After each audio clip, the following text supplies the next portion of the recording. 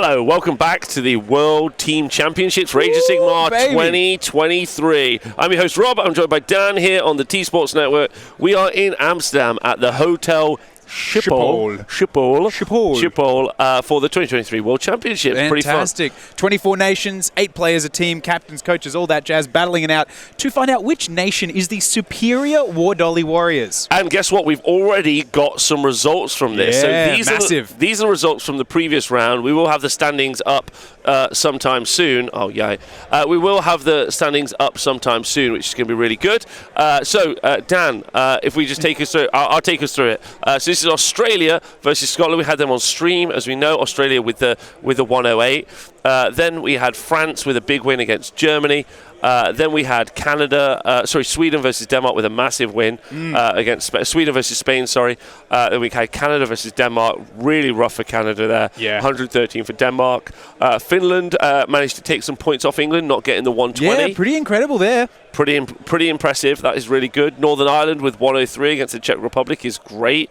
Greece and Belgium on a dead draw. Norway and the Netherlands on a dead draw, pretty much. USA with the big cap against Ireland. Massive. That's why, like Italy on the big cap at 120, they're up against each other on the stream right now. Wales just at a close loss to Switzerland, and then Serbia still not capped. They're getting our points against Poland. Darlings of this tournament. Everybody, eyes are on Serbia. Eyes are on Serbia. They're wonderful folks. Now, watching that first round, it was incredible. I did overhear. Now, I know that you might think there was some strategy here. I did overhear an English player during the break say, if we couldn't cap them, who can we cap? So maybe a little bit of a former champions struggling. Maybe a shake in the confidence of Team England. But also they could be lying. But also it could be lies. It could be lies. There's got to be mental games. Yeah, this is mental games. This is a World Team Championships. This is all it's about. It's mental games. We've already got Scrivo, our man in the field. Our match today. Oh, there's a nice jazz T-shirt. Great work there, Charlie. Good but Scrivo is taking us through. There you can see the dwindling hall that is our stream room, and we have USA versus Italy. That's what we've got going on. There you can see Bill, the team captain. There you can see Andrea, who is the Italian captain. Everything there. So that's going to be our exciting match. Now, they have just done the pairings. We decided not to go through the pairings. It's pretty opaque. Look, here's the thing about it.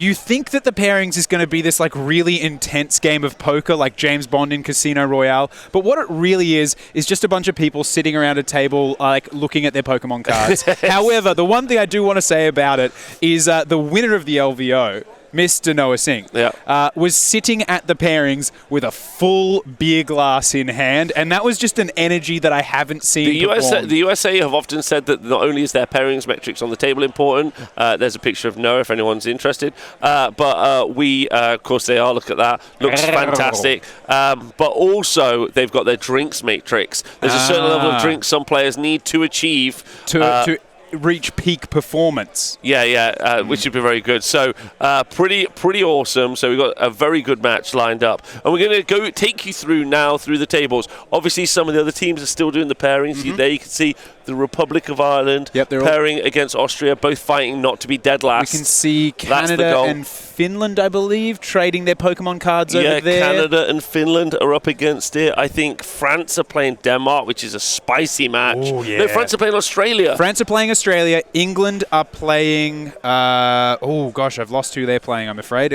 I had it. Australia versus France. Australia versus France. I'm not sure who England are playing. It's not Denmark. It might be Denmark. It might be. I think it is Denmark. I'm not sure who Sweden have, but yeah, it's all happening. It's all systems go. Yeah, Canada, their first cap, not doing that great, but the big news is Greece doing really well into Team Belgium, who are a great team. Right, I want to go through these tables because the players are going to start deploying, and I want to get into it. So the man, the myth, the legend, you're going to see him on stream. Gavin Greiger on table 1 with his Seraphon Thunder Lizard army. Now, Gavin, if there's anything I can say about him, is he's a treasure. So there you can see him there. He is easily one of the most successful performing Age of Sigmar players in the world. He'll be very humble and say, I just play a lot of events, so I end up with a 5-0. But he also, I know loads of people who play loads of events. They don't end up with a consistent performance that he does. Over like 2 years. Like consistently. No. He's brilliant. It's also his first time out of the USA.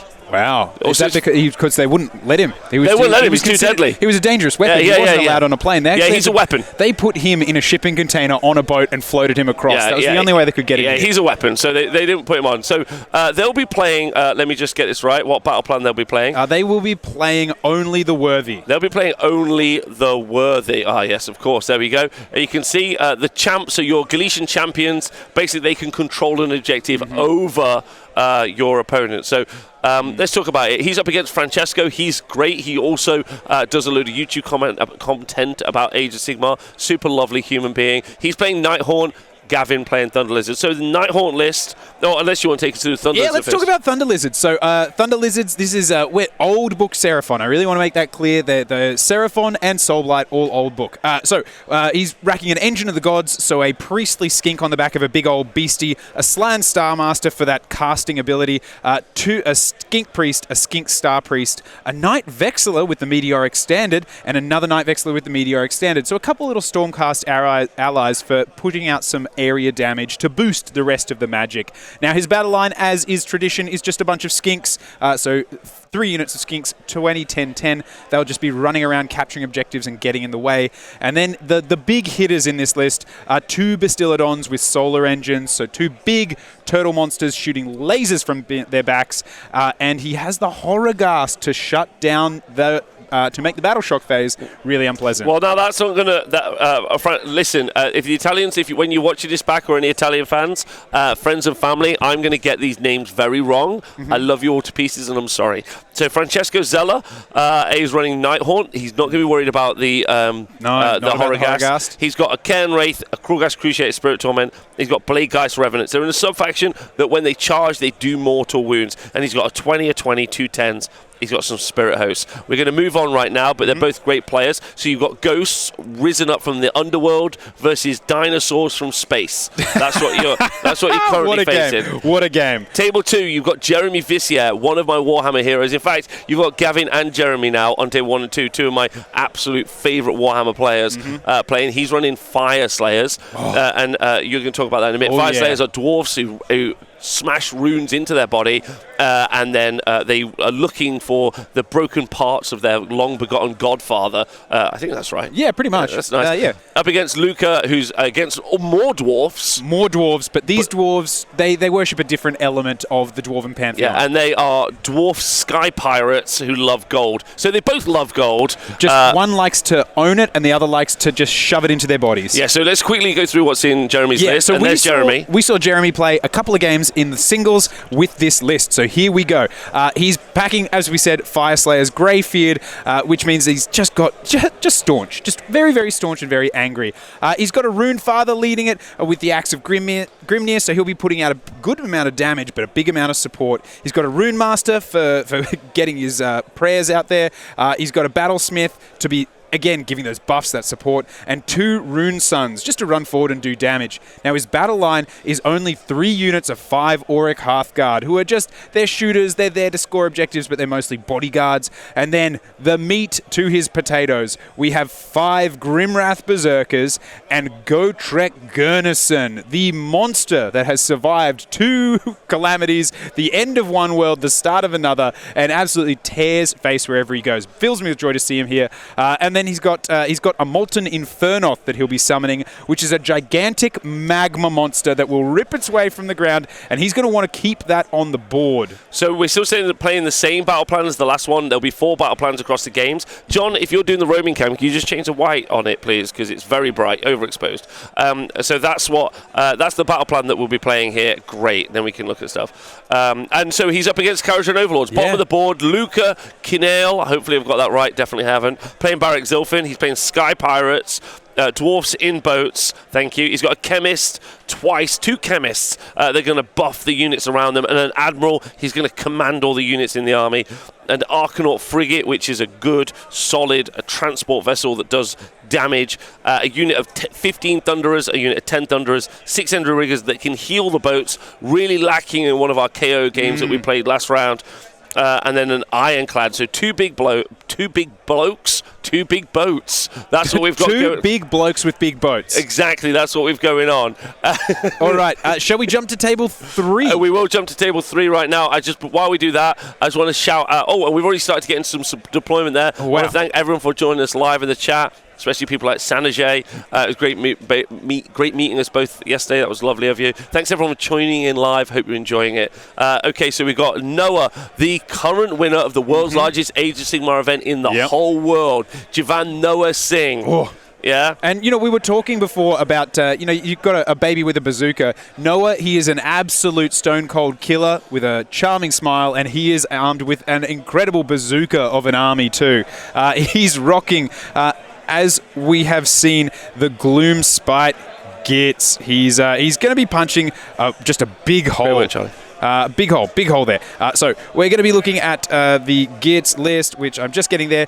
Jaws of Mork, which means the teeth are more bitey when they charge on his squigs, which he's got a lot of them. Squigs, for those who haven't heard it for a million times, are small bundles of hate with 2 legs, big teethy mouths, and a ferocious appetite. And all they're going to want to do is run forward and chomp face. Now he's got a fungoid cave shaman with a bunch of abilities on him. The clammy hand, in particular, for bringing units back from the dead. He's got the Squig boss with Nasher Squig. He's going to be handing out some buffs, and Scrag Rot, the Loon King. So very, very wonderful guy. But the king of the goblins there. Then we've got 15 Boing Rot Bounders, 15 Boing Rot Bounders. So Goblin Knights on the back of Squigs. 2 units of Stabbers, just regular goblins. And then he's got some Sneaky Snufflers, the Truffle Pigs of the Goblin Army, with some Spore Splatter Fanatics swinging around big old stanky mushrooms, and a Gobberpalooza. The Gobberpalooza is basically a collection of weird goblin misfits with an eclectic amount of abilities. Yeah, they're buff support pieces is the important part there. Okay, then we've got Fire Slayers being played by Italy. This is by Federico. He's got a Flame Keeper, a Rune Father on Magmadroth, which is a big fighting support piece, does lots of damage. A Rune Master, a Rune Smiter, a Rune Son on Magmadroth, again does lots of damage. Both of them, if you damage them in combat, they'll do mortal wounds back to you. And the Battlesmith, which is very important, we're never able to work out which one it is because it's tiny, but he does a 4-up rally, which returns models back from units. 15 Hearthguard, 2 units of 10. 2 units of 10 Hearthguard Berserkers in that unit. So all combat blocks. There's no shooting in this army, really. There is some incidental shooting, but not actual shooting. That's the important part. Now, just to shout out here that Noah, with his Jaws of Mork army, is going to get the choice to play first. And this is actually a really important battle plan. There's one of 4 battle plans here. So Lurkers Below is the one where... oh, no. Okay, Lurkers Below. The Lurkers Below it's across the middle, really... knowing when you're going to be going is big, but so it's an auto-win battle plan. Yeah, is the issue. Yeah. So this could be a game that's over very, very fast, especially with the volume of bodies that Noah is going to be able to bring to that game. You have to control each objective one at a time. Yep. So you control your first one. If we're playing from Noah's side, then you have to control the middle, and then you have to control the third. So that's important. So table bosses knowing who owns what objectives, that's going to be important for this particular one. Yeah, and I'd appreciate the feedback on it. So Federico with the combat army moving into the middle, Noah with the combat army moving into the middle, and then it's basically what happens if you set mushrooms on fire. Great game, looking forward to it. But the question is going to be what happens around as they play for each other's home objectives, straight line, take it in the background. Straight line, parkour, straight line. Yeah? Walking no obstacles. In a straight line. Exactly. So same battle plan here, 3 objectives. You've got to hold all 3 to win the game, then you auto-win the game. That's what we're seeing. And we've got Zach Kennedy, absolute superstar. He's travelled up. He's from Texas. Shout out to the Harambe's heroes who are listening at home. Yeah, Harambe should never have died, but he lives in our hearts. He's our king. He's our hairy king. He's up against Filippo. Now, what is Zach playing? Oh, Zach is playing KO, the Texan bringing guns. How on trend. So he's brought KO. We already spoke about it. Big yikes. Big yikes. So we spoke about KO already. However, just to really quickly run over again, we've got Barak Zilfin, meaning they really trust to their boats. A couple of little buffs there. We can get into it as we go along. He's got Keeley, an Etheric Navigator. Now, the Etheric Navigator is a great model. It rolls dice. It has the ability to do damage and stop movement. He's awesome. The Arcanaut Admiral as well. So he's going to be leading the bolt, and an Endremaster in dirigible suit. Now, we've got, again, 2 units of 9 Endrin riggers for repairing the boats and chopping things with their handsaws. We've got 2 frigates. We got 3 frigates, rather, I should say.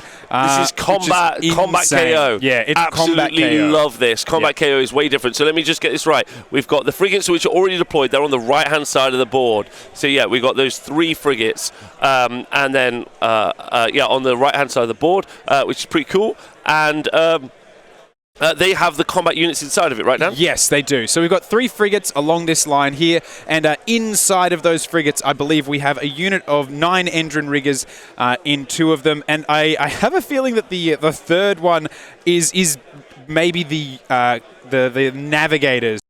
Yes. And we are back. Okay, so we're looking at table 5, the Ghoul King himself, Bill Souza, one of the greatest players at Age of Sigmar in the whole world, playing against Manuel with Bloodtooths in the Iron Jaws in the bottom left-hand corner of the board. You can see 4 objectives on the board. That's because we're playing a new battle plan. Yep. We are playing Nidus Pass. Shout it if you got nothing to do. He's got the Nidus touch. He's got the Nidus Pass. Goes to the other side of the board. We're not going to do it. So you've got the Nidus Pass. So there are 4 objectives on the board here. There are corners where you can teleport to and from. So these corners in here. So you can teleport across that way, or you can teleport across that way. They're the Nidus Paths. Let's go. We've got Bill Souza running Dark Walkers, and what's in his list? Beasts of Chaos, goats that ambush from the sides of the board. Yeah, so obviously we're not going to see a lot on the board from him, because he's not going to be there until he decides to show up. So he's got a Doom Bull leading it, a big, beefy Minotaur, and then he's got 2 Great Bray Shamans, goat wizards that lead the pack and love to cast magic and do things from off the board. They don't even have to be here to have an impact. Then he's got a unit of 9 Bulgors, so 9 big angry Minotaurs, another unit of 6 Bulgors, and he's got 2 tens of little stunted Ungors. Then he has a couple of extra units of Ungor Raiders, which are those stunted little goats with bows, and a Chaos Gargant in his list. Okay, so the Chaos Gargant, when it gets in combat, is going to add additional rend to the 9 Bulgor, so it's all about extra damage. Yeah. That's what it's all about. Yeah. Which is very good. Now, he's up against a Bloodtooth's army. So Iron Jaws are a purely melee-based army. Yep. It's one of the few Iron Jaws armies here at the event. So they're in the bottom left-hand corner. They got Mega Boss and Maw Crusher, 2 War Chanters, a unit of 10 Auric Arboys. So those are just like your battle line guys. They're not quite as powerful. The 2 units of 6 Gore Grunters and 2 units of 3 Gore Grunters. We saw this to great effect yesterday. But the units of 3s, screens are more like units that you would do small engagements with. The 6 are your big hammer bricks. The Maw Crusher on top is able to move everything. We'll talk more about that later. That's what's in the list. So we've got Beast of Chaos versus Iron Jaws. This is actually a really interesting one. Yeah. Especially excited to see Bill play Dark Wars because Beast of Chaos. I think it's the most electric book in Age of Sigmar right now against an incredibly dynamic and fast Iron Jaws army in Bloodtooths. Yes, and especially because so we have had the first turn happened for Bill and his Beast of Chaos army. With barely lifting a finger, he's already killed an orc character. Yes. Well, so there are 2 War Chanters. Those War Chanters buff units. So they give them +1 damage to every melee attack. Each Gore Grunter has 5 attacks, 7 attacks, 3 from the riders, 4 from the guys on top. So they go from 7 attacks damage 2 to damage 1 to 7 attacks damage 2. Literally doubles the output. Yeah. However, the Beast of Chaos have got the ability from off the board to do a Ritual of Ruin. And he burned a War Chanter to death. 6 mortal wounds from the side of the board, reducing him down to 1. That means he can't buff up 2 units of Gore Grunters. He can only buff up 1. Massive. All right, we should move on to table 6. We should move on to table 6, but that's huge. We're coming back to that in a minute. Big money moves. Okay, on table 6, we have Blades of Khorne. Andrea Epis, the captain for Team Italy. We saw him do so well earlier, and he's up against Roger Barker. Yeah, so Roger's running Blades of Khorne, who are the mortal warriors and worshippers of the blood god himself, the war god, the slaughterer. They're epic. They're going to want to run forward. They're going to want to do lots of shopping. This is Andrea Epics. Yeah, it makes sense. So Roger's list, he's packing. It's the Gore Tide, so obviously looking at those characters. He's got a Slaughter Priest, Realm Gore Ritualist, a Blood Secretor, and then 2 more Slaughter Priests and a Blood Stoker, all based around damaging pulling your opponent out of place and buffing up the big hitters in his army, which are 3 units of 20 Blood Warriors. Yeah. My goodness gracious me. There's Andrea. If we look up Andrea, he's an absolute stalwart. He was playing really good Warhammer yesterday. He only lost one of his games against the winner of the singles event in Yorin, so shout out to Andrea as well. He's up against Roger Barker, an absolutely fantastic looking lad. If you want to give him a shout, there he is, and he'll be moving there you go, he's already on the off, so we'll talk about that in a moment. So what's he running? He's running a bunch of melee monsters, so it's quite a unique army. A lot of the armies that we'll see will be infantry squads, buffed up in some way. They'll be doing some shooting, they'll be doing some fighting. But this is a bunch of ogres atop big woolly mammoths. Often known as the Destruction Derby, because he's driving a bunch of he's piloting a bunch of big angry beasties that are going to go forward and try to do damage, but there's not many of them. Yeah, so on the side info panel. Okay, that's pretty interesting. So then the Ogre tribes, he's running Frostlord on Stonehorn, a Huskard on Thundertusk, a Firebelly, then Stonehorn Beast Riders, Stonehorn Beast Riders, Stonehorn Beast Riders in the list. So 3 of the same Stonehorns, and then 1 Thundertusk and 1 Frostlord on Stonehorn. So that's the important point. Might be good to know exactly where.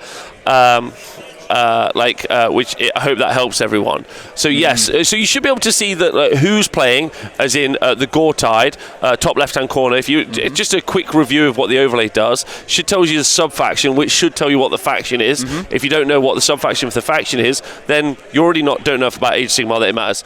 And then. Right, but you're absolutely right. We could try to list the battle plans, but each round they pay 4 battle plans between the 8 players across a team. So it's just an additional amount that we could try. And the thing is, we don't know where they're going to get paired into until seconds before they go. But that doesn't mean I can't try to do that for you. No. So I'll try and do that tomorrow. We'll try to put it together tonight. Really interesting. 2 combat armies running at each other. There's going to be some really interesting. Yeah, and none of them. Again, don't forget we're playing Nihilist Pass, so the ability to teleport from these corners. You see, no one has put that in there. That's because these have signaled. Andrea, with his Boulderhead Stonehorns, have said, by the way, I think I'm going to run directly at you. I'm going to come for you, and we're going to see who has the bigger axe. Yeah, exactly. So they're going to be running forward. Just really looking forward to that. We're nearly through the tables down. We're on table 7. Baby, Let's go. So this is our last series of battle plans. This is, ladies and gentlemen of the jury at home, twists and turns. Twists and turns. Now, I'd like you to tell you how this works, but even I don't know. There are 5 objectives. They turn on, they turn off. They turn on at the start of your turn. They turn off at the end of your turn. They might turn on. Turn back on, but they might not, and then they might turn off on. So let me tell you, I think it's ludicrous. It's being played at a competitive event. They also haven't put objective rings down. We're never coming back to this. Someone get Tom Guan. Oh no, they do have objective rings. Oh, down. I just can't see them. They're they're there. They're stealth rings. They're subtle stealth rings. They are so stealthy. So stealthy. Where do I get those? Those are fantastic. Those are such stealth. Then what? You mean you don't like big, black, obvious lines in the middle of a stylish-looking table? Okay, we're good. We're back. Twists and turns.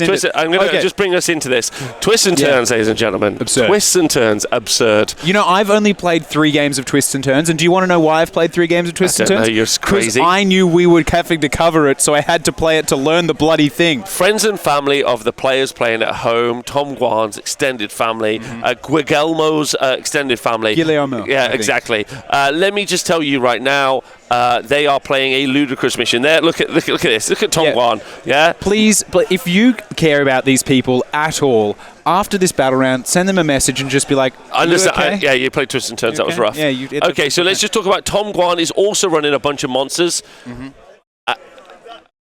Yes. So Tom Guan is playing Ogre tribes. We just spoke about them from the Italian side. Now let's talk about the version from America, because it is different, very different. So all of those big monsters, you've got the Frostlord on Stonehorn. You've got another Frostlord on Stonehorn. Rob, do you want a 3rd Frostlord on Stonehorn? Because you've got one. Oh my God. They're all tooled up. But then he's got a weedy little Icebrow Hunter, a little lone man in the woods, who is the general of the army, allowing his battle line to be 3 units of piddly little frost sabers, little saber-toothed tusked beasties. And then he has a tyrant with a gigantic mace that he's going to beat things to, and he's a bit more survivable.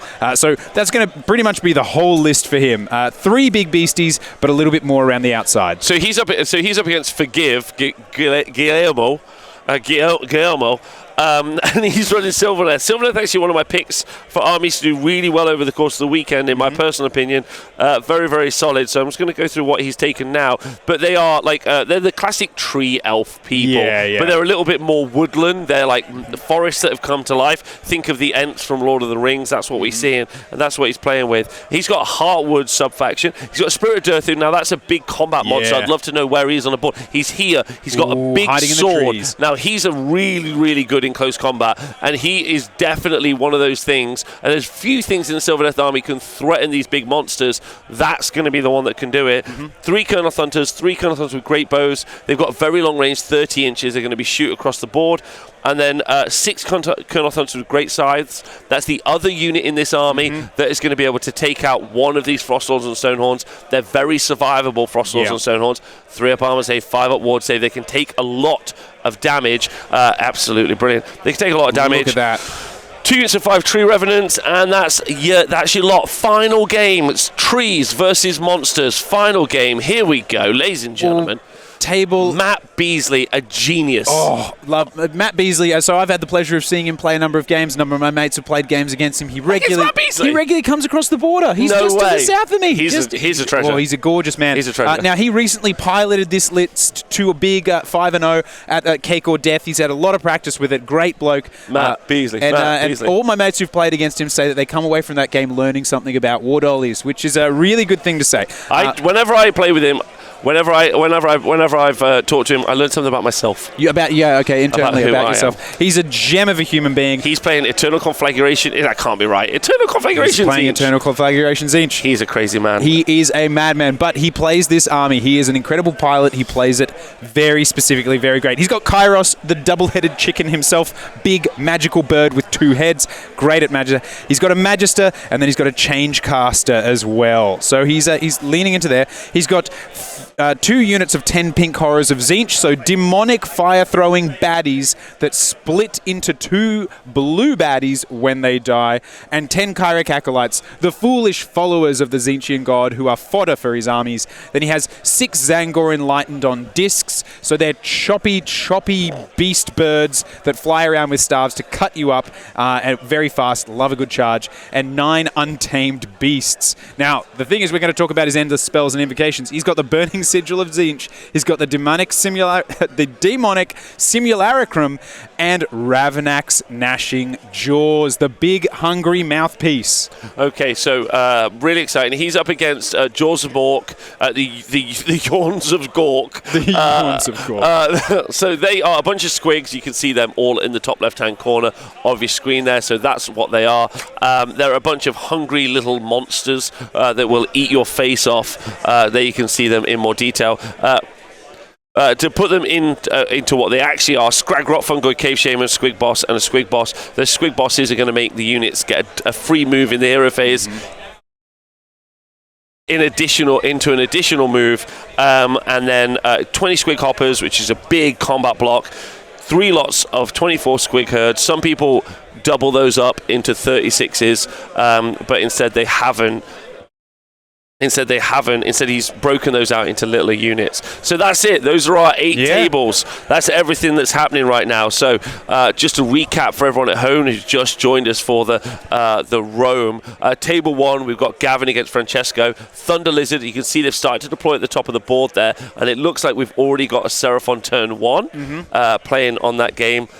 Now, on table 1, Nighthorn had the choice, and they have given it to Seraphon. That makes a lot of sense. Yep.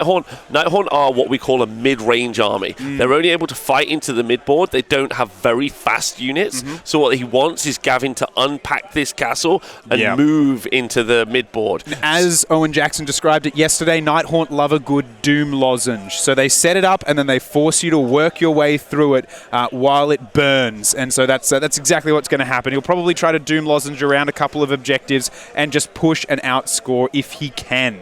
Yeah, so then moving over to table 2, we've got Jeremy with his Fire Slayers army up against the KO army. Now, we saw this go really well for KO, for the Fire Slayers last time, but they were a much different Fire Slayers army. This Fire Slayers army, played by Jeremy, number one, it's played, but he's real great on the tabletop, he's running like a much more elite, wound-light Fire Slayer army. So he's got a lot of elite heroes.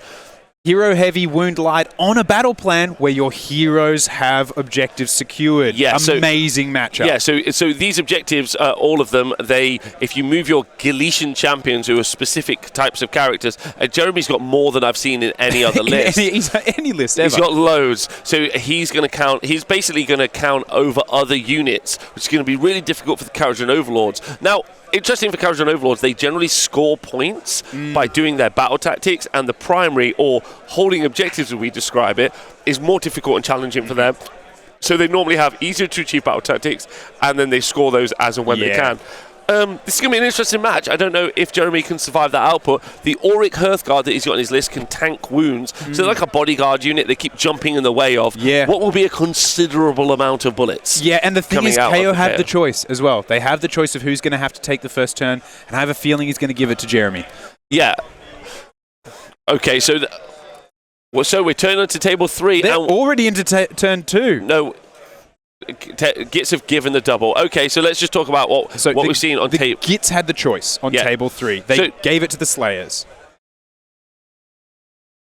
All right, okay, that's not a problem at all. If we can just get table 3 looked at. So what are we looking at here? So this is a plan. Oh, lovely, just lovely bit of shot there. So this is a battle plan, and what the battle plan is or how you win it, is you have to hold these 3 objectives. And you do that by moving on to each objective in unison. So that's super important. So both players have already had a turn.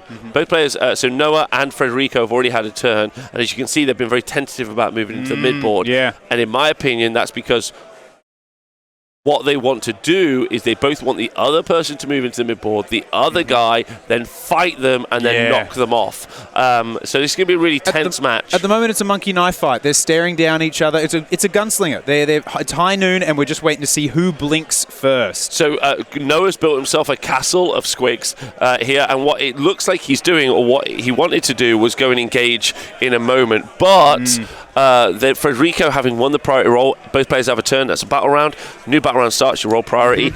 He won the priority roll, and then he's giving it away to Noah, basically saying to Noah, look, Noah, you need to move forward. Noah, fresh off an LVO 2023 win, but also fresh off a 20-0 in his last round. Yeah, that's true. So he's had some big wins. So he's going to be looking for another big win here, or just another friend. Or just another mate, because he makes him wherever he goes. It's going to be a really interesting one, because especially looking at that, both players in round 1 chose battle tactics they could not score, meaning no players have put points on the board yet. It's a big one. It's a big move, but obviously they both didn't want to give anything away too early, so eager to just keep staring each other down. So that's pretty interesting. We're going to jump to table 4 now, where I think this first turn hasn't yet fully begun. It has actually. So we're just into Kharadron Overlord's turn 1, and we've just had Filippo with his Tzeentch army going first. So he's, again, perfect. So KO had the choice. They gave the turn away to Tzeentch. Tzeentch have then moved their Incarnate, again, not unkillable, but a very difficult to kill monster, moved in the mid-board and said, look, now you have to deal with it. You can't retreat away from it. And you can't, you just can't retreat from it. So once it's in combat, it's very deadly. Here's the thing, though. If the KO get a double turn, they could shoot it down, and then they could bring it down in the next turn. So now what's happened here is a really interesting double shuffle. So the Magister tied to that Incarnate. So whenever you've got a big monster like an Incarnate, a magical beastie, it's got to be linked to a spellcaster who controls it. Oh, no, just a character. A character, rather. Now, that character can be a particular wizard who can blow up his own head with a magical spellcasting roll, which is exactly what happened, sending it insane with rage and wildness as it's no longer controlled, which means it can charge into your own spells and eat them to gain power. So we now have a wild level 3 Incarnate mere inches away from that Kharadron Overlord line of ships, which means he can't be killed in a single turn. Yeah. He can be dropped this turn by being shot back down to level 2, then potentially a double turn could drop him down to level 1, but meaning he will not be off the board for the next Tzeentch turn, which is a really huge move for them. Because he can just then recast the spell portal and eat it again. Eat another one. He's almost infinitely available as long as he rolls to eat it. We're jumping. No, not from the same mechanic. So hold on. So let's explain what happened. So the first turn was Beast of Chaos. Who got the choice? Ironjawz got the choice. So Manuel gave Bill Souza, who's deployed, not deployed. Beast of Chaos can deploy basically from off the board. They can put everything in reserve. So he's put him off the board on the first turn. Bill then just drops some units onto objectives, as you can see here. Yeah, and I think down in that bottom right-hand corner, have we got a model down there? No, just that top left-hand. Oh, and the unit up here in the building. There you go. So he deployed them, and then he used something called a Ritual of Ruin, which is something a hero can do from off the board. And then he did D6 mortal wounds, he did flat 6 mortal wounds, and he killed a War Chanter. Probably one of the most important units in the game for Ironjawz. Very key buff piece, yeah. Very key buff piece. Basically doubles the damage of this army. Absolutely huge. Then in Ironjawz's first turn, they didn't move. As you can see, they didn't move out very aggressively. What they did was they kept the castle because they are very scared of the Bulgor that are going to charge them when they deploy. They won the priority into turn 2, and they gave Bill the turn. Yeah. So Beast of Chaos, top of 2. They used the Ritual of Ruin again, did 5 mortal wounds to the other War Chanter, and then they used the archers to shoot him off. That's 2 dead War Chanters. Oh. Now, see, immediately. The thing is, it's nice to see this go Beast of Chaos way, because every single table we've covered for the last 3 days, whenever Beast of Chaos come to turn 2, they lose priority and get given it, meaning they have to show their hand early. Yep. And the thing is, those Beast of Chaos players then play out from a losing position or a down position in an incredible way. First time we've seen it go Beast of Chaos way, and it really does show. He's going to have a lot of board, and he's going to potentially be on for the double. He can set himself up and put himself in a really aggressive position. Really, really key. Really interesting. Yeah, so Bill, pretty happy about that. But Bill, stoked. Because you're not allowed to leave units off the board in turn 2, there you go. The Bulgor are going down. He just thudded those onto the table. He's like, the lads are going down. That was mind games right there. He wanted to drop him. He wanted the sound of the impact.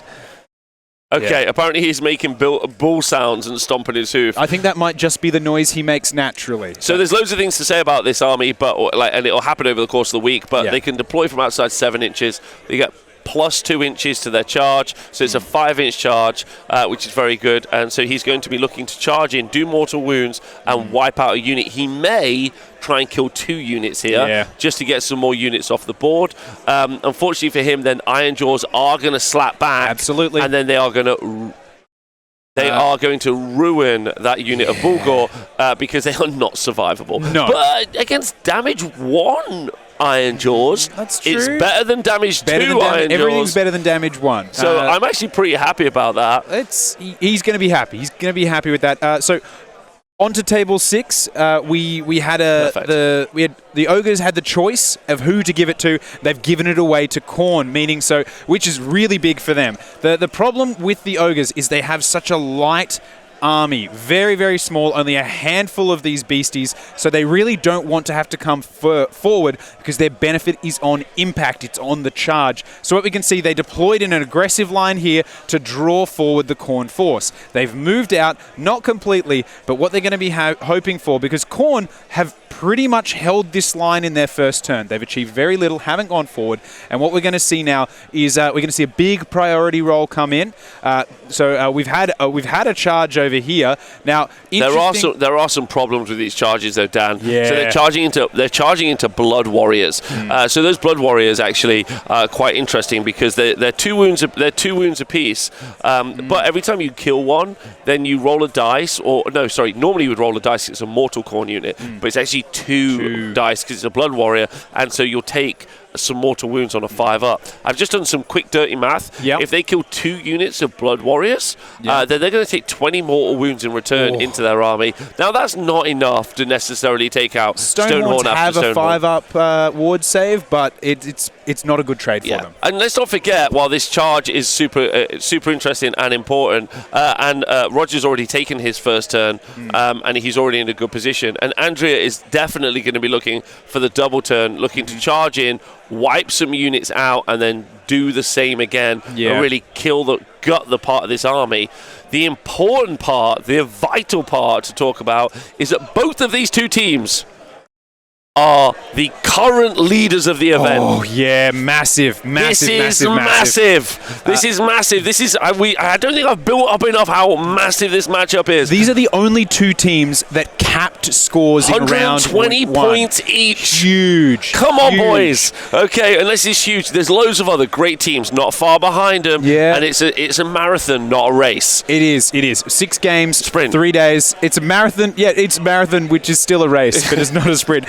One thing I super quickly want to touch on this table before we move away is that this big charge here, the Ogre tribes have a thing called a monstrous rampage that they can perform when a Stonehorn charges. They roll 3d6 and can fly through and over units. Now, I think if they can get over and into that backfield and take off a few of those mortal Khorne heroes who are very, very important, really important to be buffing and supporting the army, that'll take a huge force multiplier away from the Khorne and potentially leave them stymied for the rest of the game. So it might be a little bit too early to be doing this, but huge move if that 3d6 roll is big enough to get into the backfield that we can see back here and those supporting characters. Into the Realmgore Ritualist. Yeah, we got Realmgore Ritualist. We got a Slaughter Priest back there. Oh wait, let's stay for this. Let's stay to see what he rolls. Maybe our table boss. The Frostlord has roared. Okay. So no 3d6 move. Now, roar's really important. It's only monsters can do it, and they shout at a unit. They're like, rap. And what it does, it means you can no longer be given commands. Because obviously you're covering your ears from the loud bark of a frosty dog. Maybe hoping to have a few of them run away from Battle Shock. Then again, we might see the 3d6 from this one. You never know. It'd be silly not to do it when you've got an opportunity to skip this screening unit entirely and get a Stonehorn into the backfield. Great shot, John. Yeah, can we get a roar impression again for science? That's mine. Okay, great work, Cabbage. Thank you, and great camera work, John. It's me and Dan obviously giving you the coverage today. Hope you're enjoying it. But we have got a crew. A massive shout out to Ziggy, Mark, John, and also Mike. What was saying? Sorry, Rob. I just got really excited. The Beast Rider has done the overrun. The monstrous rampage. He's rolled 11, which means I believe I think that was the guy on the side here that we were talking about. So this was the Frostlord that roared. So he's roared at this unit. This guy, I think, is going to 11 inches over the top, I believe. Let's find out. Yeah, let's find out. I'm excited to see. It's 11 inches over the top. It's over the other side of the table. Let's go. By the way, thank you to anyone who's donated any cash to support the show. If anyone does want to help out the show, that does feel great. That feels great.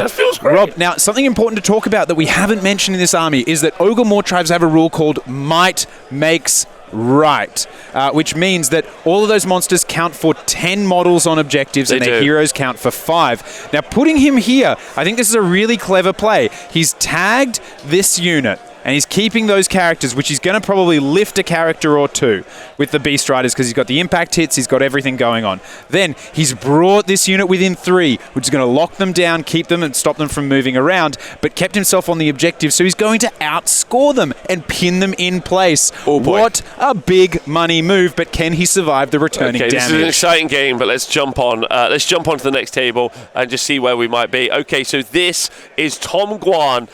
What's Guan in with Guan? What's he gonna do? Tom Guan it's Tom's turn. So Sylvaneth took the first turn. We can see we moved a unit of bow hunters up here, and they're going to be doing some shooting. So there are bow shooters. We have a unit of, thank you to Accidental 55 for donating 10 gift subs in the chat. Woo. Let's go, chat. You love to see the support for what we're doing. Thank you. These bow hunters, they've teleported up, Dan. These Saber Tusks are in a fragile place, but these Frostlords and Stonehorns are yeeting their way towards the tree line in just a classic Destruction Derby. A beeline for the tree line, but the thing is, if they can take out some of those pieces before they start dancing around, they'll make a really big impact. The problem is, if you let the Sylvaneth get set up, they can dance around the trees. But up here, this Frostlord, he didn't want it enough, Rob, did he? Did not. So Frostlord. So we have the Frostlord Stonehorn at the bottom, the one in the middle, but the one on the top left has moved over to try to aggress into that unit of Kurnoth Hunters. 7-inch charge with a reroll.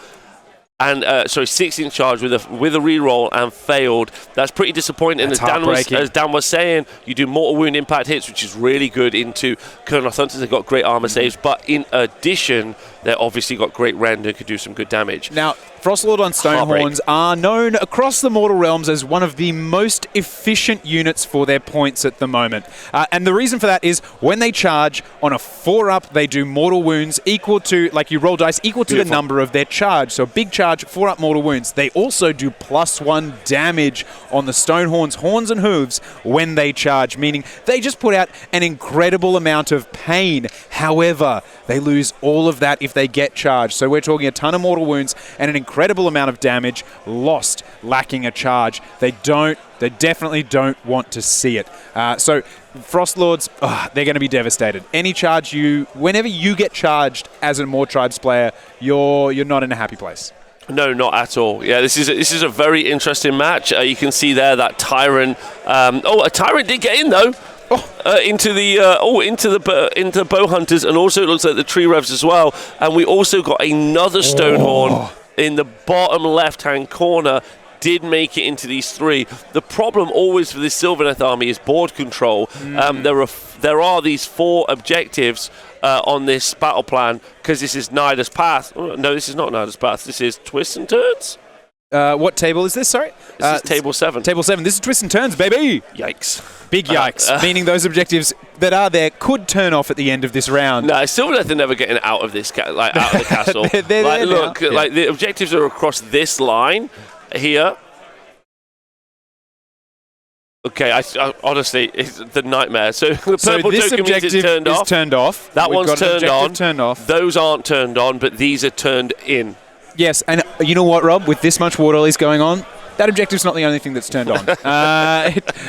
So is the showers, because everyone needs to stay clean and hydrated. Looking at this, the thing about that Tyrant is, remember, Ogres, when they're not in combat, they're hungry, meaning they move faster. When they are in combat, they are eating, meaning they are braver. And that Tyrant with the Splatter Cleaver artifact, the benefit to that is if you do any damage with it, you heal in I think it's a 12-inch bubble heals D3, meaning you want to go last with the Tyrant to draw out that heal on any damage you take anywhere else. So we are still waiting to see how this match ends up, but a charge on the bottom left is good for clearing out, especially if he clears out these these Kurnoth Hunters at the top. That's what he's going to be looking to do, as you can see those. And we're fighting some tree revs in the bottom as well. Now, but don't forget, the Sylvaneth still have those 2 key pieces for fighting the Stonehorns. 6 Scythe Hunters, so combat unit, and then the big Spirit of Durthu, so located at the bottom here. Yeah. They're going to be the damage. And that sword is terrifying. So table 8, same thing. We're playing Matt Beasley with his Eternal Configuration deployed in this corner, it looks like, just here. On the side of the board, up against Roberto with his Jaws of Mork, and Roberto is just taking every single one of the objectives. I think what he's decided is that if objectives are going to turn off, I may as well just hold all of them, because that way I've got the best chance of having them. I agree. Okay, so we're going to come back to this game in a minute, but because there's not really much else happening apart from Matt's going to be in a corner trying to raise up as many summoning points as he can and fighting it out. There's Matt already. There's lots happening, and then we'll come back, and it looks like Roberto's going for a system of I'm going to hold every objective. Yep. Look at this line. We've got Tzeentch packed into this corner, and look at the squig line here. just a massive amount of board presence. Particularly it's because of their pace, but their damage output far exceeds the durability of this Tzeentch list, so they can't go toe-to-toe with them. Matt Beasley's going to have to find another way to get around and get the gold, get the points on it, which, that's going to be a toughie. Yeah, okay, so we're going back to, I think we're going back to table 1 just to keep ourselves updated with what Gavin has done with his army. Yeah. He's obviously unpacked that Seraphon castle now. In his turn, I'm just going to check, because So Nighthaunt at turn 1 has just ended. So we've seen the Skinks push out as a screen against turn 2. Nighthaunt turn 1 is just starting, is what we're hearing. Yeah. Okay, so Gavin, what he's done in his turn 1 is he's created a screen here around some of his more output units, specifically the Engine of the Gods, and then these 2 Bastiladons with solar engines. Oh, I've missed them. It's been a while since I've said hello to those guys. So those are shooting tanks, if you will, with a combat summoning priest monster wizard. It's not wizard anymore, but a turtle priest. tanks. Some turtle tanks, and then this unit in the middle here. The Horrorghast won't be useful because you don't take battle shot tests for ghosts, I'm almost certain. I think that might have been the old version. I think it does affect death now, but I think the ghosts just have a bravery 10. However, it was out, the Horrorghast was out, but it's been dispelled. So who even cares? It's gone. Okay, perfect. So then you've got these units down here of the Nighthaunt. So Nighthaunt have got their first turn, and they have to decide what they're going to do. Are they going to go in really aggressively, try to fight on those objectives? This is important. It's all about the galley champs holding these objectives as well. Yeah. Nighthaunt generally, so those are foot heroes. They generally tend to turn up with a lot of foot heroes. And they need to get them on those objectives, but they need to avoid being shot by the Bastiladons at the back of the board. They need to stop the Slan from doing Comet's Call and doing mortal wounds at range as well. So there's lots of things happening here. Don't forget, Gavin is the only player at the entire of the Worlds playing Seraphon. However, he has an incredible win rate with them, so if anyone was going to, it makes sense it's him. Now, looking at this objective, I think we're seeing a unit pop up here, which makes sense. There's only a handful of Seraphon onto this objective to score it for them, and no character to give them objective secured. But the question is this, Rob. If you were coming up with the Nighthaunt, do you set up your Doom Lozenge Nighthaunt Bell here and hold these 2 objectives and then push out into one of the others? Or do you start with an aggressive play, take your home here, and go for one of these side objectives to deny it from your opponent, and then move on to the easier objective afterwards? How would you do it? Honestly, my first question would be I'm amazed I'm at Worlds. How did I get on the team? I guess that would be my first question. Yeah, why a Nighthaunt here? Yeah. But then my follow-up, I think Nighthaunt have got some legit play, but I think this is quite interesting. There are a unit of 20 Blade Geists off the board. Nighthaunt also, because they're playing Scarlet Doom, they've also got a great mechanic where the Blade Geist Revenants, when they charge in, for every model that's in the unit that charge, they get to roll a dice on a 5-up. They'll do a mortal wound. So 20 models, 20 dice, 3 or 4 mortal wounds. That's a nice way of doing damage as you charge in to break a hole in the enemy army. So here or here, let's say, which is kind of interesting. So. It's quite a nice. Oh, lovely shot, John. Yeah, lovely great shot, John. Great shot, John. More of this bad boy. Let's go. So John's just now that looks like Worlds coverage. That's Worlds right there. That's Worlds right there, John. So we've got some spooky ghosts here that are very much looking to make life very unpleasant for those poor little skinks that probably soon to be not long for this world. The problem is that usually those skinks would want to use a redeploy to get out of dodge and save their skins, but when you pop up from the underworld, it's a deployment, not a move, meaning that you can't redeploy from it. So what we've got is 20 Blade Guys also on the ground as well, and honestly on a double, and what that means is Francesco has his turn, then they roll the priority and he has another turn. Then there's the opportunity for these units to be much deeper than where we currently see them with the screens, which is quite important. But I would definitely say that Gavin isn't running scared. Gavin has played a lot of games against one of his really good friends, Nate Trentinelli, who also plays a lot of Nighthaunt, and so he's not unaccustomed to playing this. Don't forget, we're talking about probably one of, if not the most practiced tournament gamer in the world. In Gavin, and definitely one of the most successful. So he hasn't brought this out of hubris. It's not a staunch attachment to this army where he's like, I'm just going to play it because I love it. If he's here with this army, it's absolutely because he's got the skills to pilot it to victory. Exactly. So massive shout out to him. Francesco's got to unpack this though. Look, he's moving in. I think he's got the options. He's got these units. Move them on. Start taking out these skinks. Oh, okay, that's pretty cool. Just to recap for you for a moment, this Sylvaneth castle that we were talking about in the bottom right-hand corner being charged by Stonehorns, looks like the Stonehorn didn't kill all of the Kurnoths. Didn't kill all of the Kurnoths in the bottom left-hand corner. And don't forget, it failed to charge at the top, but they've just won the priority into turn 2, so they'll be taking the turn. Big turn for them. They're going to need it to get out of the position they're in. However, let's go back to table 2 and try and work out what the hell is happening here. What a mess. Oh my god. A mess. Let's get the top down. So over on the top right-hand side is where our Ironclad is. This has got our units of Thunderers in, and then we've got our frigates. So then they've moved across the board. The map has shifted aggressively because of the level of the impact that they've landed upon, which is pretty devastating. Then, don't forget, all of those Fire Slayer models are in the terrain here. Thank you very much, John. There you go. That's the Ironclad. That's the frigate. And then we've got a group of Fire Slayers in there, including, it looks like our Battlesmith or a Flamekeeper. There's definitely a Flamekeeper in there, and he's going to be shooting. Now, that's overgrown. What does that mean? It means that if the unit is within a model is within an inch of the edge of the terrain, you can't see them to shoot them. So I do wonder if the table boss can let me know if those units are visible to be shot, because I would think not. It looks like there's a measuring stick there for that exact reason. But I would just like to know. That means that those KO may have moved, not knowing that they weren't even going to be able to shoot into that. Jeremy probably would have let them know. Yeah. Probably would have let them know, but yes, Gavin's Thunder. Okay. So because it's GW overgrown. Okay. Because the boat is more than 10 wounds, it can see through overgrown. Right. Okay. Of course. Yeah. Okay. Because they're taller than it. They can see over it. It's big, tall boys. It's big, tall boys. Now that magma in molten Infernoth. Gosh, that's a you did really well there. Yeah, that was like you've been doing incredible this weekend. Lava monster. The big lava dog is still on the board, which I believe this KO list isn't the one with the Navigator, meaning that they don't have an ability to get rid of it. Actually, no, Navigator couldn't do it anyway. So he's going to be on the board for the rest of the game. No worries, no ifs, ands, or buts about that.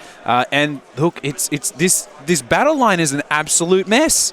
And I don't mean that as in to take a shot at either of these players. I mean that the battle line's a mess because they're all over capturing objectives. Look, if we jump to the Scrivo cam, we've got this unit here that's... Scrivo, just go back just a little bit for me to the right. Look, we've got this unit that's jumped out of the boat, this combat unit, not in combat, standing there on an objective. We've got... Yeah, the frigate. Yeah. We've got another unit up here behind it. It's an absolute mess. He's going in. Yeah, he's going in. They're next to the pizza oven. He's going in. He's going to try and just absolutely put... Okay, so Luca apparently is not rolling a lot of 4-up to wound against his army. Okay, yeah. That's pretty important, so he's not getting... Okay, so he's not so happy about this right now. Luca needs to do this damage, because when the Fire Slayers hit back, they're going to do some potent wounds. Don't forget, there is it doesn't look like it, but there's a 25 mil base on this board, which is one of the strongest combat units in the game. Gottrek Grungerson. Mm-hmm. Yeah, Grungerson, named after the... Never mind. Gottrek. And he's a powerful, strong melee foot hero. Yeah. And he is somewhere on the board, somewhere. Scrivo's giving it to him. Okay, so that's Gottrek right there in the middle, and it looks like there's something dead beside him. I don't know whether he was responsible for it or not. Gottrek, that willow-looking hellhole, just in the middle of the board there, living life. Yeah. Okay, so we currently is 5-4. Let's just bring up the scorecard real quick. Yeah. this scorecard. It's 5-4. As you can see, both players doing quite well, but Jeremy getting the hold more. But Luca is probably looking to whittle down the Fire Slayer army so that the board presence that Jeremy has is reduced massively over the course of the game. Now, Jeremy getting lead the assault in turn 1, that's a very hard battle. That's one of the harder battle tactics to achieve. It requires you having a lot of galley champions. Which he does. And seeing opening salvo from the KO is one that they always love to do. So the trade there, when I say trade, is Jeremy's left himself with a lot of battle plans still easily achievable for the rest of this game. Yeah, so he's been able to get that battle tactic, and I think that's one of those battle tactics that's uniquely open to one of his armies. Yeah. Again, battle tactics just being something you score, how you score points in the game. Right, table 3 is our Noah, and so this is our other battle plan. You've got to hold. You got to hold all of these. All 3 objectives. You got to pick them up. 1, 2, 3, move across the board. So at the bottom of turn 2, which means that Frederico with his Greyfeared Fire Slayer army on the far right-hand side are currently active. Let's remember where we came from here. So we had on the left side Mr. Noah Singh with his Gitz. He built his big old blob around the Loon Shrine with this screen that we now see stretched out a little bit shorter in. On the other side, we had the Fire Slayers in an aggressive pyramid. They went into the flying inverted V. And they were basically holding that position. They barely moved on turn 1, and they waited for that opportunity to come forward. They won priority, gave it away, and we've seen him push out here along the board edge, extending that green skin line. But look at how aggressively the Fire Slayers have come here. They are really they've turned their flying V into I'm going to say a nugget of doom. It's just a red-headed, burning nugget of hatred. Yeah. And we're about to see the impact probably in the next turn. It's quite what a shot. Yeah, it's quite interesting, this combat, actually, because you have a lot of 4-up rallies available to Federico, thanks to the Battlesmith, and then Noah has got a lot of rallies available to him with the heroic action that you get. However, both those units can't be engaged in combat, so this battle is going to be a war of attrition, but it's about who can punch through the best. And this is literally a hammer and a brick wall. I don't know if that's right, but it's a rock and a hard place. Yeah. The Fire Slayers being the hard place and the Boingrot Bounders being the rock. Dan is going to hit you up with some gossip real quick. Oh, lay some on me. Give me the goss. This is from around the room. Okay. So I don't know if you remember that famous 40k picture of the guy who tried to not deploy his army, and then the other guy screened it out so he couldn't land. Yeah. So we've had the Beasts of Chaos mirror match. Don't forget you can put stuff off board, and then the other Beast of Chaos player took the first turn, and then he did the completely ringed the board and he lost all of his army turn 1. You're kidding. Huge. The whole army. He didn't have anything off board. Ringed it around.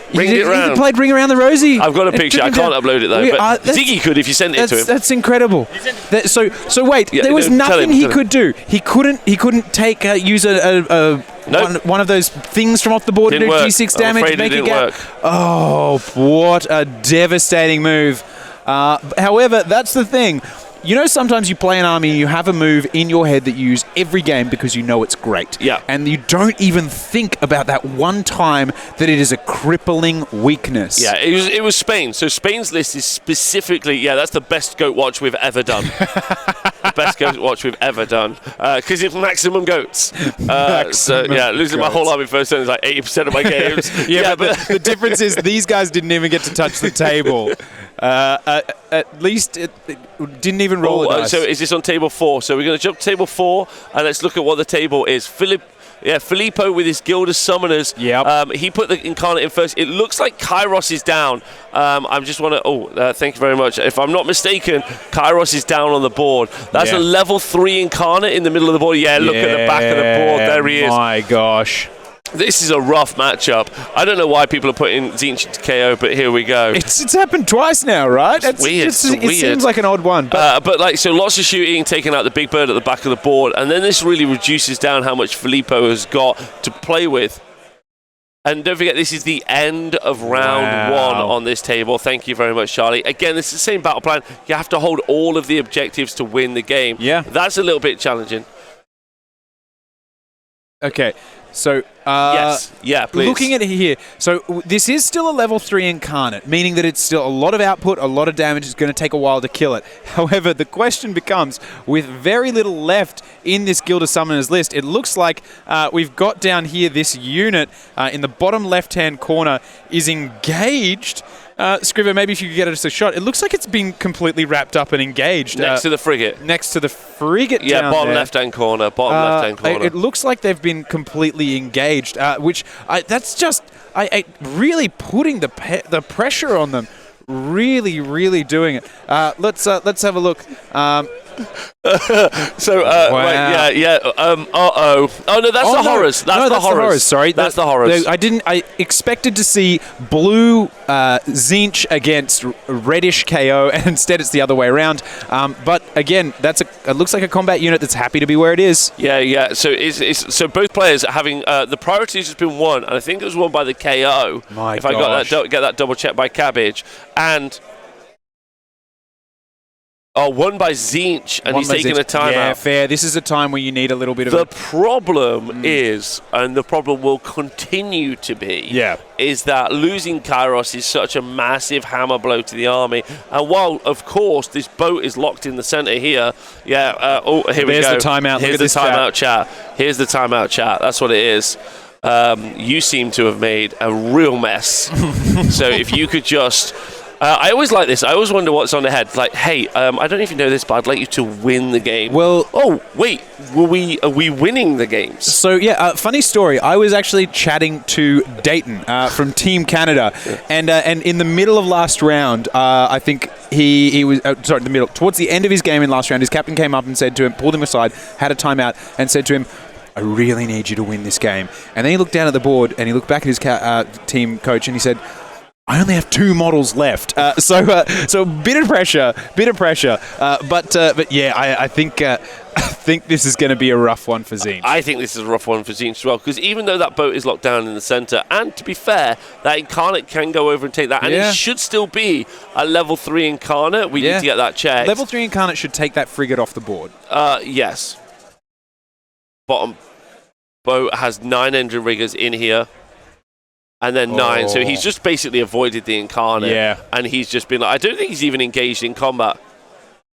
Yeah, I think he's not even engaged in combat. And instead what he's going to do is he's going to try and circle this army, get involved here, basically wipe out his army apart from the incarnate. Then I think just shoot it down if he absolutely. can. But I'm not 100% certain he's going to be able to. There's no monsters in the KO army, though. So I think this is looking very good for the KO in this particular matchup. Yeah. If I'm honest. But and don't forget, this is just the end of turn 1. And Zach's going to be pretty happy for Team USA here. Now, very happy. The thing about this matchup as well against the Tzeentch is that the navigator... Ooh, look at Zach. Oh, he's in a position. From the Harambe's heroes, he is feeling very confident. Very confident. Zach, by the way, there we go. Yeah, Zach's looking really good.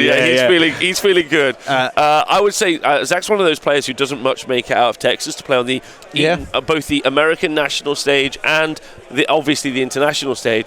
But from everything that the people in Texas, shout out to Texas, have told me, Zach's a phenomenal player. Yeah. Does really, really well. And Gavin thinks he's amazing. Yeah. So that's how he's made it into it. So we're going over table 5 now, and we're into the Iron Jaws third turn. Let's remind ourselves what happened. First turn, Iron Jaws gave the turn away. Bill Sousa used a Ritual of Ruin to kill one of the War Chanters. Then in the second turn, Iron Jaws gave the turn again to Beasts of Chaos, meaning they had to deploy. We've probably missed some massive charges in combat. Beasts of Chaos won it and gave it away, so they didn't have to show their hand early. No, that's not. That wasn't the case. They gave it away. No, Iron Jaws gave it away from 1 into 2, and then the other War Chanter died. Yeah. Yes. And so then the Bulgor had to drop down, do some fighting, murder, and then. But they still seem to be on the board. There are 6 up the top here. So the Bulgor dropped on the board and killed 6 pigs in the bottom. Wow. That was originally in the bottom left-hand corner. We have the Maw Crusher down here now. We have these Iron Jaws. But these 6 Gore Grunters, these 6 things, 6 Bulgors still seem to be alive. Not forgetting we've got Dark Walkers as a sub-faction, which means at the end of your movement phase you can actually take a unit off the board and re-put them somewhere else. So it looks like we've seen some strikes and some repositions. These Gore Grunters, these 2 units of 3 have moved up the board, started to take this objective. Yeah. So what we've seen there, and then all of the rest of the power has charged into... Have we got 2 units of 6 Bulgor in this army versus 2 units... a unit of 9 and a unit of 6. Right, okay, so that's a unit of 9 fighting here. And we have the unit of 6 at the top. So, and look, remember where we started as well, because the Iron Jaws filmed into that bump around there. They've pushed out a fair bit into their positions, but from that kind of shield wall that they've built, look at how far they're spread across the board now. They're here, and they've just left that wrapped it, whereas really they've still trapped into like that kind of bottom third of the board, while the Beasts of Chaos have so much area to play around with. So we just talked about, interesting, we talked about Beasts of Chaos. Don't forget they can ambush from the side of the board. We talked about this already, but one of the players playing in one of the other matches was able to make it so that his opponent wasn't able to deploy his two Beasts of Chaos army against each other. Oh, by the way, there's... Yeah, so the Spanish Beast of Chaos player was the Pedromancer. You may remember him from Worlds last year with all of his zombies, but we've got live now a shot. Wow. This is a shot of how the Pedromancer felt. Show me. About no deep striking his army. So that Pedro on the left-hand side was able to make it so that no models from his opponent's army was able to deploy. Gosh. And he has got a very happy face. That shot looks like he's just chuckling. Yeah. He just can't stop laughing. He's like... That's great. Yeah, he is over the moon. A new Warhammer meme has been... No, it's an old meme made new. Yeah, an old meme made new, yeah. And the best part is that, you know the old version of the meme, it has in it the player who got forced off the board looking very salty. I love that this version of it just has pure exuberance and joy of someone being like, wait a minute, I could do this. Okay, so we're going over to table 6. Yeah. And then we've just heard that Khorne have won the priority. But let's talk about the damage. We left this game with Khorne having taken the first turn and left some Blood Warriors at the top, in the middle, and at the side. 3 units of 20 Blood Warriors, absolutely massive bricks, 2 wounds each, on a great armor save. And then we saw the Stonehorns. We seem to have lost our overlay on this, I've just noticed. I don't know if... what happened there? I don't know if someone's done something for this. Something fell apart. It's fine. We just get to see more of the table. Odd.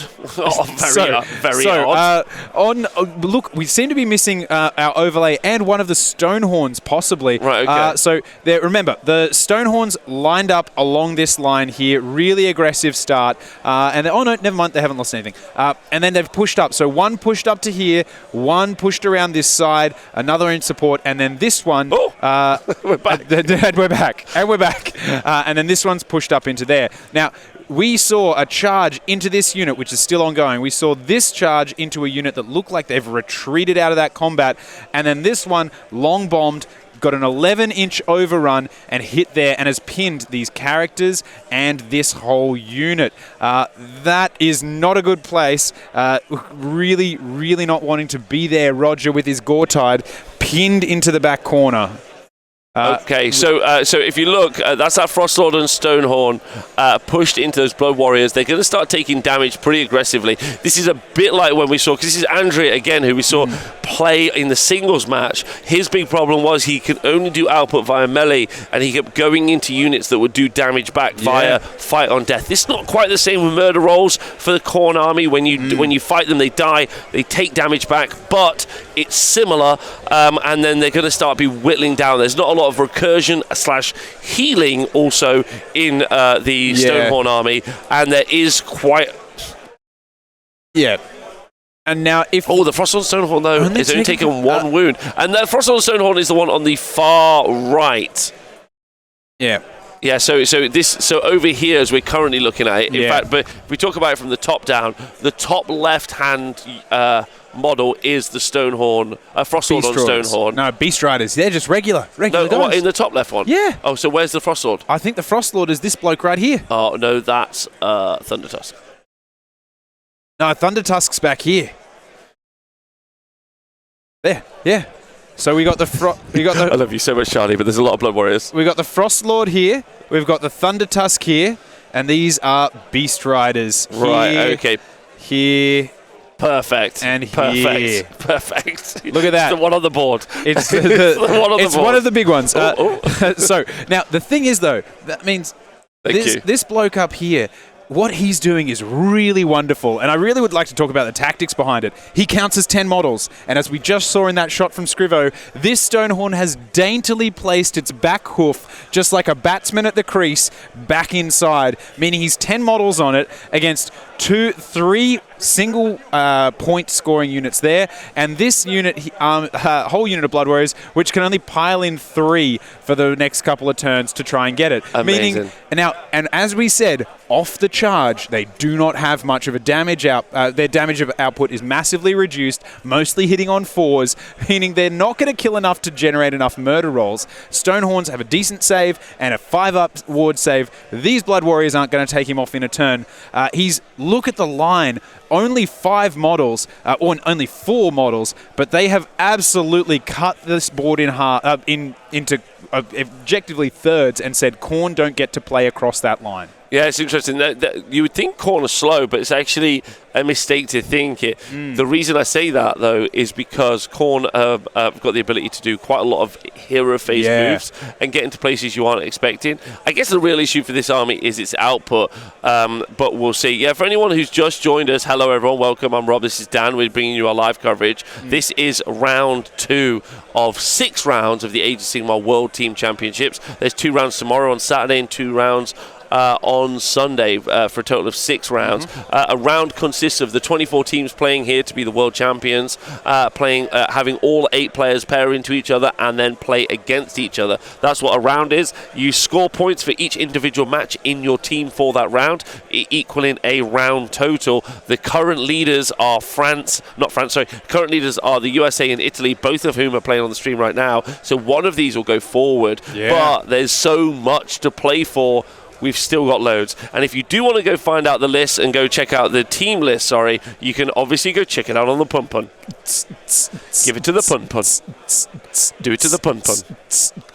Right, so we're going over to table 7, see what our Sylvaneth player was able to do against these Stonehorns. Don't forget, last time we left them, Sylvaneth had moved out a little bit and put on the top right-hand side, puts ourselves some Kurnoth Hunters. They'd also put some Kurnoth Hunters in the bottom left-hand corner with Durthu and their 6 Kurnoth Hunters, their major threats, in the bottom right. What happened was a Frostlord and Stonehorn of the 3 charged down, and we lost one of the 3. And then we also got another one at the top, but it failed its charge. Since then, Sylvaneth have tried to do some more damage, but as you can see, all the Frostlord and Stonehorns have taken no damage. The infamous Tom Guan surviving this, and Guillermo.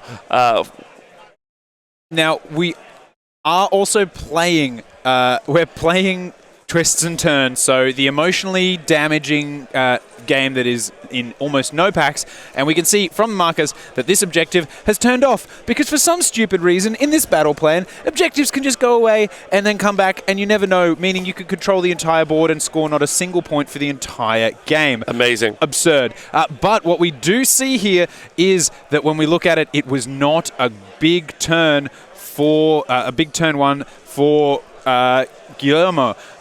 He's only packing a grand total of 7 across 2 battle rounds against the big 5 that Tom Guan got in turn 1. Frostlord on the top right rolled a double 1 for the charge. He rolled it up, but it looks like there's been a re-roll. He has re-rolled it. What does it come to? But he's a very reluctant charger. He's literally, what he's done... He's reluctant. He's said, he was 3 inches away, he had a +1 and he rolled a 2. I believe there was a re-roll because it looks like he is in, so somebody probably said, mate, just get in there. Yeah. So he's in. The bottom's Frostlord and Stonehorn rolled a 3 and then re-rolled it to a 12. Big 12. That's huge. You're going to see some nasty stuff. So it's going to move 12 inches, get in somewhere, and then it's going to make then it's going to make its monstrous action and be maybe somewhere. What he really needs to protect is his Warsong Revenant. Yep. That does a lot of his spell casting and makes it so that you've got additional rend, which is very important because he's going to want to use that rend to affect the save on the Stonehorn. Those Stonehorns are very survivable. Just with an all-out defense, they're going to be able to 2-up save. If they throw in a Finest Hour, if they're like, that's the day you're going to come for my Frosthorn Stonehorn. Now, he's going to see if he can make it into the Tree try and get Lord. into the back. Now, remember, with that 12, he's going to roll 12 dice, and every 4-up is going to be a mortal wound. Then he can overrun using the Stonehorn Monstrous Rampage to do D3 mortal wounds to every model it flies over, because it, just like Free Willy, it's going to prance its way over 3d6, doing D3 mortal wounds to every unit it crosses over. So he's going to have a massive turn, and this is all before he strikes a single blow. Okay, yes, thank you. Thank you so much. Right, so we're going to jump to table 8 and see, thank you, you superstar, what Roberto was able to do against Matt Beasley. Yeah, Matt Beasley is deployed on the right-hand side with his Tzeentch force, and the first turn we saw him not move out, or we might still just be in the first turn. I think we're still in the first turn. I think we're in the first turn for Matt, but what we did see, Roberto was like, I'm going to take all of the objectives. So there's one in this corner, 2, 3, and then 4. And this is twists and turns. Some of the objectives are on. Some of the objectives are not on. Table 8, but you're also talking about table 3. Yeah. But table 8, perfect. So this is Tzeentch turn 1, so this is a very slow game. I expect this team to go to time, not overtime. I should expect it to go to time. Twisted turns is very complicated. There's a lot of wounds in the Gitz force to go through. Tzeentch armies generally tend to not have a lot of output. The only thing in Matt's army that really does is obviously that unit of 6 Enlightened. He has made his arm and the Jaws of Mork, and he has also given himself he's in the sub-faction internal conflagration, which gives him an additional pip of rend on any shooting he'll do with the flaming shots, specifically coming out of the horrors. There we go. Oh yeah, the flag is wrong. I apologize. In some of them, I think the thing is it's just zoomed into a weird place, because in some of them it's okay, in others it's red and white, and some it's green and white. So I think it's just every now and then it's playing colourfully. We're living in colour. It's not right on any of the tables. Maybe it's just green and white. There we go. Well, we apologise to Italy. We're very sorry.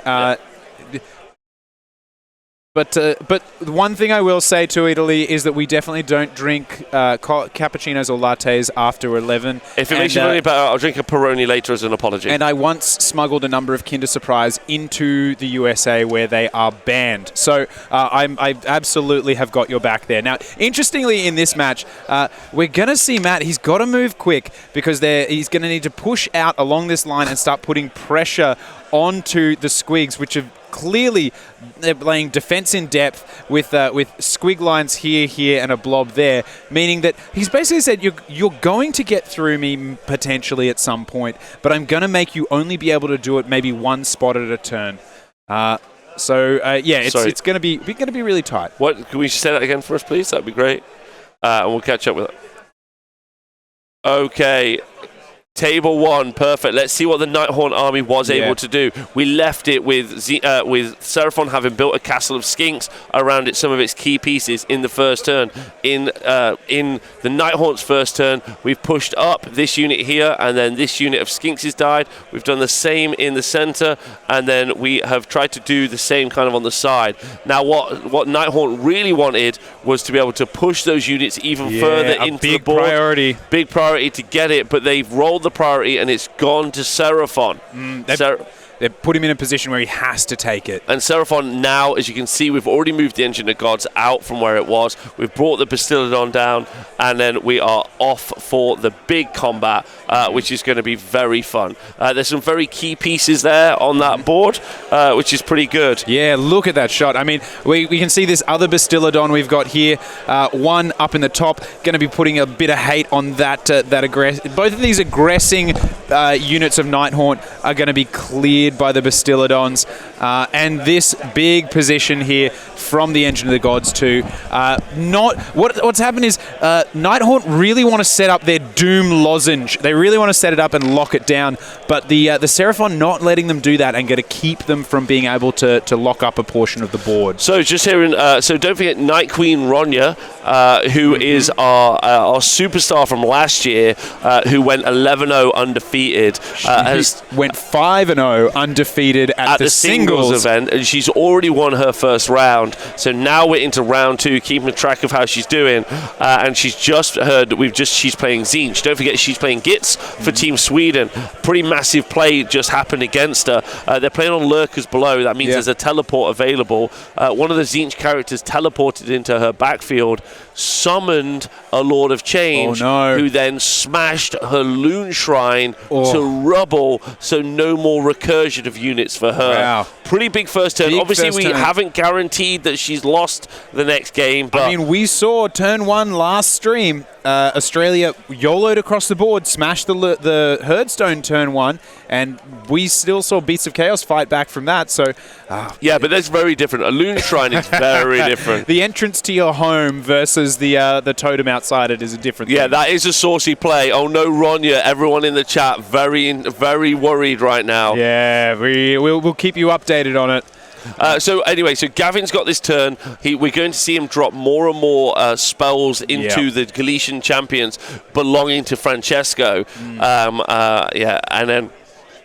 And then we are, so hopefully Francesco's going to be able to hold on and push back after this turn. Gavin's going to use this. I don't know if you've seen all of these buffs, but the White Dwarf update, so this is the old Seraphon books, this will never be relevant again, but the White Dwarf update gave them like a mount trait in addition to a command trait, which has taken the humble Engine of the Gods on a Stegodon into a absolute truck. Beefcake. Like he's like a Frostlord and Stonehorn. If a Frostlord and Stonehorn saw one of those coming out, he'd be like, I am scared. Yeah, he'd be like talking to the White Dwarf riders and asking for a little bit, he could get some love.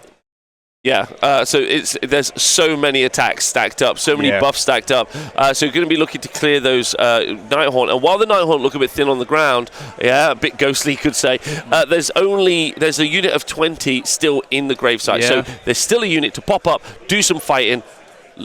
Whoa, they're on the board. Where are they? The ghost with the yellow rubber bands. Wait, did they die from the engine? My gosh, the center objective. These ones up the top here. No, I think it's the center bottom or center top. Center bottom. It is these ones. My gosh. It's where the engine. So we're actually past the combat phase. The Cruciate as well. Been lifted. That's actually really funny because Gavin is playing Thunder Lizard, and that reduces the damage you take in by 1 to a minimum of 1. The Cruciator does the same job, but for Nighthaunt, except he's got a model that needs to do it, whereas Thunder Lizards, you just get it. do it. So then that's gone. It's taken off the board. Now he's like, you're taking all of the maximum damage. Wow. Absolute heartbreak. Okay, this is pretty devastating. We're seeing everything is committed to the board for the Nighthaunt, and it looks like Seraphon are not struggling to take it back off. This is the top of turn 2. No, this is the top of turn 2. That's what this is. Seraphon are doing a devastating one. All right. Okay, so just what buff? So this is the Engine of the Gods doing some mortal wound damage from the Stegodon. Yep. Just if you're interested, this is what the win rates kind of look like at the minute. So Nighthaunt into Seraphon. 60% win rate for Nighthaunt. To Nighthaunt. Thank you to Ziggy for this, FYI. Looks very, very good. But unfortunately, it's going a heavy opposite direction at the moment. Right now, exactly. Fire Slayers into Carriage and Overlords. Fire Slayers normally take this out. I can't wait to go back to table 2 to check that out in a minute. Blue Spike gets into Fire Slayers, going Gitz way as well. And then table number 4, Carriage and Overlords into Disciples of Tzeentch, and we know that that's going terribly for the Tzeentch force there, which is interesting. Beast of Chaos into Iron Jaws, that's all to play for. That priority roll into 2 was so important. Massive. and we're still waiting to see what the results of that combat are.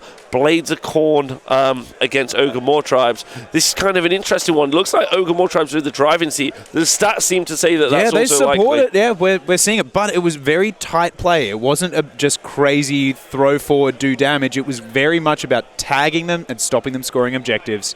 Oh, okay, but we have just heard a unit of Stonehorn Beast Riders have gone, so we'll go back to that in a minute. Yeah. Then Ogre Moor Tribes against Sylvaneth. Ogre Moor Tribes versus Sylvaneth on. It's quite interesting. That's Tom Guan. I think he's potentially going to have that game. And then finally, Disciples Tzeentch to the bottom versus Gitz. That's pretty interesting. Yeah. I think Matt's in a tough spot. So looking at that and looking at the matchups, there's a lot of blue, go Italia, Forza Italia, and there is not a lot of red. Yeah, it's looking like Italy has the nuggets as far as the stats are concerned, but looking on table, USA are bucking the trend massively on table 1, and it looks like a couple of their other players are following behind. So a lot of people, Ziggy, I don't know if you can get me the picture again, please, to talk about, and then I want to go through the games again from Spain. But just to recap for anyone, hello everyone, hello. Just to recap really quickly in case you weren't paying attention earlier or you weren't here earlier. Welcome. There was 2 BC Chaos players who got paired up against each other. Spain versus the Netherlands, where the Dutch, where the Netherlands live. The other way around, right? Dutch where the Netherlands live. That sounds about right. Yeah, exactly. And the 2 BC Chaos players played, and because BC Chaos players armies can deploy off board, one of them they were both like, okay, we'll deploy off board, and then one of them was like, okay, I'll deploy on board, screened him out so that he could bring no units on, and then that was the end. He wasn't able to bring them on, and so they all died. And there's a picture of what it looks like. Hopefully this is available right there. That's going to be my favorite photo of the whole time. Oh, it's God! Look at how happy he is. You need to see this. I'm gonna turn this into a T-shirt. Yeah, just get this T-shirt. Get it made. Get it done. Wonderful. It's anyway, awesome. I just thought I'd share that with everyone at home. Can you post a picture on Twitter, or did AOS Spain do it? I think Tom Medgens did it from the Alliance Open. So Alliance Open, Tom. Yeah, that is. as a coming through from our table boss, that's thinking outside the box. Wonderful. All right, so very good. Let's go have a look at that table 6, Khorne versus Moor. Oh no, aren't we just going? We're currently on 1. Let's go to 2. I want to see what's happening with this Fireslayer game. So don't forget, we dropped 2 KO boats at the top right-hand side with the Ironclad and the Frigate, and the frigate, it looks like it's gone. It's totally gone. And we did not seem to shoot any of these. Don't forget, Gotrek was also around here as well, looking to do some fighting. And then there is 2 units of engine riggers. Oh, it was to the Grimwrath Berserkers. Wow, that's who took it out. So crazy, mad, murder-lusting dwarves tore down a flying boat, which that's an impressive move. Yeah, and then while it's all orange stuff on an orange board, I understand. This has happened an uncomfortable amount of times, despite our best efforts. Oh, that's Andrea. We're not going to that yet. We're on table 2, John. Sorry, I should just let you know that. We are. Yeah. They're shooting into the Grimwrath Berserkers. Can we get What's Alive for the Fire Slayers? Really, really hard in this matchup for KO because only for this particular list, not the general matchup, because Jeremy's list has a very small amount of models and it has 5 Grimwraths and Gotrek. Yeah, so we've got their fire. Is that Gotrek on the objective? I don't think. It is. That's Gotrek. Is it? I think so. Yeah, that's his position. Axe down, hand up. That's the lay. That chemist, look at that chop. chemist. He is so going to be. That chemist is worried, absolutely petrified. It's like, this doesn't go well. This does not go well. So a KO should be amazing to Gotrek because they can turn off wards with the Admiral. I agree, but that's if Jeremy lets you get near them. Yeah, that has to be the kind of point that we're talking about. And currently, looks like Jeremy hasn't let them. We have a screening unit of Oryx, another unit screening of Oryx. These are all holding objectives. Don't forget, this is a battle plan where you get bonus points. You're only able to control it with only the worthy. You're only able to control it with Galician champions, or they override controlling it, basically. Yeah. So that's the important one to see. So this is a pretty imperceptible match, but if we just take a moment to look at the scorecard. If we take a moment to look at it, you can see it's currently 9-8. and Jeremy is losing resources, but so's Luca. Yeah. And Jeremy had a lot of more Galician champions to start with. Absolutely. So it'll be interesting to see how that goes. He's obviously got Gotrek lined up against the Chemist. So, yikes. It'll be very fun to come back to this and see what happens. So yikes for that Chemist. The Chemist is largely a buff piece, and Gotrek is all of the violence of the Mortal Realms distilled into one epic Mohawk. So, table 3. Table 3. So this is Noah versus Federico. And again, we're playing that. This is the battle plan where 3 objectives. You have to hold one, then you have to do the other, and then you have to hold the third. You can't just hold them randomly. You have to hold them one at a time. And remember where we started. We had Noah building this big block with a screen here. We had the Fire Slayers in a triangle of doom, and both armies, for the first almost turn and a half of this game, too scared to really come forward. Noah pushed forward with his Gitz blob, and the screen has matched. We had the huge nugget of death come forward, and it looks like they've finally reached the point where they can't avoid it. Contact has to be made. The high noon showdown. The guns will be slung, but they've taken a timeout. A lot of pressure. So yeah, let's take a look at that timeout right now. Yeah. So he's obviously going to be taking his time to talk to Sean, who's their team coach. Noah, one of the vice captains, they're going to be discussing what he thinks he can do and how he can push. That's going to be really problematic because that's a tough battle to play through. Both of them are just going to be bricked into the middle, and it's all about achieving the battle tactics. That's going to be the important part. So an interesting thing here is on the board, if we have a look down there, Scrivo, thank you, it's going to be really hard moving into that middle objective. When we look, we've got these big impassable terrain pieces between the Loon Shrine, that can middle. We get a shot in the middle, please? Another one over here in the back. Between the two bits. It looks like it's really, really tight, trying to squeeze through. So those 2 terrain pieces making it harder to bring units to bear. Right, now we can see a little bit better what's happening in this exact fight. Look at that. So you've got those 2 Magma Droths. Don't forget one of them is the Auric Runefather on Magma Droth, and that guy slaps. Yeah, he's like Superman with a brick. Yeah, it's just rough. Yeah, like absolutely horrible. Then you've got those other units, Auric Hearthguards behind, and I mean, not that it counts, but the Flame Spitter's also there. Look, and also the Magma, the Molten Infernoth. God, I'll get that name right at some point. Yeah, so that's actually the grand strat, keeping 1 on the board, and having 2 available is pretty good. People sometimes take 1, but that's 2, which I think is interesting. But if we could just see like where the Gitz front line is, because the Fire Slayer front line is looking quite healthy. Yeah. If you look at it, it's looking quite healthy. Yeah. And okay.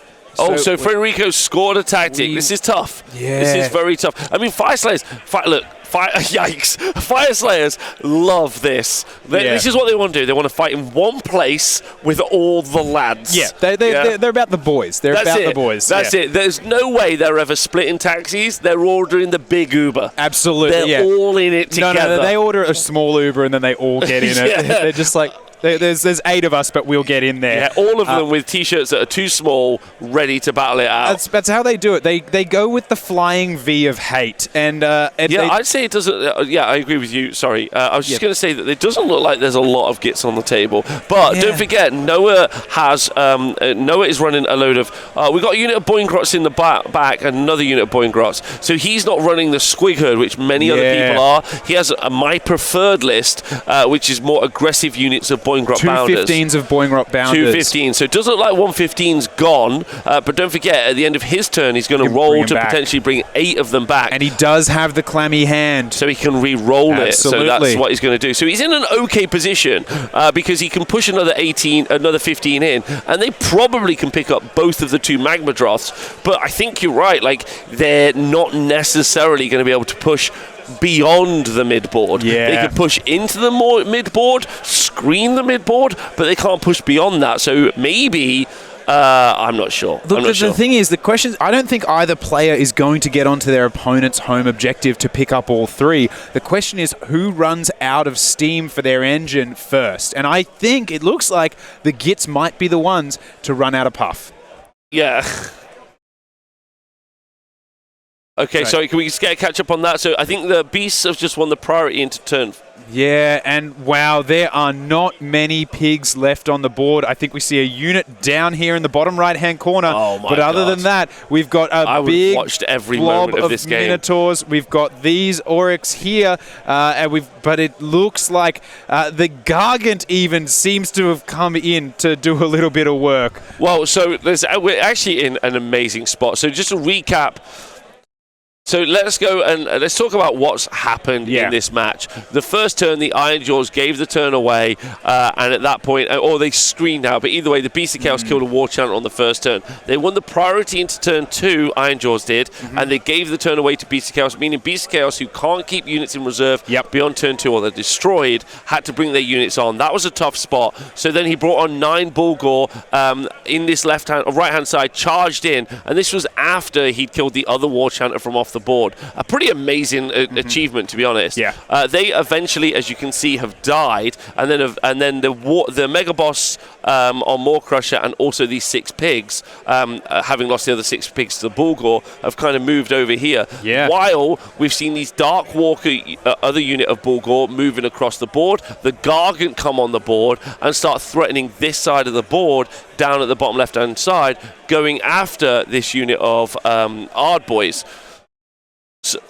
And then we've just heard that the Beasts of Chaos, and there you can see another big charge, Beasts of Chaos have won the priority into turn 4. Yeah. And then the Bulgor have done a combat phase charge of 11 inches. So they're on the board now, and they ran. Oh my God, amazing. So don't forget, so you're able to do the combat phase charge, and that means you can run before, because normally that would stop you. To get the distance to and get then the get distance. it to avoid the redeploy or the unleash hell. Yeah, amazing. And he rolled a massive charge, which is very, very good. However, in return, Scrivo, if you go slightly to the left there for me, just a little bit, we can see we've got this big unit of pigs still alive and the Maw Crusher. Really the last output left in this Iron Jaws list, but more than enough to push off a unit of Bulgors and the Gargant.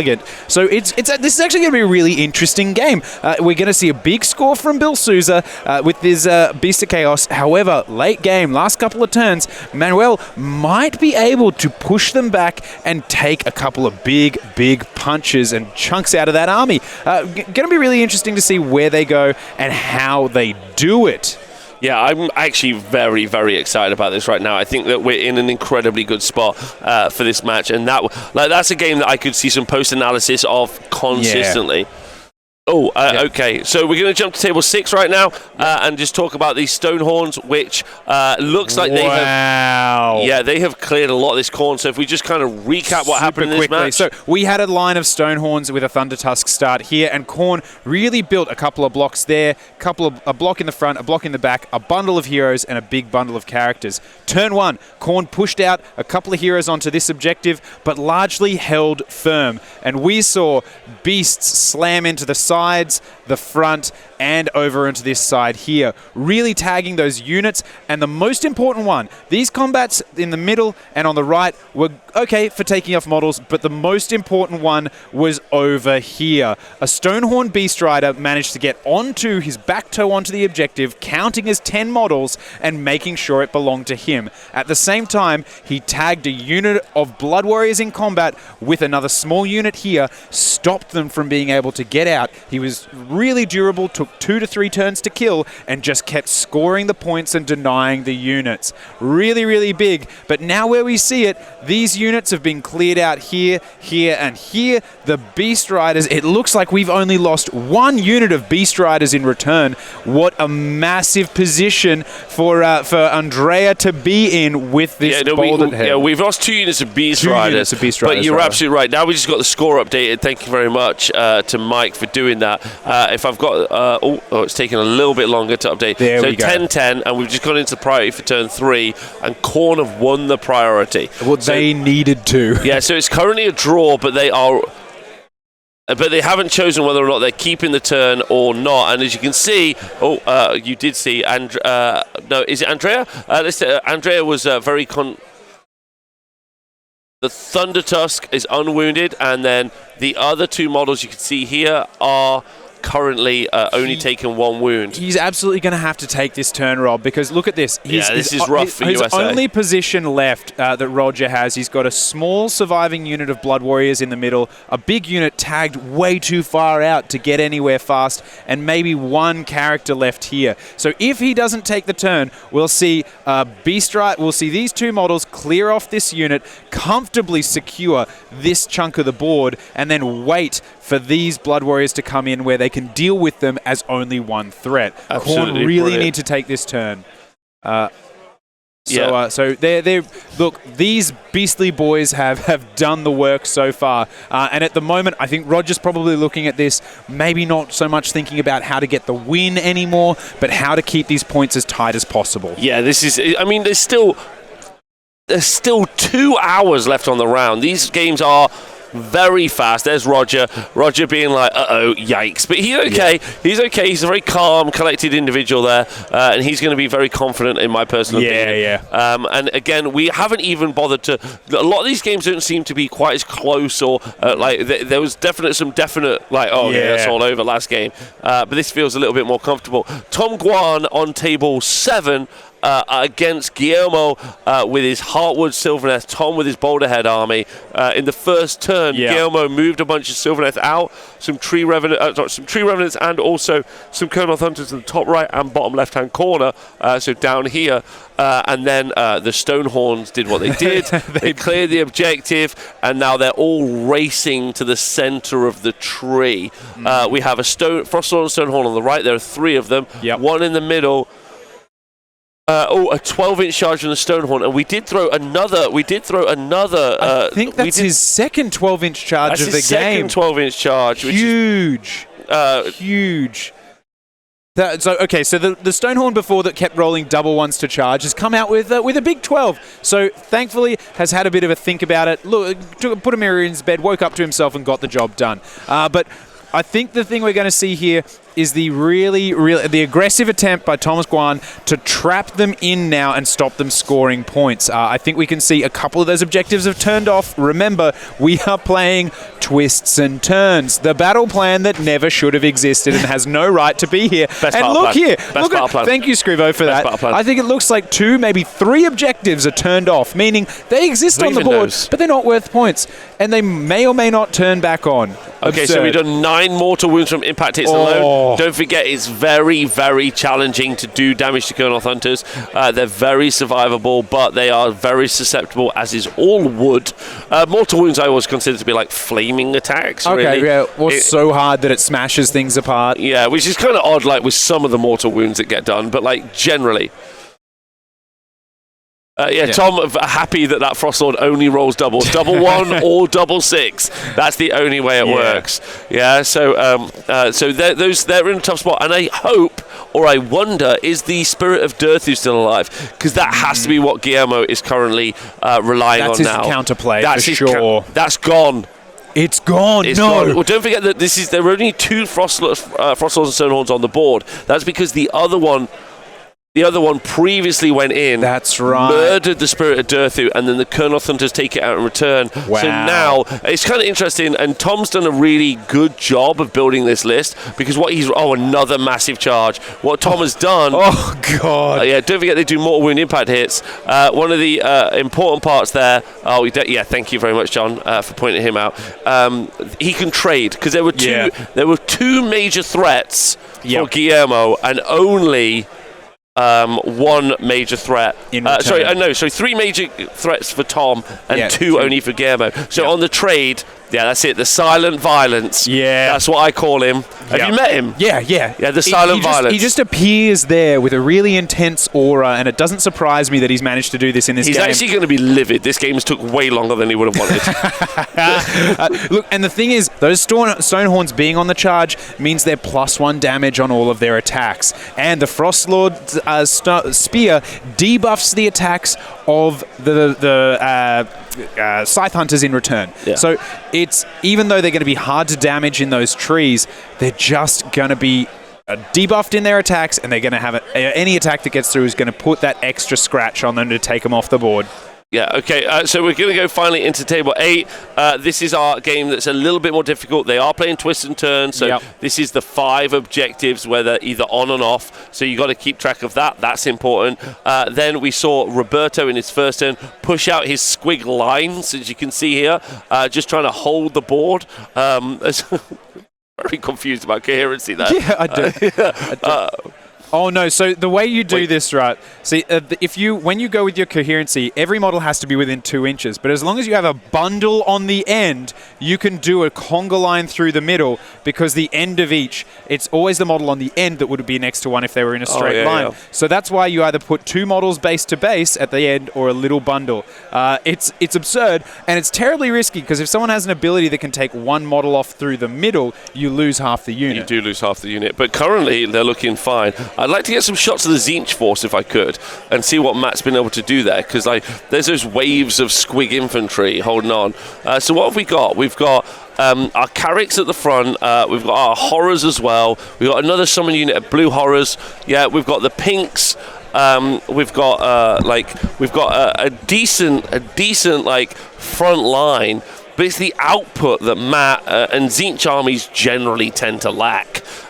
Pushing through against the enemy is going to be interesting. So this is going to be Matt's turn to push into the damage. Problem is there's such a massive wound sink that you can get inside of these Tzeentch forces. Not Tzeentch forces, the Gloomspike Gitz forces. They just have so much output. Can I just take a moment as well, ladies and gentlemen at home and everyone watching, just say a massive shout out to the Alliance Open guys. I would say every board that you've looked at has looked great. That's a wicked looking battlefield. I don't know if anyone else agrees. The miniatures themselves by all the players are painted super nice. I'd say this is a pretty good game of Age of Sigmar, especially considering this is a top table of the World Championships. It's pretty nice. Yeah, I think it looks pretty good. So we're just going to take a look at the current score. Thanks, John, for some great shots. Looks like it's 10 points to Roberto, so he's gone second. So in the bottom of turn 2, Matt Beasley trying to get some points back. Now, Tzeentch have got some pretty easier to achieve battle tactics for themselves, but they are going to need to start holding some objectives as well. That's going to be a real issue for them, right? We want orange army on orange table. We always want the orange army on the orange table. So yeah, pretty good match and very tight match. But I think if I'm just looking at the board state, I think there's a real problem that Matt is going to have in starting to hold these objectives. Obviously, he's decided he's going to cluster around this one objective and this other objective here of the 2. He's given up on the 3rd, 4th, and 5th here, and here into the bottom left-hand corner. So he's just trying to hide. So he might be trying to roll the flank, move his forces around, and deal with stuff in a linear line. And then, because it's quite clever, actually, because then he closes off the board. But I think probably what you might see from Roberto's next turn, he starts to do the same. He brings this line, and then he starts turning it into that line, this line into that line, that there, and he starts closing off these objectives quite nicely. And I think the problem is, on a match like Twists and Turns, where objectives turn on and off, the only way you win, sadly, is by controlling more, so that you guarantee you've got the best odds of them staying on for you. And I think it's going to be a little bit of an issue if he doesn't push soon. He's just going to slowly lose that game out of being outscored, because he's got more chance of them turning off. I agree. All right, so let's just have a look at this. Thanks, Iggy, for putting this together for us. Yeah. About who we've got playing. So we've got Garavin on the left-hand side for the Seraphon against Francesco. I'd say he's going to win that game. So that puts us 1 to USA. Yep. Then we got Jeremy versus Luca. But right now, too early to call. But I'd say if I had to pick right now, I'm going for Jeremy with Fire Slayers. Leaning towards them, yeah. Then you got Noah versus Federico. I don't think anyone's going to get the main win, the auto win from that battle plan. So I think maybe for Noah, he's going to lose out. I think so as well, because of the battle tactics and the grand strategies from Federico. Zach Kennedy Kennedy is in a dominant position against Filippo on table 4, so that's another USA win. Bill Souza looks like he's in a good position against Manuelo with the Iron Jaws, but a little bit tenuous, but I'm going to put that at the moment to Bill. Okay, I'm going to say too close to call on that one, but all right. Okay, yep. Roger Barker with his Blades of Corn is having a tough game against Andrea. So I'd say that's 1 for Italy. Yep. Tom Guan against Guillermo is going to put 1 for Tom Guan and Team USA. And finally, Matt Beasley and Roberto Calgary. They're very early, 2 hours on the clock. I would say right now, looking at the board position, that's going to Roberto. That's going to Roberto. Yeah, so at the moment... Table 5, we're going into turn 5. Wow. And we've just heard that Bill is 5 points ahead on this matchup.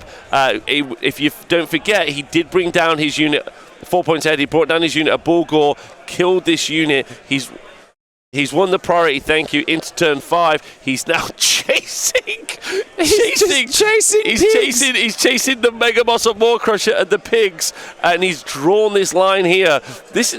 Can we just talk about this? This looked like it was a dominantly negative position for Beast of Chaos. Absolutely. Just like you said earlier, Dan. We've only seen Beast of Chaos lose the priority into turn 2 and be given it time again. Yeah. And I've never seen that work out for the opposing player.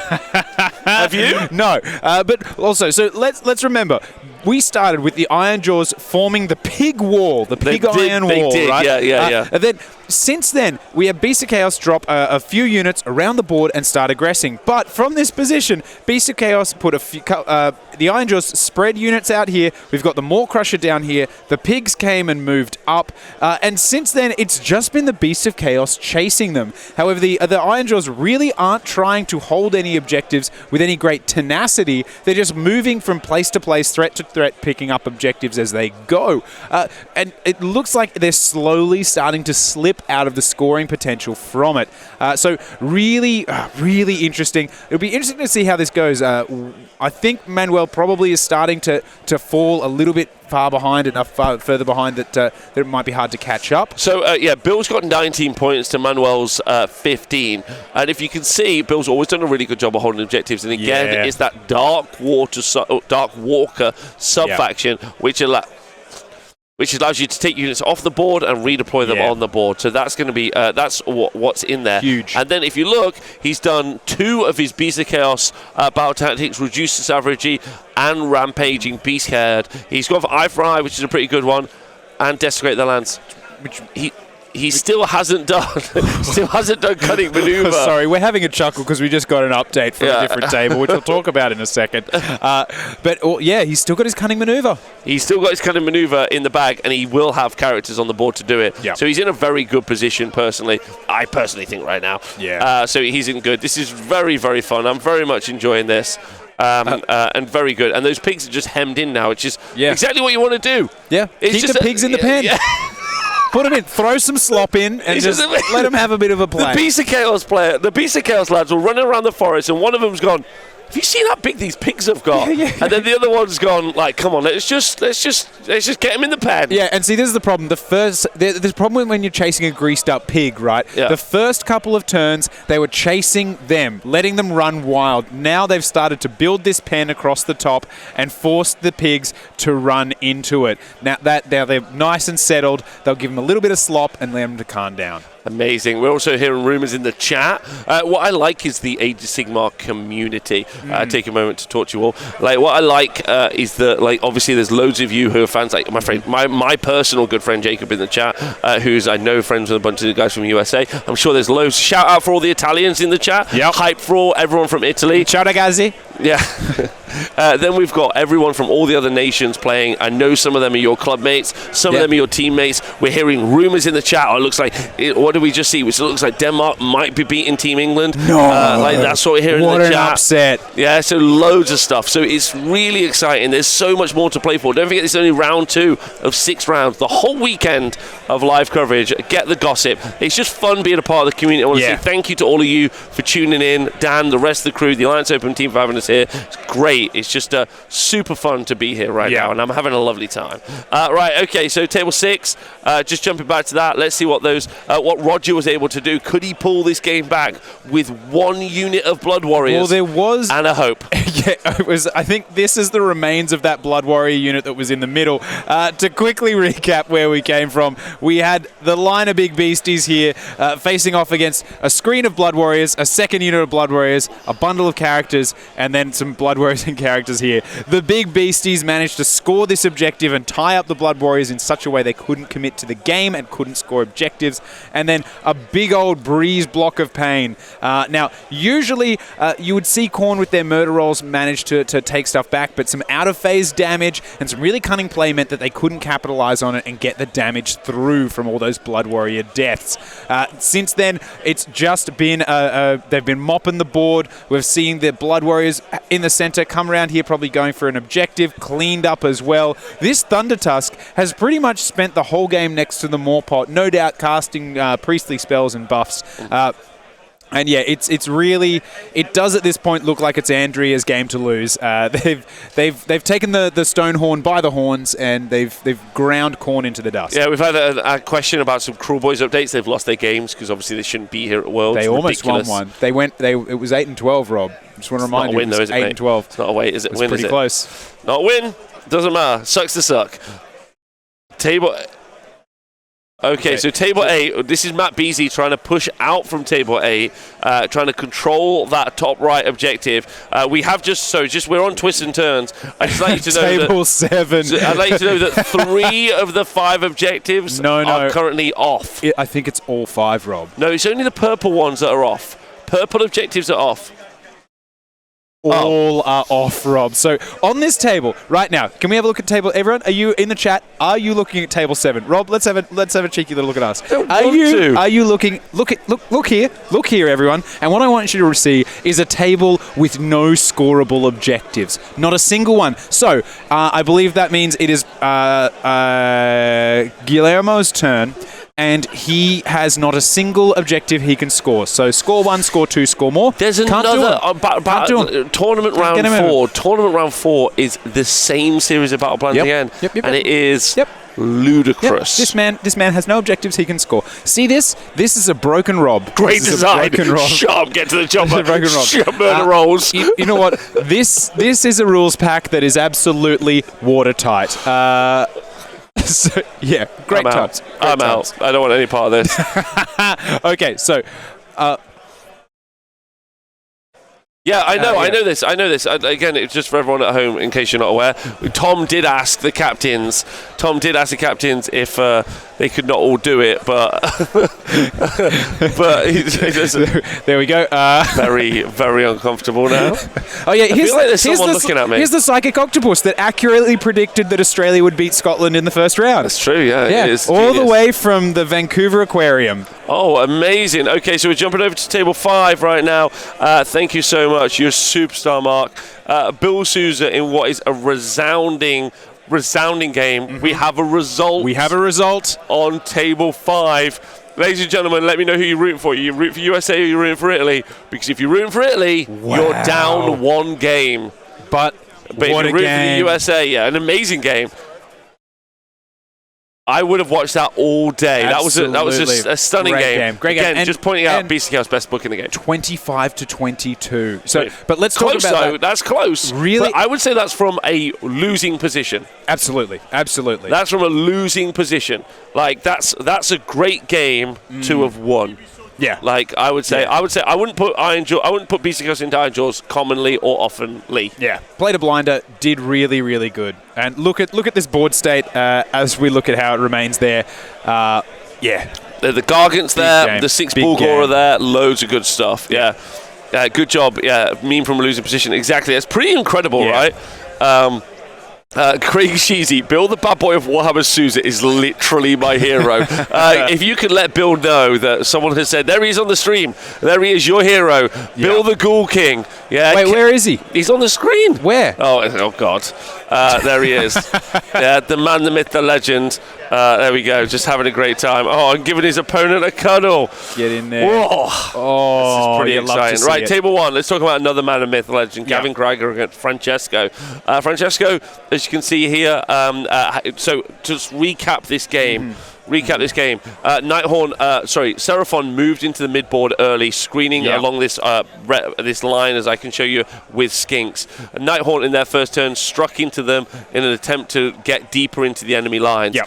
They were not able to do that because priority on turn 2, Gavin won. Gavin then pushed in heavily and aggressively into lots of the Nighthaunt and was able to take a lot more out. Nighthaunt tried to return fire but weren't able to do a lot of damage. And if you can see now, we have the Engine of the Gods on the board. We have the 2 Bastiladons. We have some Skinks at the top here. But if you look, there's about 3 Nighthaunt models left. One, and hold on, yes. Not a lot is the answer. Yeah. Yeah, I mean, as you said, what a Nighthaunt doing at Worlds, and I think Gavin has shown that Seraphon's got a place here, but maybe the Ghosts don't. Exactly. So this is very good, startling to see, and very impressive. And I'm just blown away again. I mean, Nighthaunt, I personally think is a tough match. Against a lot of armies here. It wouldn't be something I'd put into the mix team-wise. Yep. But I understand also why it's there. A lot of they're like, well, do you know what? We can send this into an army with a bunch of Rend, and then we could just tank it. Yep. I mean, we saw it play great against Knights of the Empty Throne in singles. We saw it tie things up. It did, but it never really hit what I would consider to be like its freewheeling status in singles play, that it became a problem that I would put into a teams list. Yeah, for sure. And it doesn't really pose enough of a problem that some of the other armies can't do. And we're going to talk about that a lot over the weekend, these team composition and some other stuff. Yeah. Maybe this is just a mad batch-up for it. But who knows? But I think what's really awesome to see is that old book Seraphon not doing great in a lot of places, absolutely killing it under the captainship of Mr. Greiger. Thank you so much to Chumphammer for donating 5 gift subscriptions to chat and everyone from the Age of Sigmar community. Yeah, wow. Okay, so table 2 and helping support us. Someone's asked if I'm in the neighborhood, would I be able to walk in and have a look around and spectate? Yes, we've had lots of people doing that over the course of the weekend. We've just heard something amazing. They said, we've just seen a handshake. We've just seen a handshake. Yep. Oh, lordy. Now, the current score... So Jeremy 27, Luca 16. Wow. That's another win for the USA. Not a massive score again. Only a 9-point difference. Only a 9-point difference. No, I'm bad at math. 11. But still not a full win. Yeah. Yeah. How's our baby boy Matthias doing round 2? Canada had a rough round 1, and I haven't heard anything of them yet. Looking over to the left, I'll see if I can spot him. He's on the second half, and he looks deep in it. He's focusing. Right now, I see Dayton. The smile is locked in. He's getting the game, but I don't know how Matthias is doing at this point in time. Look, we're seeing some big results coming in at the moment, and it looks like... okay, so we're going to jump over here because this game between Noah and Federico is really starting to heat up. So we were talking on table 3. This combat, so we've got the Fire Slayers block here, we've got the Gitz pushing here and looking to move around. They both scored 1 battle tactic in the round, so let's remember where we came from. We had the Gitz screen with the blob in the back around this Loon Shrine. We had the hard-edged arrow of the Fire Slayers that pushed into the middle. The Gitz pushed their screen up with their units behind, and then they finally engaged. This is the turn, Rob, where they're going to fight it out over that objective. Priority's been rolled, and it's gone to the Gitz. Yeah, can we just... I know I want to talk about this game. I just want to go back to the game with Jeremy a little moment. I know I was like...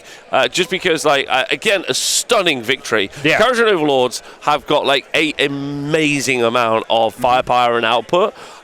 This list is slightly different. It wasn't all of the Thunderers. It had a lot of engine riggers. It's a combat list. It was a combat list. It was a little bit more fighty, but it's incredibly impressive to have such a low wound count army for the Fire Slayers and again take that out. Jeremy, again, just absolutely impressing the hell out of me on the tabletop. So I just think that's worth pointing out as we move on. I didn't want to leave that there. So excellent win there from Jeremy. So it does look like it's definitely going to be a Bill, Jeremy, and Gavin win so far. Moving on to Noah, though. Noah has got this big fight in the middle here, this rampaging battle. And ladies and gentlemen, this is a mess. That's what it is. This is just an absolute huddle. This is a scrum and everyone's uppercut. I was about to say, everyone's throwing knees, uppercuts, like tearing at hair. Everyone's doing like a wet willy. I don't know if you guys had them. We did, Noogie, do you have those? There's some Charlie horses in there. Some wedgies. There's all sorts. So the Fire Slayers just had a ton of spells cast at them, but on a 5-up, have ignored every single one. Oh, what? Yeah. No. Massive. And look, Boingrots. Look at that front line. This front line here of Boingrot Bounders putting the pressure on, meaning that it's going to be a big charge this turn. Oh, no, they might already be engaged. Big combat phase for them. But what Noah's going for, Moonlight Raid. He's going for the Moonlight Raid, choosing this back objective as the target. Oh my God, has he? Oh yeah, interestingly, is he burning an objective he can't do, or is he running across the board? Does he have does he have more models on that middle objective, and can he possibly get that back lot? There's only one unit of Fire Slayers here holding it. If he can somehow get around and get onto it, maybe what he sees is he's going... I actually over the course of the weekend, I'm like... The Fire Slayers have an incredible... very resilient. Very good. Very good right now. Who did the Aussies get around to? I think we have our ladder, but also who got paired into who. Ziggy might have that available. I'm not 100% sure. Let me have a look. I'll have a check. Okay. No, that's coming up soon. I can pull it up right here, so I can let you know. So in round I know Aussie's got France. Australia got France. Yeah. So that's pretty exciting. That's going to be a big one. We'll see if we might be getting some stuff checked. We might be able to get a little result. So we're going over. So we know what's happening right now. We've got table 1. We've got our Seraphon versus Nighthaunt. Table 2 is all over. Win for USA. Table 3, we've got this scrum in the middle. We'll find out what happens in a moment. Table 4, Filippo with his Guild of Summoners getting absolutely hammered on early by the KO. Pushed his Incarnate in right up to a level 3 on turn 1. And now he's surrounded. There is 1, 2, 3. Oh no, 1, 2. Yeah, just 2 boats. The one in the middle did die. Surrounding him. We have a bunch of Endrin Riggers as well here, eyeing up that Incarnate to try and take him out. What level is that Incarnate on at the moment? That's a great question. I'm not 100% sure about this. But right now, he looks like he's in a strong position. He needs to take the center board before he can move on and try and take that back objective. That has to be his goal right now. And he does have the power to do so, because he has to own this objective, which he does. The Incarnate is level 2. Okay. This is rough. This is rough. You have to kill it once and then kill it again. And you need that to be like a turn where it happens for you. And here's the thing that's quite hard as well, is that Incarnate is making it hard to capture and hold this objective, meaning he can't put the attention onto this one yet. The follow-up also is, Dan, that he is near the Burning Sigil of Tzeentch, which is an endless spell. Wow. Oh, wow. So we just heard Zach was poised to win the game automatically. Wow. Going into turn 3 priority, because you don't win this by a holding objective or something. You do, but you just hold all 3, win the game. Lurkers Below is a different battle plan. But he did not get the priority. Hey, I just want to thank everyone like Ambo in the chat for subscribing. I want to thank everyone for supporting the show. It feels like we're really at this kind of epicenter of like the Age of Sigmar community really exploding. It's been the numbers, if you've listened to me ever on the Stats Center, have grown year by year now, and we're at the kickoff, I think, looking at 24 teams. I know 3 or 4 more teams want to join next year. That the international community is just like growing, and it's great to have you all here. It feels like a little family event, so it's lovely to see. We're getting some updates to some of the games from around the Ooh, hall. okay, yeah. We've got Australia versus France is looking close. Wow, That's okay, actually yeah. more important than you can imagine because France are one of the front runners for the event. They're Absolutely, definitely in there. And Australia being able to hold them back, reduce how many points they're getting, stopping them getting the dub is big. Oh, thank you. So Serbia, big hype train in the chat. Thank you. Yeah. Then we got Serbia versus the Czech Republic. The Czech Republic look tied and very close. Wow. Okay. Yeah. But darlings, on debut Serbia, if they can pull off a win against the Czech Republic, that'd be huge. Absolutely massive. Wow. Yeah. And then a shout out to Rage Sigmar, Joe in the chat. Love you to bits. And finally, Canada versus Finland. Okay. Come on. Give me some good news. Canada, top of the pops. 20-0 for Canada. They might be making a comeback. Don't call it a submarine. Yeah. Call it a comeback. Call it a Sasquatch or whatever they've got in Canada. Call it a gooseback. Yeah, call it a mountain in a forest. Anyone who's been to Canada knows the Canadian goose is the most fierce. So it sounds like we have a result on table 1, potentially. No, we do. Ladies and gentlemen, if Team Italy... Oh, okay, we'll go back to that in a minute. Table 1, USA and Gavin Greiger have got the big win. And also, he's put the points on the board now. The other wins that we've seen from the USA so far have been fairly close. Yeah, but this one... This one is bringing it home. Yeah. Bringing it home. Absolutely yikes. Shout out to Cruteline 2.0. Oh, Vlad's Workshop. Vlad, we saw play in the singles game yesterday. Spectacular game.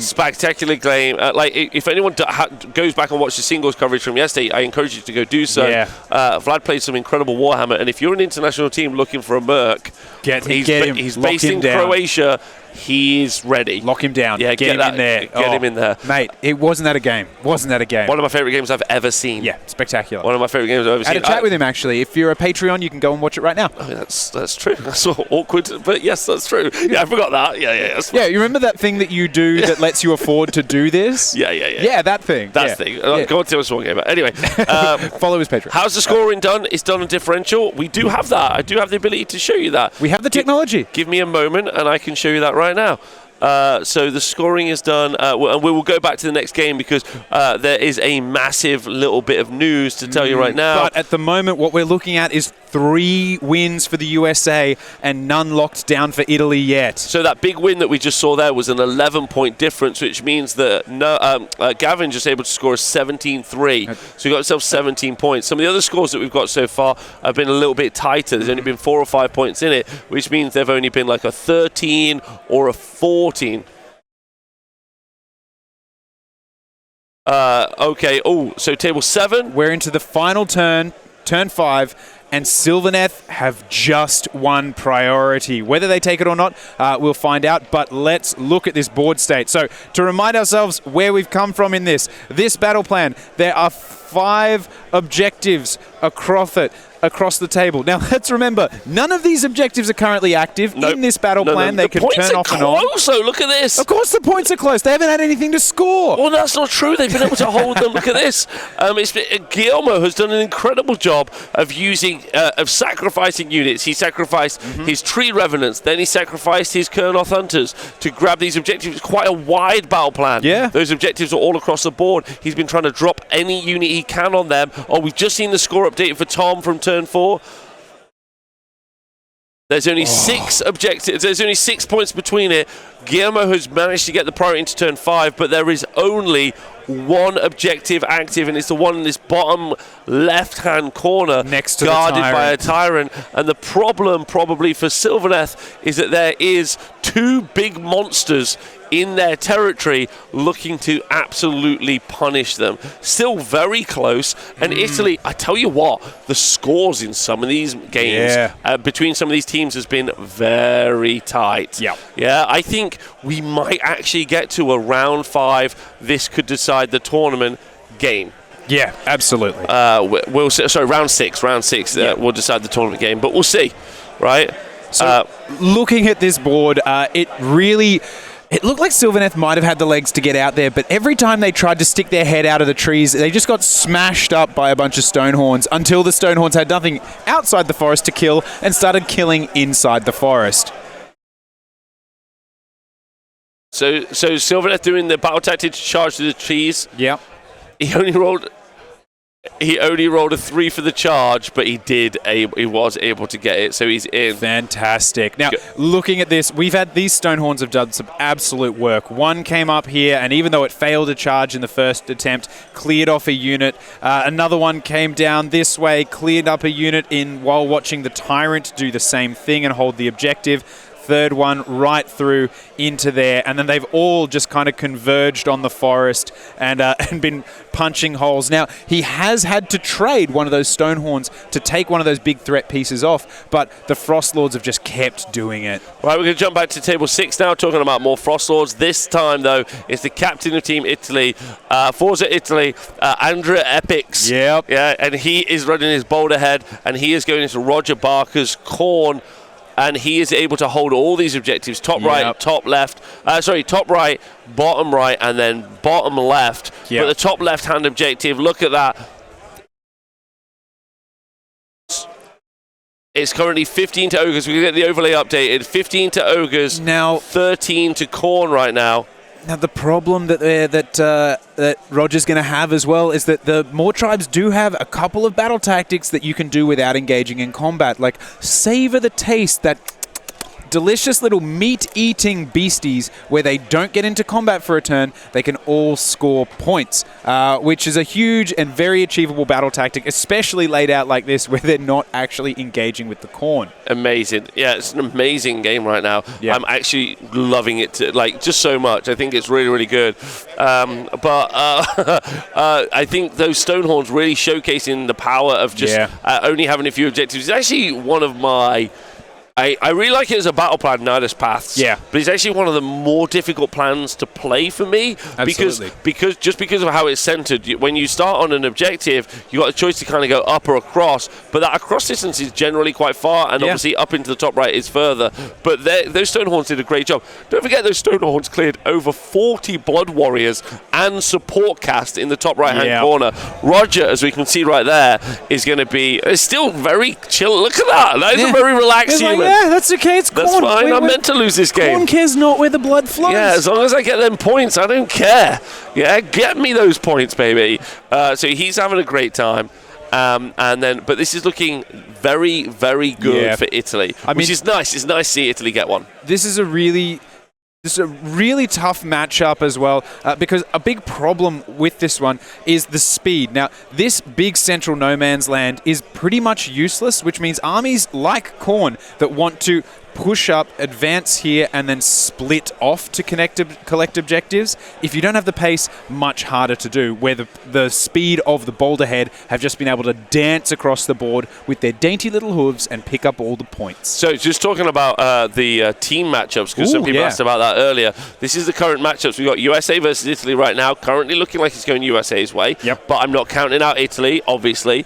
Greece versus Switzerland, that's pretty good. Yep. Czech Republic versus Serbia, Scotland versus Germany. Yep. France versus Australia. That's a great match. Yep, sounding like it's pretty tight, maybe leaning a little bit towards France. Wales versus Belgium. Spain versus the Netherlands right now. We are hearing that's someone was able, don't forget, in that Spain match, so we got the Netherlands, that's where we got the Beast of Chaos game, match. And one of them no deployed and the other one screened him out so none of them could get on the board and wiped him out in a turn. Massive. Austria versus Ireland, battle for the bottom. Canada versus Finland. Canada currently with 220-0s. Massive. Let's go. Actually got some points on the board. England versus Denmark, and according to the chat, don't know if this is true, Denmark are dominating England. Now that's the gossip. Not sure that's true. Norway currently playing Poland. That'll be a great match. Yep. Norway and Poland in with a shot, and then Sweden versus Northern Ireland. Both of them definitely front runners. Yeah. Massive. Now, we probably had a result come in, I would imagine. Hold on. No, that was last round. Sorry. The Denmark-England game. Maybe our man in the field, Tom Guan's going to go find out for us right now. He's finished his match. Speaking of, that's what I was about to say. I'm pretty confident that we do have a result on table 7. And do you know why I say that, Rob? Because he was Tom sat with Guan us. just came out and sat down next to us, which makes me feel quietly confident that his match has finished. Yeah, he's on the gossip right now. He's going around talking, being like, mate, I just smashed up a bunch of trees. So, look, when we look at this, it's no surprise. So, what a match. Great match to watch. Seeing a bunch of more tribes smash up trees, very satisfying. Yeah, I'm not surprised. And talking about smashing up anything, Andrea there with his stone horns doing the same job. Great job there, John. So, I'm just going to give us a recap for everyone joining us at home if you have just joined us for the first time. This is the Age of Sigmar World Team Championships, organised every year by a council of people who are voted in by the captains of the teams. And then it's run this year by the Alliance Open guys here in the Hotel Schiphol in Amsterdam. 24 teams battling out to be the winner. It takes 6 rounds. This is the second round of 6, 2 rounds a day. So over the weekend, if you do want to join us for some live Age of Sigmar coverage, we will have 4 more rounds, which is going to be great. And of course, you can watch all these videos back if you want to, and then if you would like to look at the lists, I'm going to put the link in the chat because they're all on the Pun Pun. Get it to the Pun Pun. They're all available, so you can go check those out whenever you need to. And that's everything. Shout out to everyone. I hope everyone's having a lovely time. I do have some gossip, though, Dan. Ooh, okay, yep. Give me some gossip. I've got some gossip. So I've got Ireland versus Austria, battle of the bottom. Yep. Austria have won 20-0, but the rest is very tight.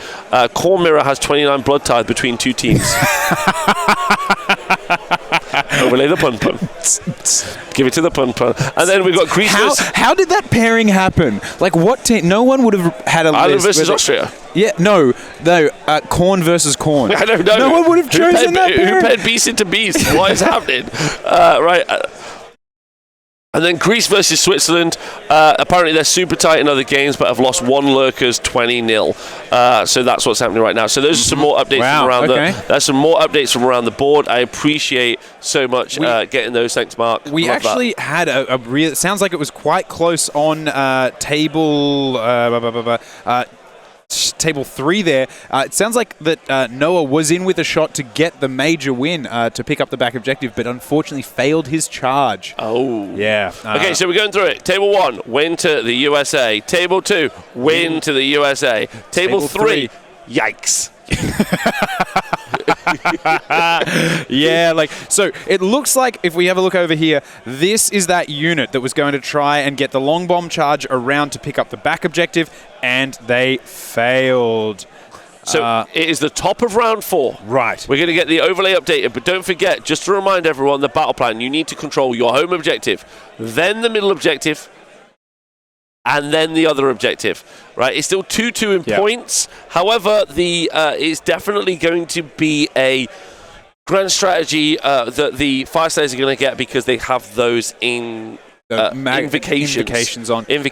which are spells that they can summon. So that's what we're currently looking at. And let's remember... Can we just talk about the fact that Noah is by a palm tree? Yeah. Oh, yeah. He's by a palm tree. He's a Florida man at a Florida man station. Yeah, this is where he is. And it looks like he's claimed an Italian jacket there in the background as well. Look, he's taken a scalp. What a move. What a Florida man move. He's under the palm trees. He's scalping and taking the clothes off of his opponents. Yeah, look, see this man on the right here? He's taken Federico's jacket. No jacket. No chance. Correct. Noah, there were actually no palm trees at the event. As you can, if you just take a moment to look behind us, you can see that there are more palm trees behind us, as you can see. But Noah actually imported them all, so he felt more like a Florida man. Obviously, yeah. He wanted to feel okay about it. Dan, just so you know, in the 4th toilet along, there's an alligator. Be careful. Okay, yeah, great. Yeah, I heard some screaming from there. Don't I think let that latched get you. onto someone's Don't taint. let that get you. Well, look, let's remember how far these armies have come. Noah's army started here, and we then had Federico's army start here. Federico has moved this far, and Noah has moved this far. What a staggering movement. Can we get some close-ups of the armies in the middle, though? Again, that battle, because it does look like Fire Slayers are slowly pushing towards... They might be, but they've only got a turn and a half left to do it. That's true. So I'm going to try and get get John in there. That flame spitter still in there. But the Fire Slayers, I don't know if you noticed, but we're in Magma Droth down. We are a Magmadroth down. We're a Magmadroth down, so we don't have as many. Oh, we'll wait till John's ready for that shot. I would like to look at the middle of the board in that combat and just see what we've got going. But we are a Magmadroth down, and we're still looking to push out, which is going to be what we need to happen. Oh my God! I can't believe how Okay, so table 3, Fire Slayer. Oh, so this is all we're on. Fire Slayer's turn 4. That's the end of Gitz turn 4. So trying to get this shot now, see what's in that combat. There you go. Great shot, John. Yeah. Okay, look. The Boinkrots have cleared out all of the lads in the middle apart from that one Magmadroth. They're in an okay spot. Yeah, this poor bloke all by himself right there, he's not feeling very confident right now. I did say this. I did say that I felt like that they could push to here. Yeah. But the major problem is, John, if you just pan to the right for a second, please, you'll see that there's another brick to try to get past. Yeah. And I'm just not sure that they have the oomph. They need another turn to push past the center. Yeah. Otherwise, he's not going to... And Noah's also going to be a tactic down, so this could be a minor loss. Well, I think it'll be a minor loss because I think he'll be able to get there, but I don't think he'll have the pressure or the push once he gets there. It'll be out of steam. It'll be Sisyphus up a hill. So Fire Slayers get their turn 4 now, and they're going to hit into this middle combat pretty aggressively. But they don't have anything other than this. Oh, sorry, John, just stay still a sec. That unit on the right-hand side, the Magmadroth, and a unit. So they're pretty light. I don't even think we'll see a big commitment from that unit. I think we'll see it, what we can see just there in the background of that shot. They're going to push forward. They're not even going to come right up here into this combat because they won't want to risk letting something get around behind them. They'll just sit up here, screen, and make sure they can't lose the objective. Yeah. So we've just been asked what's the situation. So the situation with this battle plan is that you don't score primary points. You just score 1.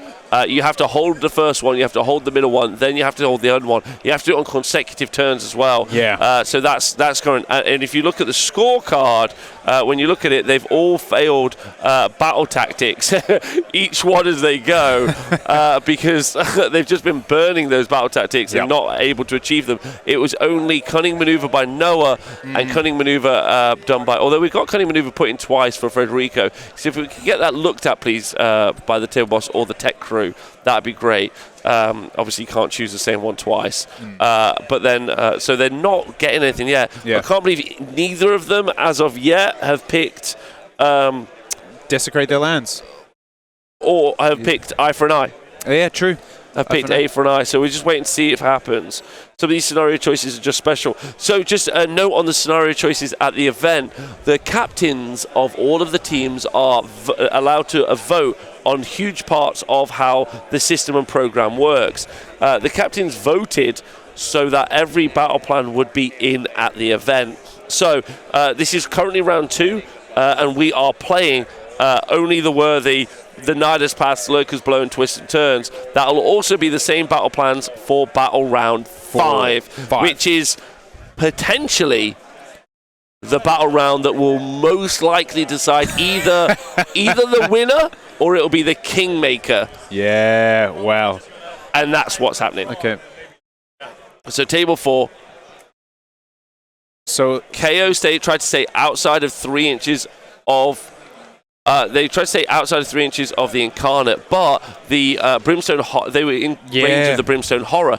Don't forget, this Incarnate is wild. So even though the Tzeentch army brought it along, now it considers the Tzeentch army to be an enemy army. It used the Brimstone Horrors to pile in and attack the boat. That's devastating because it means those boats can't retreat. Yeah, and while Zach has been in a really solid position to...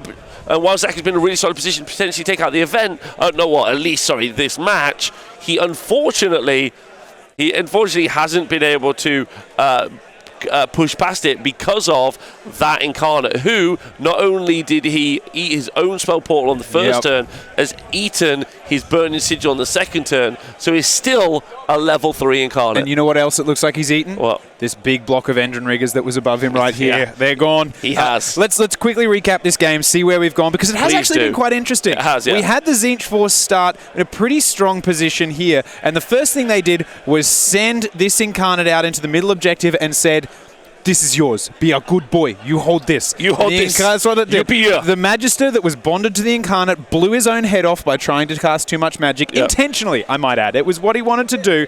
And then the Incarnate has just sat there and held that objective by being wild and on level 3. We had a couple of frigates set up. We had boats setting up here. 1, 2, 3 frigates. 2 featuring heavy units of Endrin Riggers for combat. 1 with an Etheric Navigator for buffs. Now, the thing is, these boats have spent the entire game dancing around, looking for position, trying to get their units where they can, but they just haven't been able to clear that Incarnate out.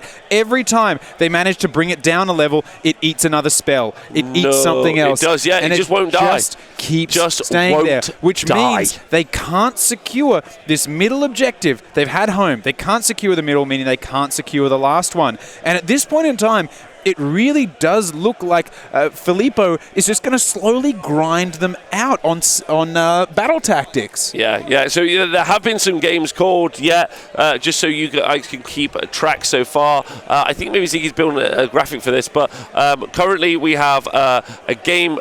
USA have called a game, Seraphon, Gavin winning. Fireslayers have also won with Jeremy. We also had another game, Beasts played by, Uruk Walker, Beast played by Bill Souza, also with a win, and then Tom Guan, the Silent Violence, also with a win. So that currently is 4 wins. Only Bill's was the biggest win of the lot. Yep. 2 of the other wins were fairly small. Jeremy and Gavin's bid was fairly big as well. Yeah, it wasn't bad. Yeah, it was. This was a 20. Yeah. Was a 19. Yeah. So they're doing quite well. Yeah. We've just heard, we heard Table 3. Table 8. Table 8, the other Gitz match. So this is still looking really rough from Matt, but only from a board position perspective. That type right-hand objective, he's been camping up here. He started out over here on the right-hand side, moved up to the top right-hand side, moved there, grabbed all of those units, and did quite well in pinning that down. Yep. Not bad. Not bad so far. It hasn't been bad, but the problem is, from where he started, which was largely just in this back place here, he's only brought his front line forward a very small amount. He's stretched his back line across probably 2 objectives, and he's left this entire stretch of the board under Gitz control. So at the moment, we've also heard that the bottom left objective and the center top right, so up here, these 2 objectives are turned off, meaning, again, even though Matt Beasley has a pretty strong chunk of his army still in play, he's probably going to struggle to score with 1 less objective. I think we're going to start to see the Gitz just push out a little bit more. To be fair, Matt's not lost a lot of resources. He's still got Kairos at the top. He's still got those enlightened. He's still got his screens of blues and pinks and other stuff. So he's not in a bad position if you look at it from his side. Yeah. He has his Zangor over on this left-hand side here. Yep. He's in an okay spot to... Okay. So I think the issue here is going to be for him. He's got both armies do still have it. The thing is, even he's got a lot of his stuff still in play. Like you said, all of this lost very little. The Gitz also have a lot still in play, but the Gitz are a lot more spread out trying to secure the board. So if Matt in these last 2 turns can bring it to bear, he's probably going to have a much better shot at doing the damage. Whether he can pick up the objectives is the big question. Yeah. And ultimately, Matt's job here is to not bleed points, right? Yeah. He's doing a good job of just securing his points. If the scorecard's correct, can I make sure the scorecard on 8 is correct, please, lads? Then we're in an okay position here. There was a battle tactic chosen in round 2 that hasn't been updated. Oh, well, could I get that updated, please, Mike, you little cutie? That would be good. So 13-13, and then don't forget, he's just won the priority into turn 4. I don't seem to have had any battle tactics chosen from either Matt or Roberto in turn 3. So again, please update those on the overlay. That would be really good. So we can see what that is. But yeah, he's in an okay position. But even if it turns into a loss, it's a small loss. Yeah, it's not big. And it getting a small loss versus Gitz. If you remember the meta for everyone at home, a small loss. A small loss is still great for the team. Absolutely. Because the rest of the team are getting out big wins. So you're in an okay position because he's probably getting 8 or 9, probably getting 7 or 8 points out of this, even if it goes the wrong way. Yeah. Which on top of America have probably already put about, I'm going to say 60 points roughly on the board. Conservatively, yeah. So that's going to push them to 70. Yep. So they only need 50 out of the rest of the points. Yeah. So and let's remember last year, I've said it before, I'll say it again, there were teams with 4 wins and 2 losses over all of their rounds who came beneath teams that only had 3 wins because it's not the size of the dog in the fight, it's the size of the fight in the dog. And they got better results on those 3 wins that kicked them above. So table four was just brought us back to this. Our 5-star game's still going. No, 4 games are still going. So just keep you updated with what those games are. We're on table 3. This is the brawl in the middle between Noah and Federico. Table 4, though, this is the interesting one. We're seeing table 4. We're seeing the Incarnate pile in. It tried to stomp the last 2 wounds off the frigate, didn't do it, so now it's in combat, and ultimately this might actually go against Zach now. He's got nothing on his home objective. If we could, the Incarnate has taken 8 wounds. And what level is the Incarnate? That's going to be the important point. Yeah, he's still level 3, Rob. He's never not been level 3 down. No, he went down to level 2 and then he ate a spell. And then he started the game, he went wild, he ate a spell, went to level 3, came down to level 2, ate a spell, went back up to level 3. It's absolutely a nonsense piece. It's so useless. But incredibly well played by Filippo here. He's been able to hold on from what was a savage first turn attack from Zach. Zach taking out Kairos, taking out loads of his support casters. Yeah. So Filippo hasn't. Oh my God! So the Incarnate put 1 profile into the Admiral, and the Admiral survived all of the damage. Let's be honest. Over the course of this game, this Incarnate hasn't done an incredible amount of damage. It's just been there being durable and holding that objective. So if we have a look as well, we can see, we got 4 games probably going to the US, a couple leaning back towards Italy. Oh, amazing. We'll see how they play out. So this is the current match as we see it so far. My God, Ziggy, you're so beautiful. He's amazing. He's amazing. So we've got 69 points currently. Nice. For the USA. Italy have got 11. So that's the score as we see it so far with the results in. We've still got Noah's game to come in. So you can only get 120 points in this round. We're still waiting for Matt's score to come in, Roger's score to come in, although Roger's is definitely a loss, is what we're going to see right now. And then Zach's to come in, and Zach's in a bad position. So 70 points isn't bad, but they're going to want to push past that. Italy, a little bit gutted. Francesco on the top table. Don't forget they went into this round capped. They went into this round capped. Both teams. Now, if I was the Italian team, the USA team, I wouldn't be too stressed about not capping this round. Yeah. It looks like a lot of the other rounds, after the first round where you get a couple of mismatches, now it gets real tough. Immediately tough, because you're paired on differential, not on wins. And unlike last year, the thing that a lot of teams have said, last year, maybe there was a little bit more casual, a couple of teams are a bit more casual about it. This year, a lot more teams have come here, not necessarily saying they came here to win it, eye on the prize, we're going to crush and dominate everyone, but they took their training a lot more seriously, they took their selections a lot more seriously, and they've taken their pairings a lot more seriously. Yeah, I agree. And ultimately, I think the game state itself, we could talk about this a lot, there's a lot more crushed in the middle, as in point scoring is a little bit more difficult. Some of these battle plans are a lot more interesting, and ultimately, we're in a good plot. Now, this is the rest of the tournament as it's happening right now. There you can see the battle for the bottom, Austria. You can see Spain versus Netherlands. We can see Spain versus the Netherlands. There's an hour left on the round, so still got plenty of time. You can see Belgium over there playing against Team Wales. Wales with the Cruel Boys pick. Terrible choice. They're not the only one. They're not the only one. And then if we could just go over to the other side, John, just go past us, that'd be great. You can see the other big matchups as they're happening. So just taking some time to look at the board. Canada playing against Finland. Ireland right there, as you can see. Republic of Ireland playing against Austria, the battle of the bottom right there. Then in the far back, you got Denmark and England, maybe one of the matches of the week. You can only stream so many matches though, but that's also pretty tight.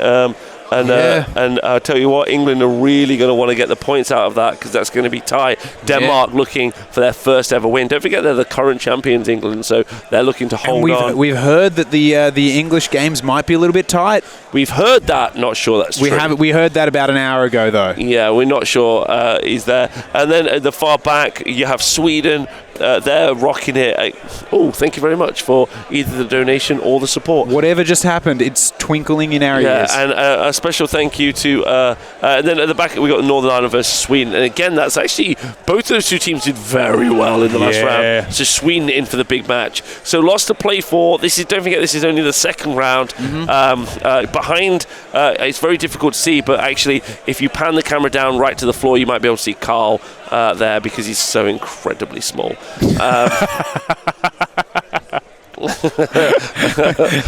Yeah, that's him. That's him. That's actually Carl. That's Carl. That's actually Carl. Really good to see him. Good to see him there, still standing up. He's under the table. Yeah, he's having a rough take time. A seat, mate. Rest. There he is, really. There he is, really. This table, actually, if for anyone at home, this table is only 2 feet off the ground. They had to cut the legs out of it to make it playable for him.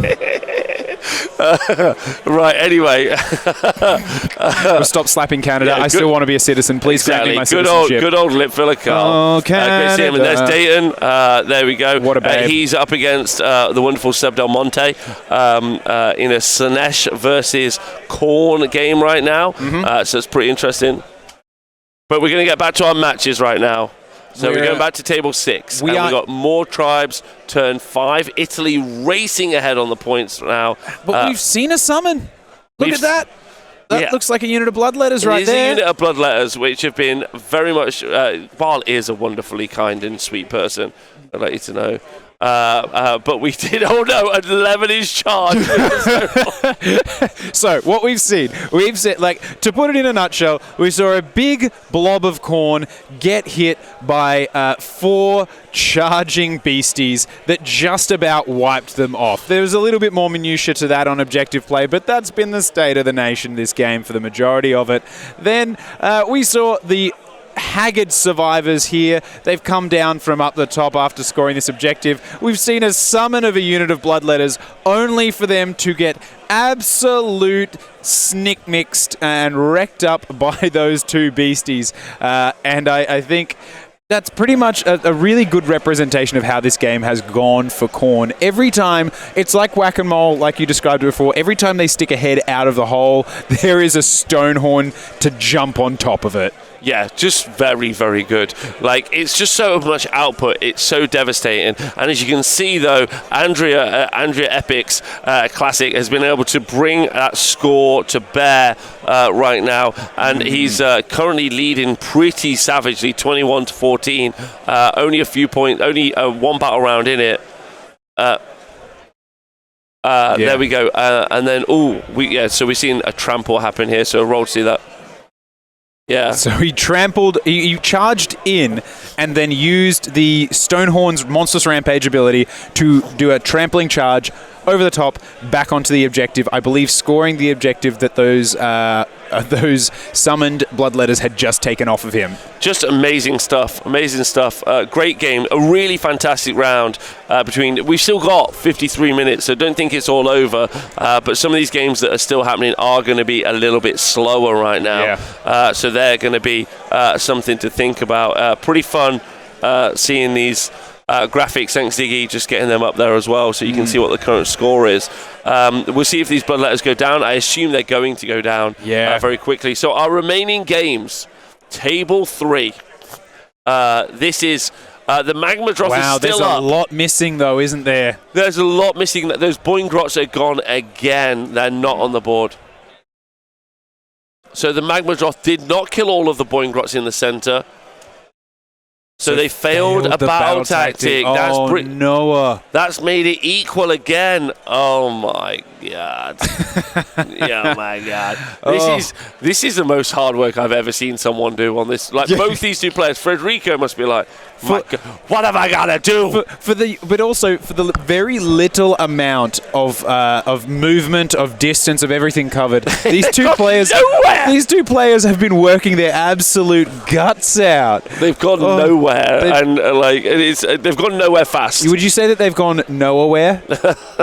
Nice. Or you wouldn't say that? I would say that. You would say that? Because I don't know. I feel bad about it. Yeah, I'd say I'm feeling Federico. I don't know what it means, but I'm just getting Okay, good. Yeah, Noah, you hold that one. Yeah, so Noah does hold the center, though, and this is actually pretty important. With those boing rots surviving. What turn are we in, please? That's important. Priority for round 5. Now, only Noah can win this now. Yeah. Because he owns the center. Yeah. So priority roll, this is super important. Noah rolled a big 6. Noah rolled the 6. He's happy. Now he just has to look to see if...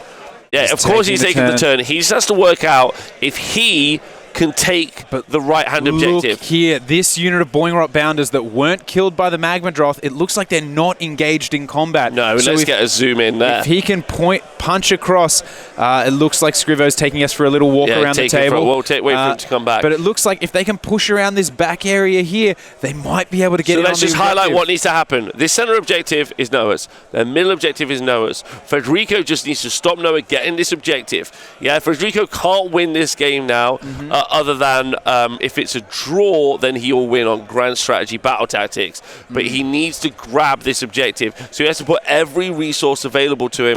But does he have enough resources? But you know what else he has to do? He has to hold this central objective, and if he moves off without moving something on to keep it, he's going to lose He just needs to full send everything.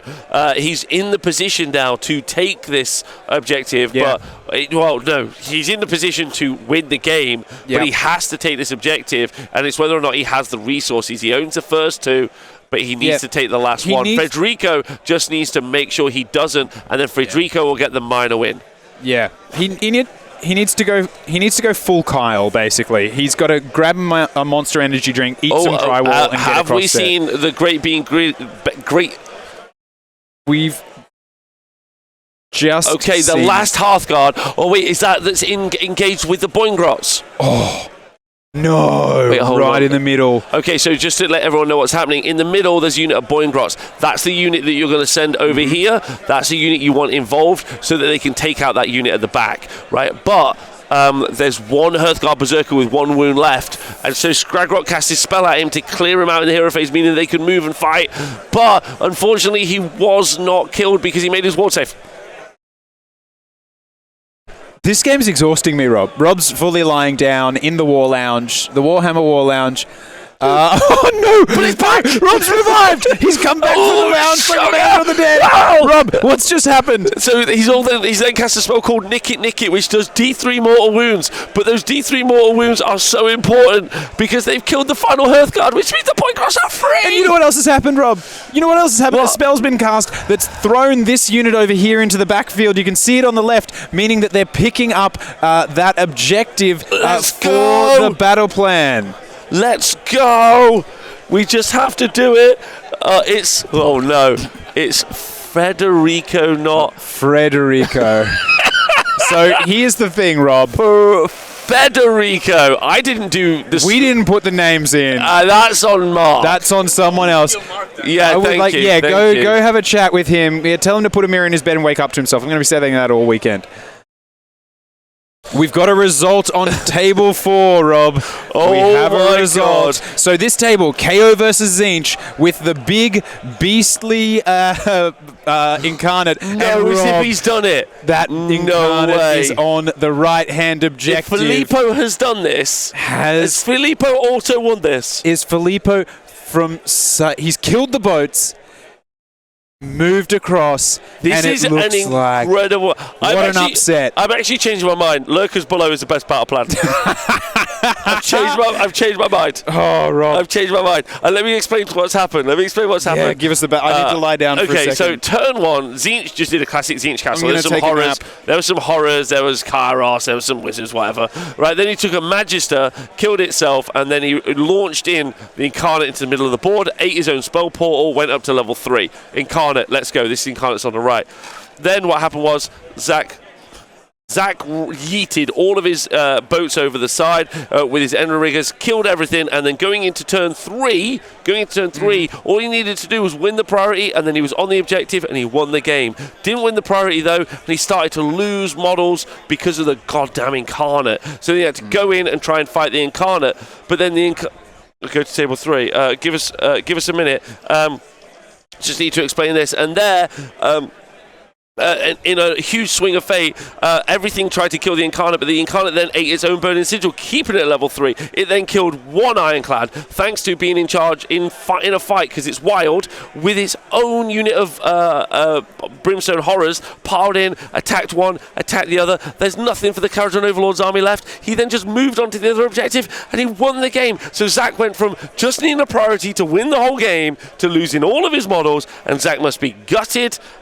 And what an incredible game. Table 3. What a good boy. Table 3, though, ladies and gentlemen. Look at, is that Gitz, Rob? Is that a unit of Gitz? Oh, my God. Rob has, okay, God. We're going to hear from the table boss, but what it looks like. What is happening? It looks like we've got Gitz here, and this looks like we've got Gitz here and here. These Boing Rot Bounders look like they're going to kill off the last of these Hearthguard, which means they will secure the exact same maneuver in turn 5. Undergorked, charged in, but they still have to fight everything, and they still have to win this combat. And it is, Rob, it's They're Fire Slayers. It's a unit of Stabbers. This is a unit of Stabbers up here. Who are they fighting? This is a unit of Stabbers. The Stabbers got Hand of Gorked, and then they charged. I believe they charged into an Auric Rune Master. Then down here, it looks like we've got the Boing Rot Bounders.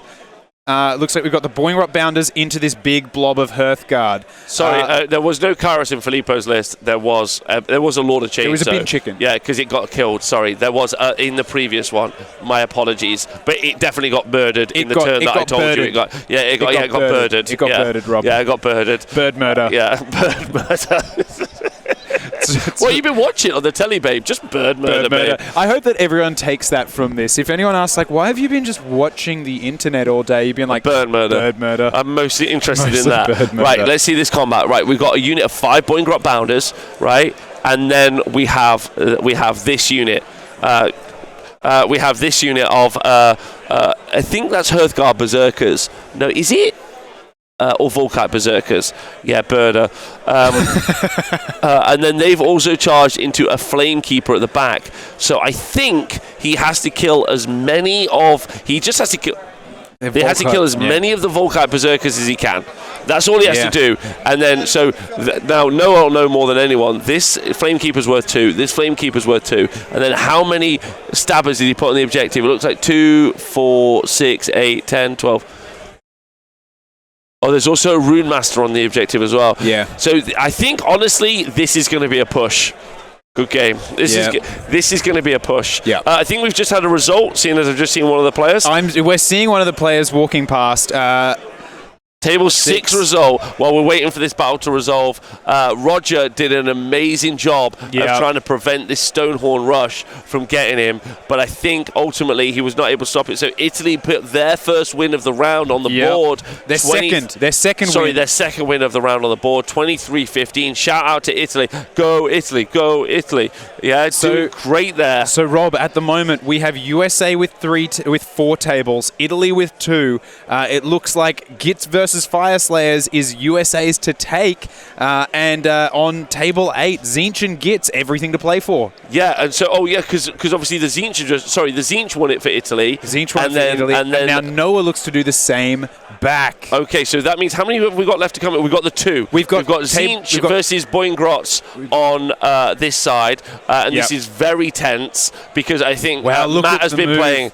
This commitment here. So finally, this match, we haven't seen a crazy crazy amount of movement. Turn 1, the Gitz spread out. They put defense in depth, 3 lines across the board. Tzeentch spread into here, and they've been holding those objectives, using it, and they've slowly, we're just seeing Roberto has outscored through holding 3 objectives rather than 2.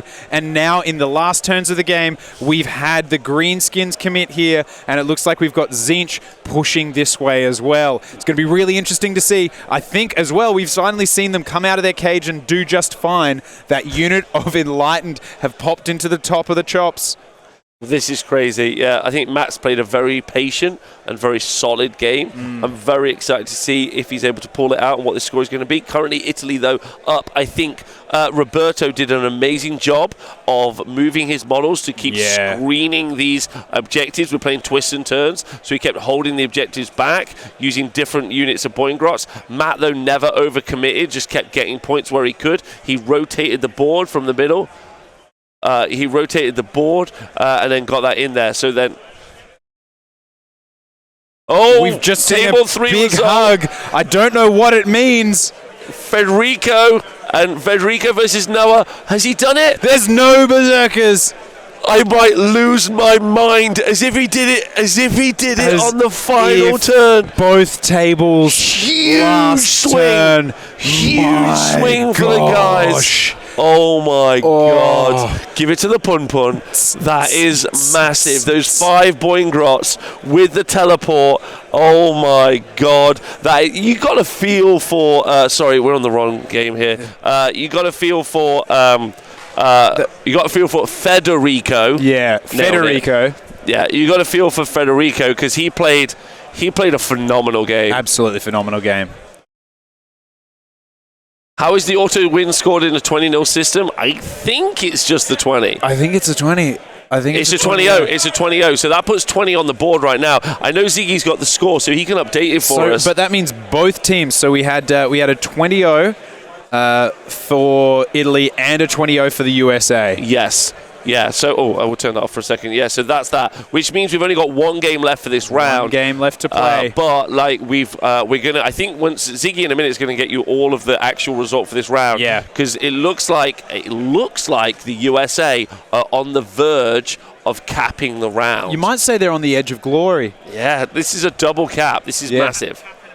2 cap. Yeah, cap in America. 2 cap. Cap in America. Yeah. What happened to Italy? No cap. What happened to USA? But don't forget, both of these 2 teams went into this round fully capped out. Fully capped. Yeah. They were wearing so many hats. Okay, yeah, no cap for real. So it all comes down to this game here, and whatever the score here is going to be very, very close. Yeah, I mean, look, we're seeing Matt Beasley is in a bit of a rough place. He's 5 points down, playing with less objectives, but he does have those fast, punchy, Enlightened, looking to go and pick up objectives, maybe pick up a couple of battle tactics as well.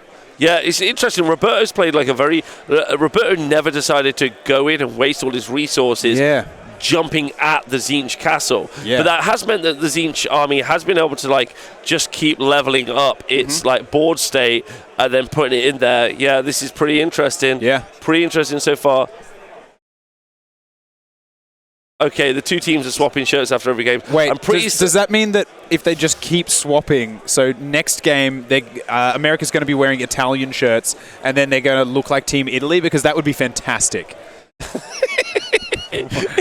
Rob's just been handed a piece of paper. That's just for me. That's for me. But it's maybe over the moon. I can't wait to tweet that. Right. So absolutely amazing game. We got this amazing match between these 2 teams. I want to thank Italy and I want to thank the USA for a great round, and also Scotland for Australia for a great.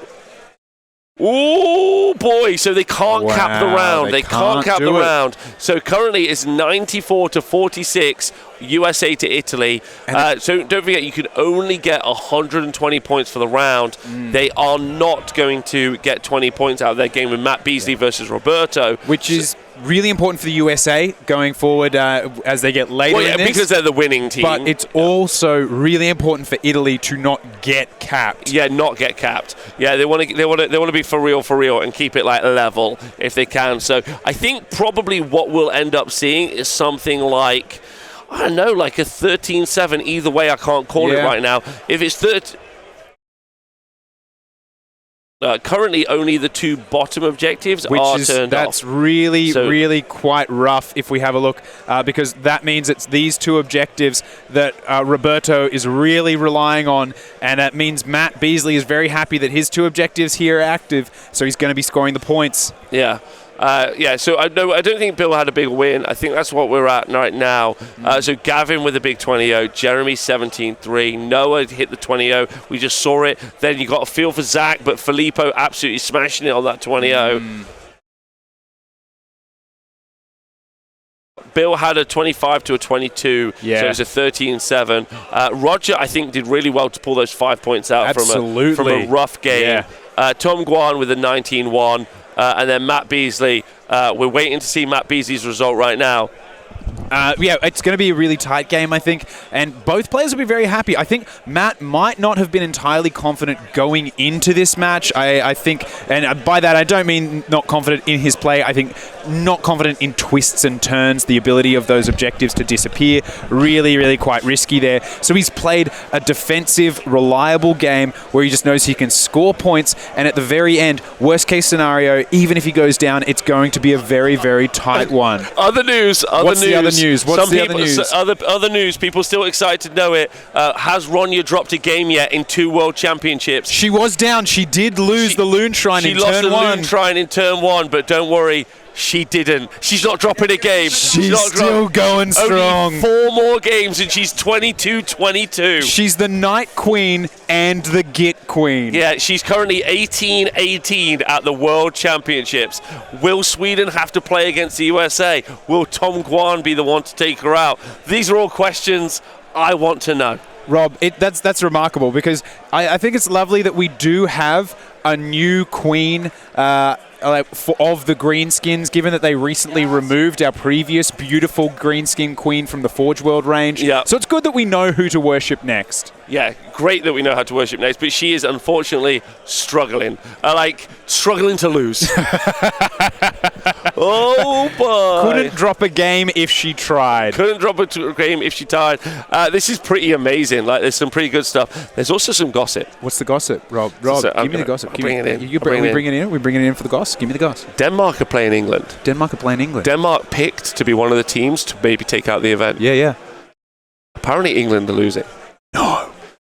And it might be because of twists and turns. You're kidding. Which the captains voted on. My goodness. I got nothing to say to that. I'm just going to leave that to hang. Leave it. Just hang it. Let you have that. Hang it. That's just for like you. Some mistletoe. That's maybe we'll have you. a smooch underneath it afterwards. That's for you. That's for the chat. That's for Dan. That's for us. That's for me. That's for you. Let's enjoy it. Got nothing else to say about that. Great. Right? Absolutely. That's the gossip. So don't let them blame the mission. Don't hate the player, hate the captain. Or the coach, whatever it was. Can I, if we could check in with the table boss, I'd love to know, we've got 30 minutes left in this round. Yeah, we have. I would 35. love to know how much time these players have left on their clocks, because they have been playing a really tight game. Okay. So, looking at it, we have 11 minutes remaining. We've got 11 minutes remaining for the Italian, for Roberto, and only just under 8 minutes left for Matt Beasley. So other gossip just coming in. Just coming in. So twists and turns, the 2 battle plans that this is the final twists and turns game. We will see all of these in round 5 again, though, because they repeat themselves. It's 1 and 4, 2 and 5, 3 and 6 are the same battle plans. The only 1% of all competitive Age of Sigmar games have been twists and turns across all of the. And lurkers below is 0.3%. Do you know why Twists and Turns is up there? It's not great. It's because you keep running. Oh, That's the only reason it's there, is you keep doing events running it. I'm running another event running it when I get back from this event, and I'm very excited about it. Donnie Rongo asking, are there any updates about Australia versus France? And if I could leave this, I would throw myself at that table and find out for you. I'm very sorry. I don't have the knowledge. You can go over and find out if you want. No, I'm too too excited watching this game and seeing how it's going to play out. I don't want to miss the result. Twists and turns might be absurd. It might be the ugly red-headed stepchild, but it's my ugly red-headed stepchild. Don't worry. We're getting some men in the field. We've got men in the field. We've got men with Ven. There's a lot of very excited players. Men with pens. Yeah. Gitz have won the priority into turn 5. What is the updated score, Mike, please? What is the updated score? We need to know, we need to know. This is super... So the scores are tied by the sounds of things. Just getting Mike to update it so that we can see what the score is. Currently, the score is tied, but Gitz have won it. Don't forget, right now, both teams want to get every point out of it. Yeah. Can we get an update on Keller's match? Carl just lost because he sucks. So then it's... The only active objectives are the top right and the centre, Dan. So top right here. Oh, wait, no, they're rolling to see if any more... Turn on, yep. Okay, so which key, these two... Rob, this is why this battle plan is just so fantastic in a competitive setting, because you've got two people, played a great game, absolutely tied on points. They're tied on points only because a number of the objectives turned off for one of the players, stopping him scoring any. And now, in this key last battle round, where they are tied, and the Gitz have dominated... they've dominated the whole board. They've won priority. It's time for Gitz to win this game by scoring the points. What's happened? Their objectives have remained off.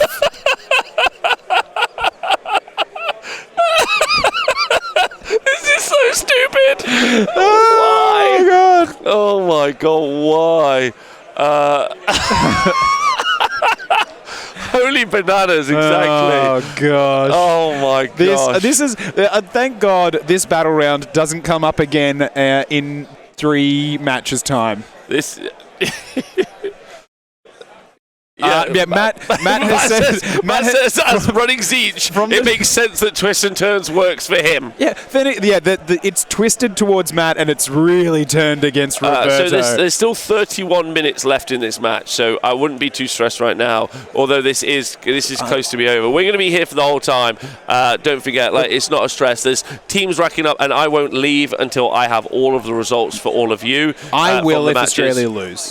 Just so you know, that's the only reason I hung around after Scotland. So, but we didn't get the results until the last 10 minutes of the match as they came in. I just love, in one of our matches of Twists and Turns over here on table 7, we had a battle round with no scoreable objectives, no players. So the way you win this match, score 1, score 2, score more, couldn't do it. Can't do it for a whole battle round. Over here on turn 8, this final battle round, we've got 1 objective on, we've got 2 objectives on, and we've got nada, nothing, nip. So nothing for the Gitz to score, everything for Matt Beasley, which means just because of this battle plan, this game is now Matt Beasley's to lose. One of my favorite...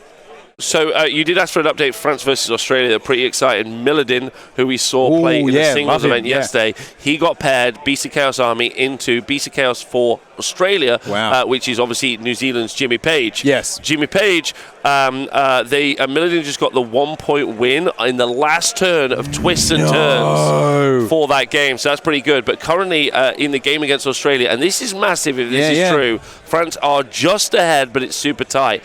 Australia came last year and got a beating, right? And to go into... Well, they came 11th. That's okay. They got beaten. It's in the top half. Yeah, that is okay. But now France apparently just ahead against Australia. You're talking about probably one of the strongest teams at the event. I think for Australia to hold them to the line, they got to feel very comfortable. Yeah. That's great for Australia. Yeah. Oh, yeah. Australia were the only team to play the entire podium last year as well. The only games they lost were the teams that came first, second, and third. Yeah, so I got to say, as massive a shout out to Australia if that ends up being true. As we get the results in, we will obviously update the results. Okay. Okay, so... Rob, you just got shown something, and your face just took on a yikes expression. What did you just hear? Yikes. Okay, so the news is that we've just heard about another result for Team England, another loss. And so England losing the round is... Literally every table boss is looking at all of the table bosses, they're all hands on their knees, and they've just come out here and they're staring at us. And England lost, ladies and gentlemen, is inevitable. No! England have never lost a World Championships. They are 9-0. This is anyone's event to take. Everyone is... Look, even Scrivo's come out, and the other angle on his camera is... Just us. It's us. He's getting us. Just us. So, it's... Picture in a picture of us. Yeah, so Denmark OP... Yeah, please chat nerf. Is wild right now. Denmark OP, please right, nerf. Brexit means Brexit. Pretty rough. Okay. Yeah, it sounds like Brexit. Yeah. So anyway, that doesn't mean by any chance they've lost the event. No. Right. No. Lots and lots of players. Jack apparently lost because of twists and turns. Yikes. Yeah, don't blame me. Oh, look at this. We've got Team Canada. Let's go. Let's hold up that big sign. Canada. As we're waiting for this match to finish up. There we go. We're supporting it. It's just super fun. There's still some matches to rock out there, so we'll see how these results go. Look at the sweat. All those red and white players there over there. They're bleeding points. If you're Team England. Yeah, good-looking, tough crowd boys. Exactly. That's who you just saw. How to be twisted turns. Joel McGrath. He's not wrong. He's not wrong. Imagine getting your... Yeah. Can you imagine voting for twists and turns and then getting chinned off on it by one of the strongest teams? That's pretty rough. Yeah. It's pretty rough. Anyway, let's just try and keep our eyeball on this game Eyes for a on the moment. prize. Let's respect Matt and Roberto's game to the final. Just a small update, a small correction to myself. I am very sorry. Roberto, not all of Roberto's objectives are off. Wow. He's got one. Okay, that's okay. That's not good. That's not bad. He can get score 1. But unless he can somehow get through this massive Tzeentchian line, he's not going to be able to get score 2, score more. Which is that's a bit for somebody who has spent 5 turns of this game with a line drawn here and has held these 3 objectives for the entire game to in the last 2 battle rounds just about lose all of your ability to score points on them. That's a feels bad man moment. That is a super feel bad moment. Oh no! Look at Zach with the roughest game we've seen in a while. Yeah, from the moment of victory. Hold on, let's just get it so you can see. Look, what you got to say? Turns out if you win all the pryos, Warmer is easy. Yeah. Good tactics. Good to know. So just roll 6s. Just roll 6s all the time. Yeah. Great. Excellent. Actually, wait. Can we get him back here? Just turn around. Can you show us the logo on the back of your jacket? Come on here. Let's get that in. It's amazing. Look at that. Harambe's heroes. So what we've got is a really delicate, beautiful picture. Harambe wearing sunglasses, breathing fire. Chef's kiss. Amazing. As he did once. Yeah, breathe fire. I think it's when the bullet went in. I might get we might be getting our first result match in, which is pretty exciting. Okay. And it's one of my favourite people, Giverdeld from Team Norway. Okay. It's pretty fun. So we've got some more. Now we're in the hot press room. We're hot press. We're getting press brought in.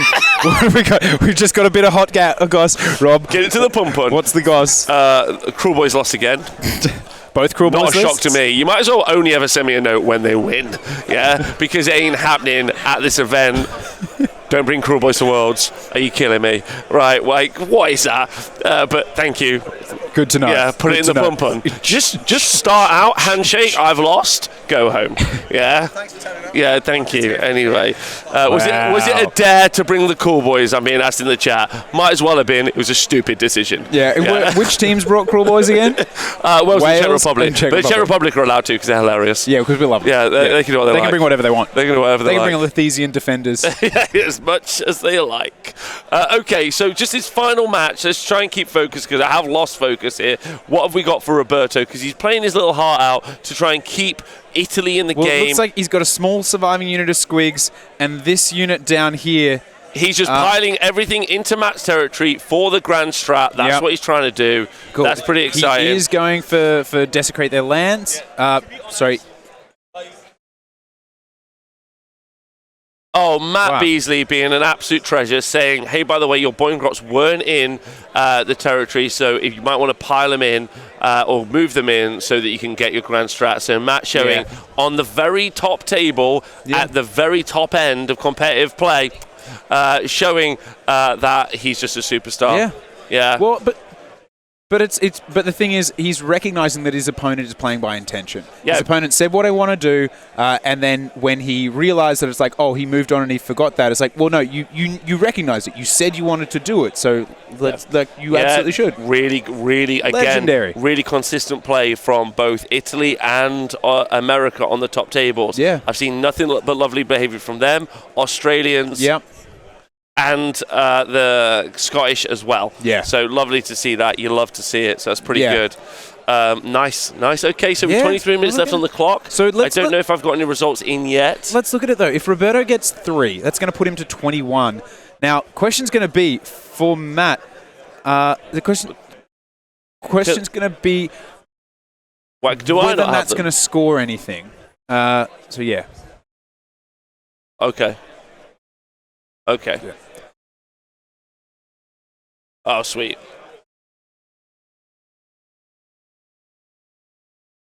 Okay, so we're just getting some more information from around the room. I'm just going to try and locate the scores as they come in. I think maybe Gareth has them, or someone may have them for me. And I'm trying to get the results from the rounds. Yeah. Which I think are up there. So maybe someone has them. I don't know. And then we can keep track. So then you can know how these games are going. Just trying to find the results of the round. They might be up there. Ziggy might have them. Oh, and super quickly, look at that shot. There's the psychic octopus. He's looking a little bit down. I guess he didn't predict the Australian loss. Yeah. But then again, we haven't heard it confirmed that they've gone down to France. Yeah. Well, I want to get all the results. I want to get all the results as they come through. Yeah. It's not just the single matches that matter. It's all of them. It'll be fun to read through, which would be fun to do. So that's kind of the goal. So we'll get them when we can get them, which would be good. Yeah. But okay, while that's happening, we'll keep trying to pay attention to this game. I hope everyone's enjoyed today. Yeah, massive. Okay, so the only objective that is currently on is the top right-hand corner. The top right-hand corner is what we currently are active, and that's all Matt's got to play for. Yeah. Roberto finalized his final turn, got 21 points. He then has pushed to get his Grand Strat, so he'll be on 24. So Matt will get his Grand Strat because it will just be his Tzeentch dice. So that's going to put him on 21. So Matt needs to get 3 points out of this turn. He needs a battle tactic, and he needs to hold 1, hold 2, and hold more, which is going to be good. And then, thanks very much. I hope everyone has enjoyed the stream. A special shout out to Dan. John, Dan obviously my co-host, John for being superstar with the infield camera, then Mark, Charlie, and also Mike for bringing us all the infield information, and Ziggy for bringing out all the great stats. Yeah, and also shout out to Rob for putting everything together, the tech, the existence, and all of it. And also, do you know he has a Patreon where you can support him to make sure that he does this more often and probably eat something other than fudge? I'm not doing this more often. Because all he's been eating for 3 days is fudge. He's more he's more fudge than meat at this point in time. Yeah, thanks, chat. We've got 2 more days, so do join us. Yeah. Join us for the fun. Join us for the hype. It's going to be absolutely. This will definitely be desynced. I've just realised, but it'll be. I was like, that's a quite nice shot actually, but it will that be makes desynced. us look great. But unfortunately, it's going to be so out of touch. Does no one have the results? 25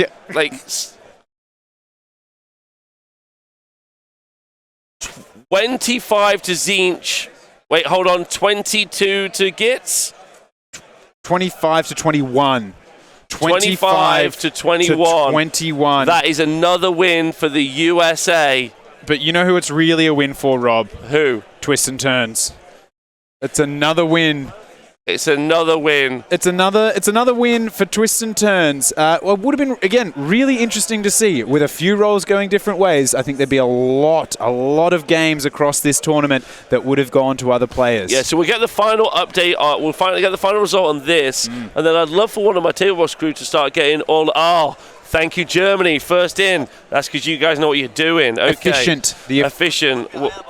Thank you so much. So right. Scotland played Germany. Yep. So this is our first result in. And we had Scotland's KO get 13 points against Germany's Slaves to Darkness. Okay, so that's 1 for Scotland. It's 1 for Scotland.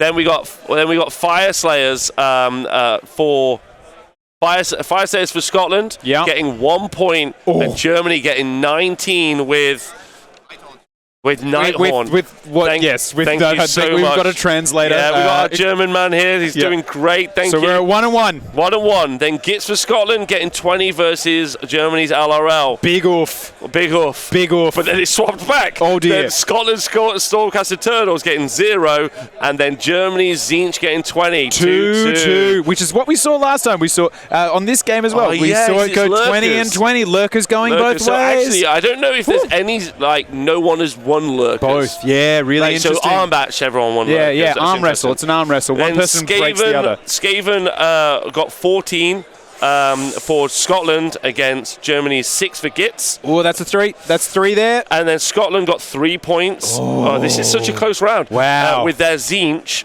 against Germany's Beasts of Chaos on 17 points. 3-3. And then Scotland's Beasts of Chaos only got 7 versus Germany's KO on 13. Germany pulling ahead. Then LRL for Scotland got 11, and then Germany got 9. But it's 91 points to Germany, which is a great round, versus Scotland's 69. Great round. Well done. That's phenomenal. Yeah, what a round. Yeah, what a round. Love that. Love that. How's Wales doing? We don't know yet. We've got to wait for those results to come in. Now, the thing is, I did see Owen walk through very early into that round. He was playing twists and turns, which is, again, yikes. Yikes. Yikes. So I'm going to get that as an emote. Big yikes. I like saying yikes. It's funny. Yeah. I'm going to do that more, I think. You need 2 yikes. You need a regular-sized yikes and then just a big yikes. Yeah, we don't know what the rest of the results are, so we are going to get them in. I think we have. I don't know if Ziggy's got the results for for the match we just covered, USA. Well, okay, so I've got all of them bar 1. So if we jump back to table 7, we can probably talk it through. So 28-12. Do you mean 8? This one? No, 7. 7's the only one I'm missing. Oh, 28-12. 28-12. Tom Guan. Okay, do you want to talk this through? Yeah, I do. Do you want to talk through? And I'm going to hunt down the results. All right. So I'm going to have a quick chat. We're going to have a little talk. No one to do the finger counting, unfortunately, which is, that's devastating, but we do what we can. So looking at it, we had table 1, Seraphon versus Nighthaunt, and it was a big win, 27-9. Going to the USA. Next up, Fire Slayers versus KO with 27-16, also going to the US. Then we had Gitz versus Fire Slayers, big 20-0, and that was to Mr. Noah Singh of the USA. And then in return, KO versus Tzeentch. Tzeentch somehow grinding their way through to a 20-zip for Italia. Then on Nidus Pass, we had Beasts versus Orc War Clans, super tight, 25-22, only 3 points in it, but the USA taking the top spot in that one. And then Khorne versus More Tribes on table 6, 23-15 to Italia, but twists and turns is where it twist and turned, baby. More Tribes versus Sylvaneth, USA took the win, 28-12, and Tzeentch 25-21. There's no way Denmark's getting 100 points out of England. Are you joking? That's I mean, we'll find out. We will find out.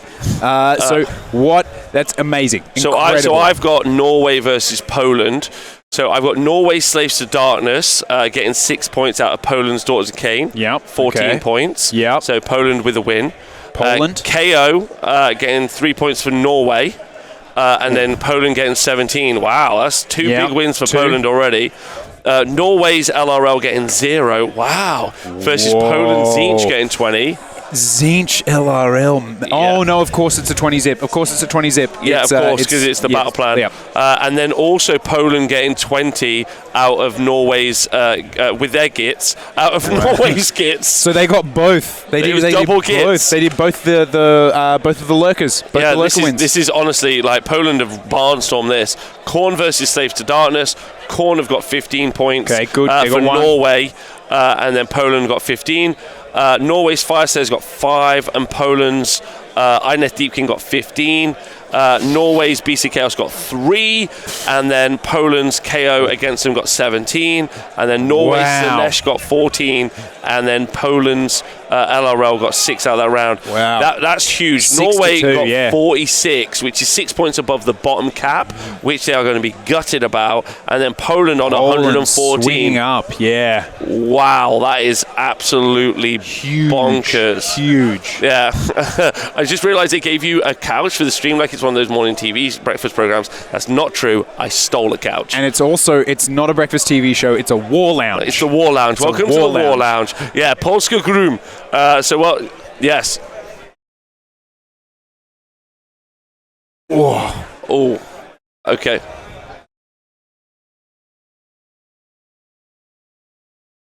Okay, so let's wrap up the Italy-USA game. Let's get... So, no, that's not it. So the Italy-US game is going to be... let's just get comfortable. Let's get comfortable on the wall. Let's get comfortable on the wall. So that's day. how Italy-USA finished out. 107 points for USA, Italy with 53, which is pretty good. Wow, and look at that. US 2 big 20s as well. I mean, a 20 and a 15. They dropped 13 points, though. Yeah. So that's an important point. So they are now statistically down 13 points. They won't be too disappointed by that because, like the submarine strategy you discussed earlier, that might help them avoid some of the big hitters so early. Maybe, yeah. It depends on what the other matches are going to look. Of course, yeah. That 13-point win for Matt was such a win, Phil. Absolutely. Matt's got to be super happy. So it's the bottom left-hand corner. Massively happy. That he managed to get that win. So shout out to Matt, just absolutely getting it. Roberto played his little heart out. You got Andrea doing really well. And also Filippo with that. I mean, honestly, Filippo or Zach wins a priority, and that's just a capped round. Yeah. That was an incredible game. Same as Noah's versus Federico's game, because that also could have, I don't think it could have maybe gone the other way, but Noah getting that prior into 5 to the final big 12-inch charge changed the shape of the game. But Rob, phenomenal. Just look at it this way, right? If Zach had won a priority, right now we'd be looking at 87 plays 73. Yes. Huge. One dice to make all that difference. Yeah. A really big win for the USA. Massive. That's 2 big wins. This is their first tough test though. Yeah. They've got Denmark in the morning. Yep. Right. And this is quite interesting because Denmark. They might have Mark. I actually, as of yet, don't know the results, but I think Ziggy might have the results for us. He said he's got an update so far to tell you what the games are. I think Mark's also my man in the field. Both of these need to go to the desk, please, up there. They're important. They have to go up there. Yes. So I'm fine. Thank you for the minute. That's fine. 20 points added to 107 would be 127 if you... I don't know what Jacob said. No, I was saying the other way, Jacob Berry. If the US were 20 points less, so that win, that if Zach had gotten a single priority, he would have capped in return. Oh, sorry, he did get capped. Never mind. Yeah, he would have. I can't do math. France, you capped the round? Okay, so France capped the round. England lost the round. Oh, so France won the round, England lost the round. So we do have confirmation that France have gone up on Australia. Denmark got 100 points apparently, but we're waiting for confirmation. Shocks all around, but we're waiting. Shocker. Yeah, we're waiting for confirmation, but apparently that's the story right now. Not sure. Wales still doing great. Cruel Boys probably winning every game. Nice. Yeah, exactly. Stop bringing Cruel Boys. Yeah, pretty interesting. I just love, as you asked, the face and the... so there's no more rounds today, so we're now in the comfort of the relaxed lounge. We're in the lounge. The war lounge has become the night lounge. Yeah, in fact, actually, what I might do is I might go track down some scores. Charlie, do you want to sub in and tell us what some of your favourite games were from today? Have you got the energy for that? I know Mark said he'd do it as well, but you can jump in first, because he's been table bossing all day. So we are now welcoming our wonderful table boss. Get on in here. There we go. Slap those on your ears. So let's have a chat. Welcome to the War Lounge. It's our comfortable way to wrap up the games. Actually, let's try to get this. Where are we? There we go. And we should have this here. Beautiful. Look, there we go. This is a casual. There's a casual place. It's a casual lounge. Oh, cheers. Yep. We have. Do you want a drink? I would have a drink. Can I get you here? Let me give you a drink. There we go. No, thanks. What do you want? You good? What do you want? Sprite. Yeah. Let's get this man a Sprite. Yeah. Thank you. All right. Cheers. Welcome to the War Lounge. Lovely to have you here. Thank you, Scrivo. Love you. Love your guts. So, table bossing, big day. How you feeling?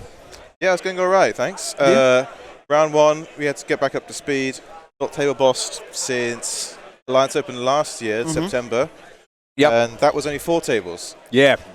Big move. 8 tables. I mean, the way we did round 1, me and Mark split it 4 and 4. And I'm used to doing 4 by myself. Yeah. But not with someone else also doing 4.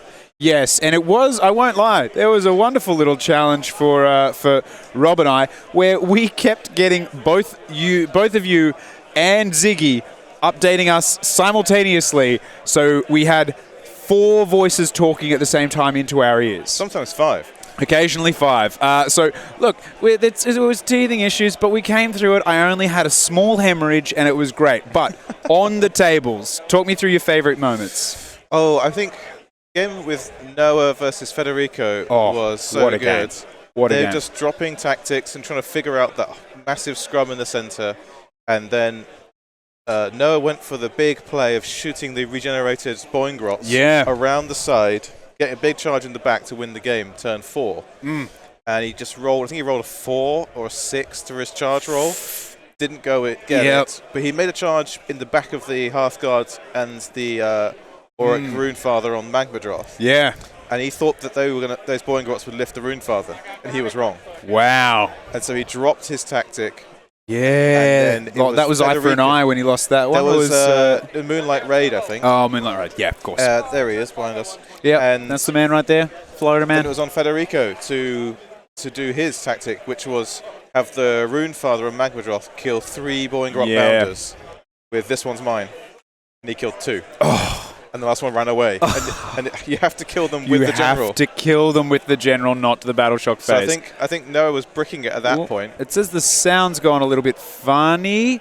Can we just check in the chat? Is that sound gone funny for everybody else, or is that just maybe your things exploded? Maybe just you there. Maybe it's fine. No, we're good. Okay, so look, that game was awesome to watch. Now, super quickly, I want to talk about More Tribes. I got a lot of love for More Tribes. I do play them. And we saw both games. They absolutely trashed what they looked at.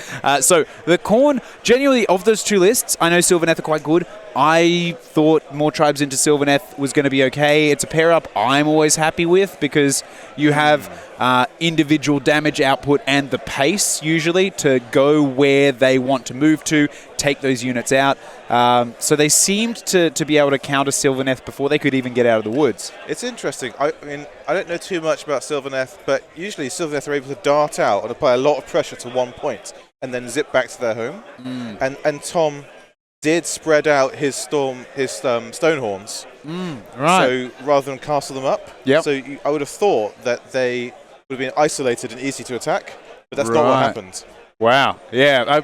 I think it'd been really interesting seeing the moves as well. Like, when you have those big pressure pieces, you send them out, and if they're isolated, they're really easy to take off the board and like to get them going. But running them in tandem, I think maybe Tom had a feeling that his opponent wouldn't do that, reach out and try to attack him too strongly. So anyway, Tom spread out, and it seemed to work for him. Yeah. They did make those 12-inch and 11-inch charges, though. Oh, like I think what was 2 12-inch charges back-to-back, something like that? Something like that. Insane. Absolutely insane. And then, look, 4 mortal wounds, so you'd be expecting 6, but to do 9, like, huge. And I mean, that was only one game. Then when we saw over on the Khorne, the thing that I found amazing about the Khorne game was we saw, and I, as someone who runs a Stonehorn, I love the charge, I love the overrun, I really enjoy it. But what we saw was a tactical overrun with that Stonehorn going into the front. Then impact hits, obviously. Then doing the overrun, landing with just a teeny tiny tip of a toenail back on the base. Actually, he came in from that objective. Yeah. Impacted the front, and then his overrun, he just went over the top and just stepped backwards a little bit. Yeah. And just put his back foot back on the objective. Onto it, yeah.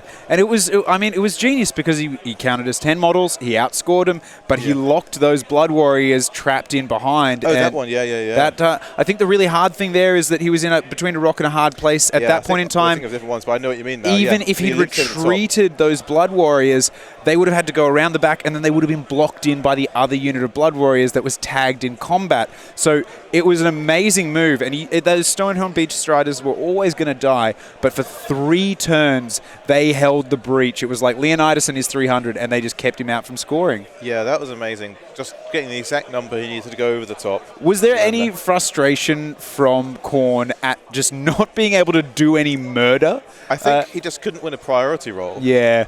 And the same thing for Zach with the KO. He won no priority rolls that game. Yeah. And Tzeentch got them all, and Zach was poised to take the final objective. Yeah, he was. And it just didn't quite happen. And it flipped around. I was really sad that we had that, it's one of those things that never, ever comes up. And that the Gaunt Summoner tried to put the Admiral inside the Silver Tower. Yeah. Didn't make the roll.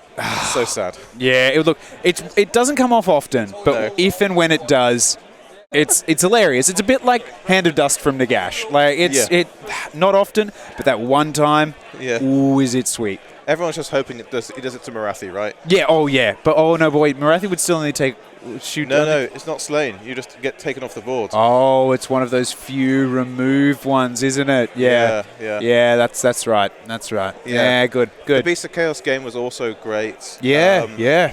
Bill, he did. He obviously warping cursed off the war chant top of 1. Oh, and what? Also, for an Iron Jaws army to lose the war chanter without hitting a single beat. That's rough. Then his tactic for round 2 was to do the one where you hit a unit with a Ritual of Ruin and then kill it. Another 5 mortal wounds and some Ungor Raiders. And then just a couple of little shots from Ungor Raiders. Yeah, look, it was interesting because seeing that we saw yesterday on the singles, Camille, I believe, was playing Iron Jaws, and just wonderful play. And truly, for an army with such a low win rate to go into Gitz and to win so tight and to lose by such a tight amount, only because of, again, losing priorities, it really would have been awesome to see them get it. But the fact that they've got like a 40% win rate against a 60% win rate and they went in like that, awesome. But seeing it again here with them lipped around, it was something else. It was something else. I thought they had the legs. I thought they were going to have it in it. But The Beasts is an incredible book. It's an S-tier book with all of the use in it. Yeah, I mean, I had a chat with Bill afterwards to confirm the weapon loadout on those Bulgars. And he had them with the shields, which I agree with him is I think the loadout, because 9 Bulgars with shields do enough damage anyway. But the survivability of being on a 4-up save rather than a 5-up save is huge. And I think that's why you and Rob were surprised those Bulgars didn't die in 1 turn. I was thinking paired axes because so many of the people that we've almost every game we've covered has been paired axes rather than thing. Jacob Berry correcting me there. It isn't an old book. I mean more that it's an S-tier book, but it's a funny old book in that it's a very specific book. Yeah. Very, very specific. And it's not an easy one to play. I never thought that I'd play, so I'd have something that maybe go to an event that made me want to play Beasts of Chaos. Damn it, I kind of do. Oh, they're great. Yeah. You pop up, the Bulgars race around. Yeah. 9 Bulgars are a drug. They zoom around, impact hitting, flying all over the place. It doesn't take much to knock them back off, though, but awesome. That's fun for your opponent then, isn't it? Yeah, okay, so they're the matchups we've seen so far. You know what really filled me with joy? No bloody Lumineth Realm Lords in that round. Oh, that was good. Oh, my gosh, yes. Talk to me more about no Lumineth Realm Lords ever again. I'm a happy man. But that was amazing. Only good thing about better than a dwarf is a dead elf. Filled me with joy. Very, very happy to see it happen. So look, I'm stoked. We saw the prediction come true. Australia got the win. It sounds like they've gone down to France, but it wasn't a cap, which I think is going to be huge. Australia's going to be very, very happy with the fact that they managed to pull that one. I think that's rad. And there it is. There's the prediction octopus, and it was absolutely correct. You're a good prediction octopus. We'll have to consult you tonight to find out what teams are going to get the victories in the morning. But just an awesome day. I think. Do you want to jump on and have a little chat? Talk about what see you guys. Thanks a lot. You get in here. Come and get on the lounge. Get yourself a drink. Get on the wall baby. lounge. The wall lounge. The wall lounge. It's a comfy time. Oh, look at this. This is like a bed for me because I am, as we all know, a homunculus. Yeah. So look at that, cross-legged and everything. Yeah. Okay. So, we're about to have a result brought in, which it sounds like it's coming down to us. Sounds like someone's bringing it, like on a it sounds silver like platter. The stats man. That sounds is very bringing royal. us some stuff. Ziggy the stats man. Now, Ziggy I'm the just going to give him a Statsman. little shout out today. Yeah. Because he arrived absolutely. late last night. Yep. He has plugged in like he's plugged into the Matrix. Yeah. And he's been providing us with stats and information all day. Yeah. And he's going to come down with a piece of paper shortly. Here he is. And then Rob, do you want to get in and do this? What? No. What? Okay, so Rob has just decided. Rob intercepted it, and he's taken it, which means we can't give it to you. We can't give it to you, so we don't even know what it was. We're very, very sorry. It sounded... Owen Jackson with a very fetching Belgian top. Yeah, he looks like... So Owen Jackson abandoning Team Wales, obviously... and we are hearing... Goss. We're hearing the hot goss, the Owen Jackson update, the OJ update. The juice is loose, baby. He was playing Twists and Turns, and we did mention that after about an hour and 15 minutes, Rob and I saw him walk out of the venue and out. We didn't see him return for quite a while. I thought that meant it was all over by the shouting pretty quick. Like, turns out we just got the update. Twisted, it turned. Won it by a point in it. That's legit, and we've heard a lot of that today. Yeah, like, I've been obviously running a lot around today like a madman. Yep. And we've been unfortunate enough I've been able to go into the hall today and look at the other rounds, not just the one we are covering. Yep. Because we have enough people to do that, and the amount of time somebody said to me, "One twist and turns by a point." Yeah. And genuinely, like, the impact that has further on, not only on the round but in the tournament. So, like, some of the matchups, if you're looking at it holistically, you do not want a difficult opponent. Yeah. Okay.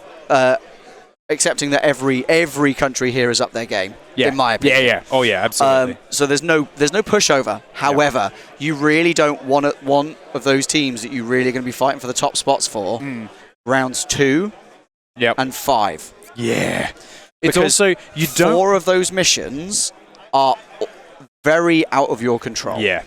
And I think the other big thing there, especially after watching all those games play, is you don't want to put your strikers there. Now, the teams have put their teams together very different ways, but in this tournament, 8 players, most teams, they're going to have a couple of strikers looking to get their big 20-0s, their big point winners. Yeah. They're going to have a few toolbox lists in the middle that are looking to kind of deal with all comers so they can win and lose, but balance the points. And then a couple of poor souls to dive on grenades. Now, I've spoken to a few of the teams.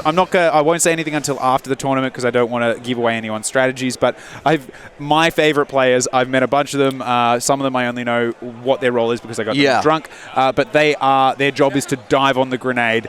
And we're not saying it's the Cruel Boys players. No. But it might be the Cruel Boys players. I mean, the Cruel Boys players probably don't know that that's what they're supposed to do. The grenade's on the floor and they're still like cooking the soup. Absolutely. They're just sort of like do-do-do-do-do. Yeah. Bang.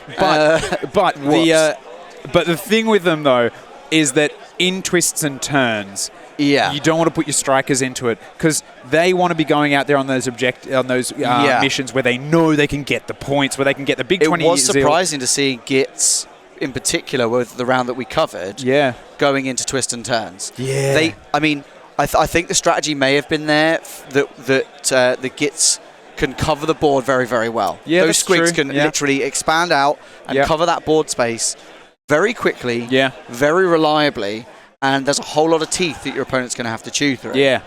So it just makes it... So what you're trying to do there, I think, is nullify the randomness of the turning on and absolutely. off by just being like, well, I hold all of them. Yeah. Sucks to suck. Bro. Yeah, there you go. Just eat it. Like, I've got to tear you apart. Yeah. But I think the hard thing was that he positioned himself... Roberto positioned himself damn near perfectly.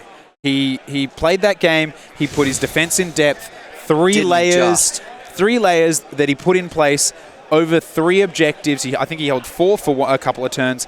Matt Beasley pushed up, took 2 objectives, and then, unfortunately, because of twists and turns, too many of Roberto's objectives turned off, meaning that Matt didn't have to push out. Matt was quite content to stay in his castle to get the gold, score the points. Right. And that meant that Roberto was in a position where he was too stretched out to actually commit and push back on those objectives. So his defense was fantastic. Correct. But it meant he had no assault. Yeah. And I think that was the big issue. And I think when you compare, when you add in the fact that not only you've got a mission which has so much RNG, for those at home, RNG is random number generator. So it's like, it's a bit random and it can be up to the dice gods a little bit. When you pair that with an auto win mission in the same round where somebody can cap you because one goblin just goes, ha, mine. Like, or whatever it may be. So we had an interview, didn't we, with Tom, who is the organizer at AOS Alliance, and they decided they were going to put both those missions in that round at the same time to kind of just basically kind of get it one and done. Get it out of the way. Get them done. The way he said it, and I think he's absolutely right, he was like, we're playing twists and turns and we're playing lurkers below, which means if we put it across, we have one match in 4 of the 6 rounds. That is a massive swing and could absolutely cripple the round for a team. Like you could have 2 players in twists and turns, and just on the dice rolls, it messes you up. Which is potentially instead of when it is in only 2 rounds. Which means you've got 480 point round swings that could go against you. Where when you put it both in one, it's 240. Now it looks like Rob has some hot goss. I'm gonna put. Rob's got it. He's holding some paper. He's holding some paper. Thanks, Mark. Okay, bye. Hey, Rob. Thanks, Mark. What do you got? I've got the results of 2 matches. Ooh, welcome to the We'll start with Northern Ireland versus Sweden. Okay. Sweden, don't forget, crushed it last round. Absolutely. Northern Ireland, let's go. You ready? I got the fingers up. Okay, this is pretty big. Gitz for Northern Ireland, 14 points. Sweden, only 6 for their Slaves to Darkness. Wow, okay, so Northern Ireland up by 1. Northern Ireland, KO Army, 18 points against Sweden's Fire Slayers, 2. Massive. Okay, then Northern Ireland's Beast of Chaos got 20. Sweden's got 0. So they got all 3 objectives. They got across the board. Yeah. Northern Ireland's Tzeentch got 0, and Sweden's Gitz got 20. Oh wow. Okay. Yep. There we go. Okay. Northern Ireland's Slaves to Darkness got 6. Sweden's Skaven got 14. Okay. All right. Okay. So we're at 3 and 2. Northern Ireland's Stormcast Eternals got 15. No. Sweden's Tzeentch got 5. 15 to 5. Northern Ireland Ogors got 2. Sweden's got 18. 4 and 3. And then Northern Ireland City's got 7, and then Sweden Soulblight got 13. So 4 to 4 matches. It was Northern Ireland 82, Sweden 78. I can't believe it. What?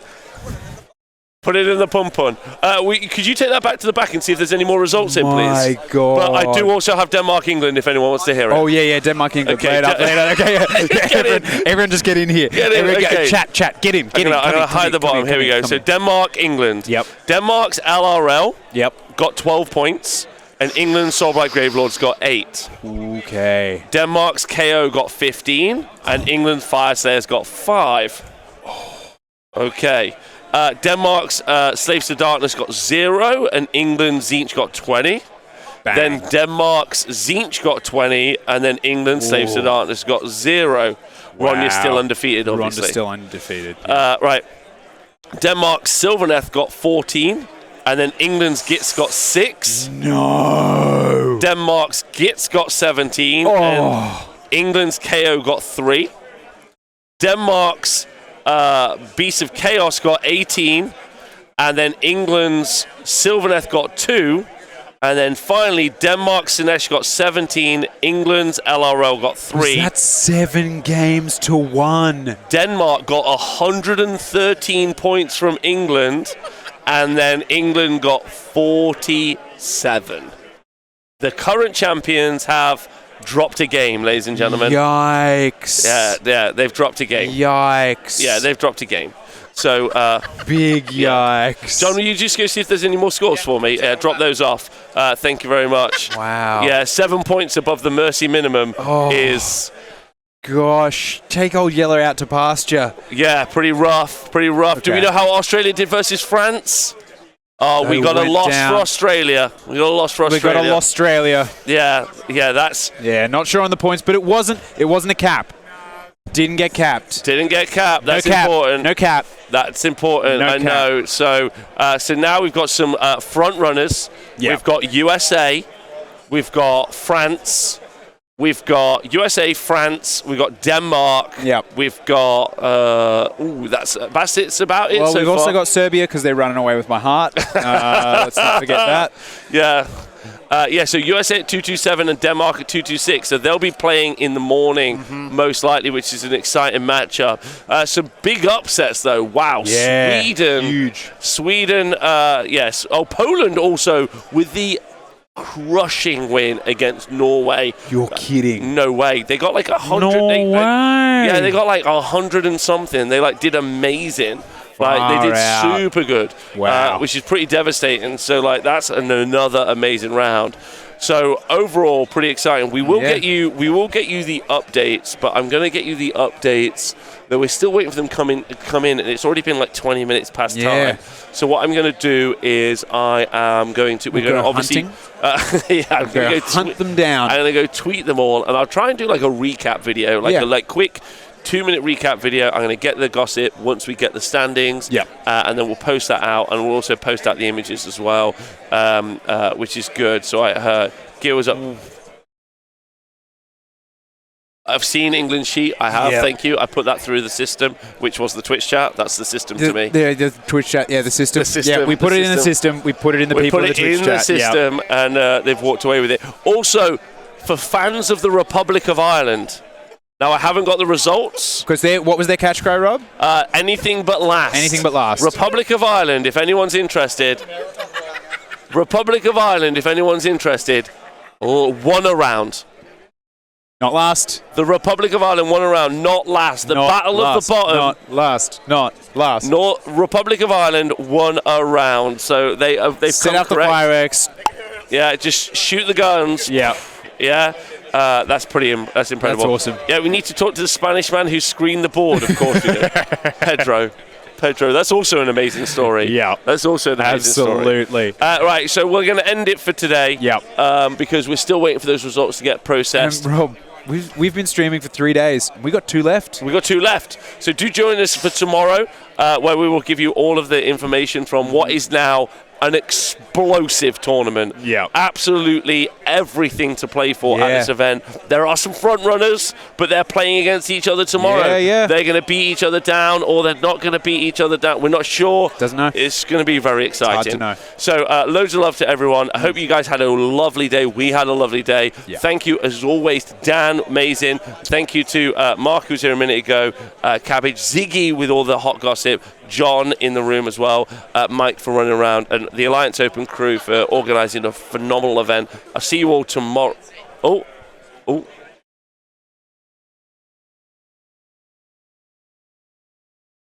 Okay, so we have here every result. So this is every result right now, apart from France and Australia. So we're just waiting for that to come in now. So France and Australia to come in, although we do know France got the round, but not by much. And then that's the only one that we've got to result. It looks like no one capped that round. Yeah. Look at the quality. We were talking about it, how a lot of the teams they've played a lot more, they've prepared more, they've trained more, they've thought about it a lot more. The fact that we're not seeing caps, that shows. It really, really shows that they're taking it a lot more intensely with their training and their prep. Yeah, I agree.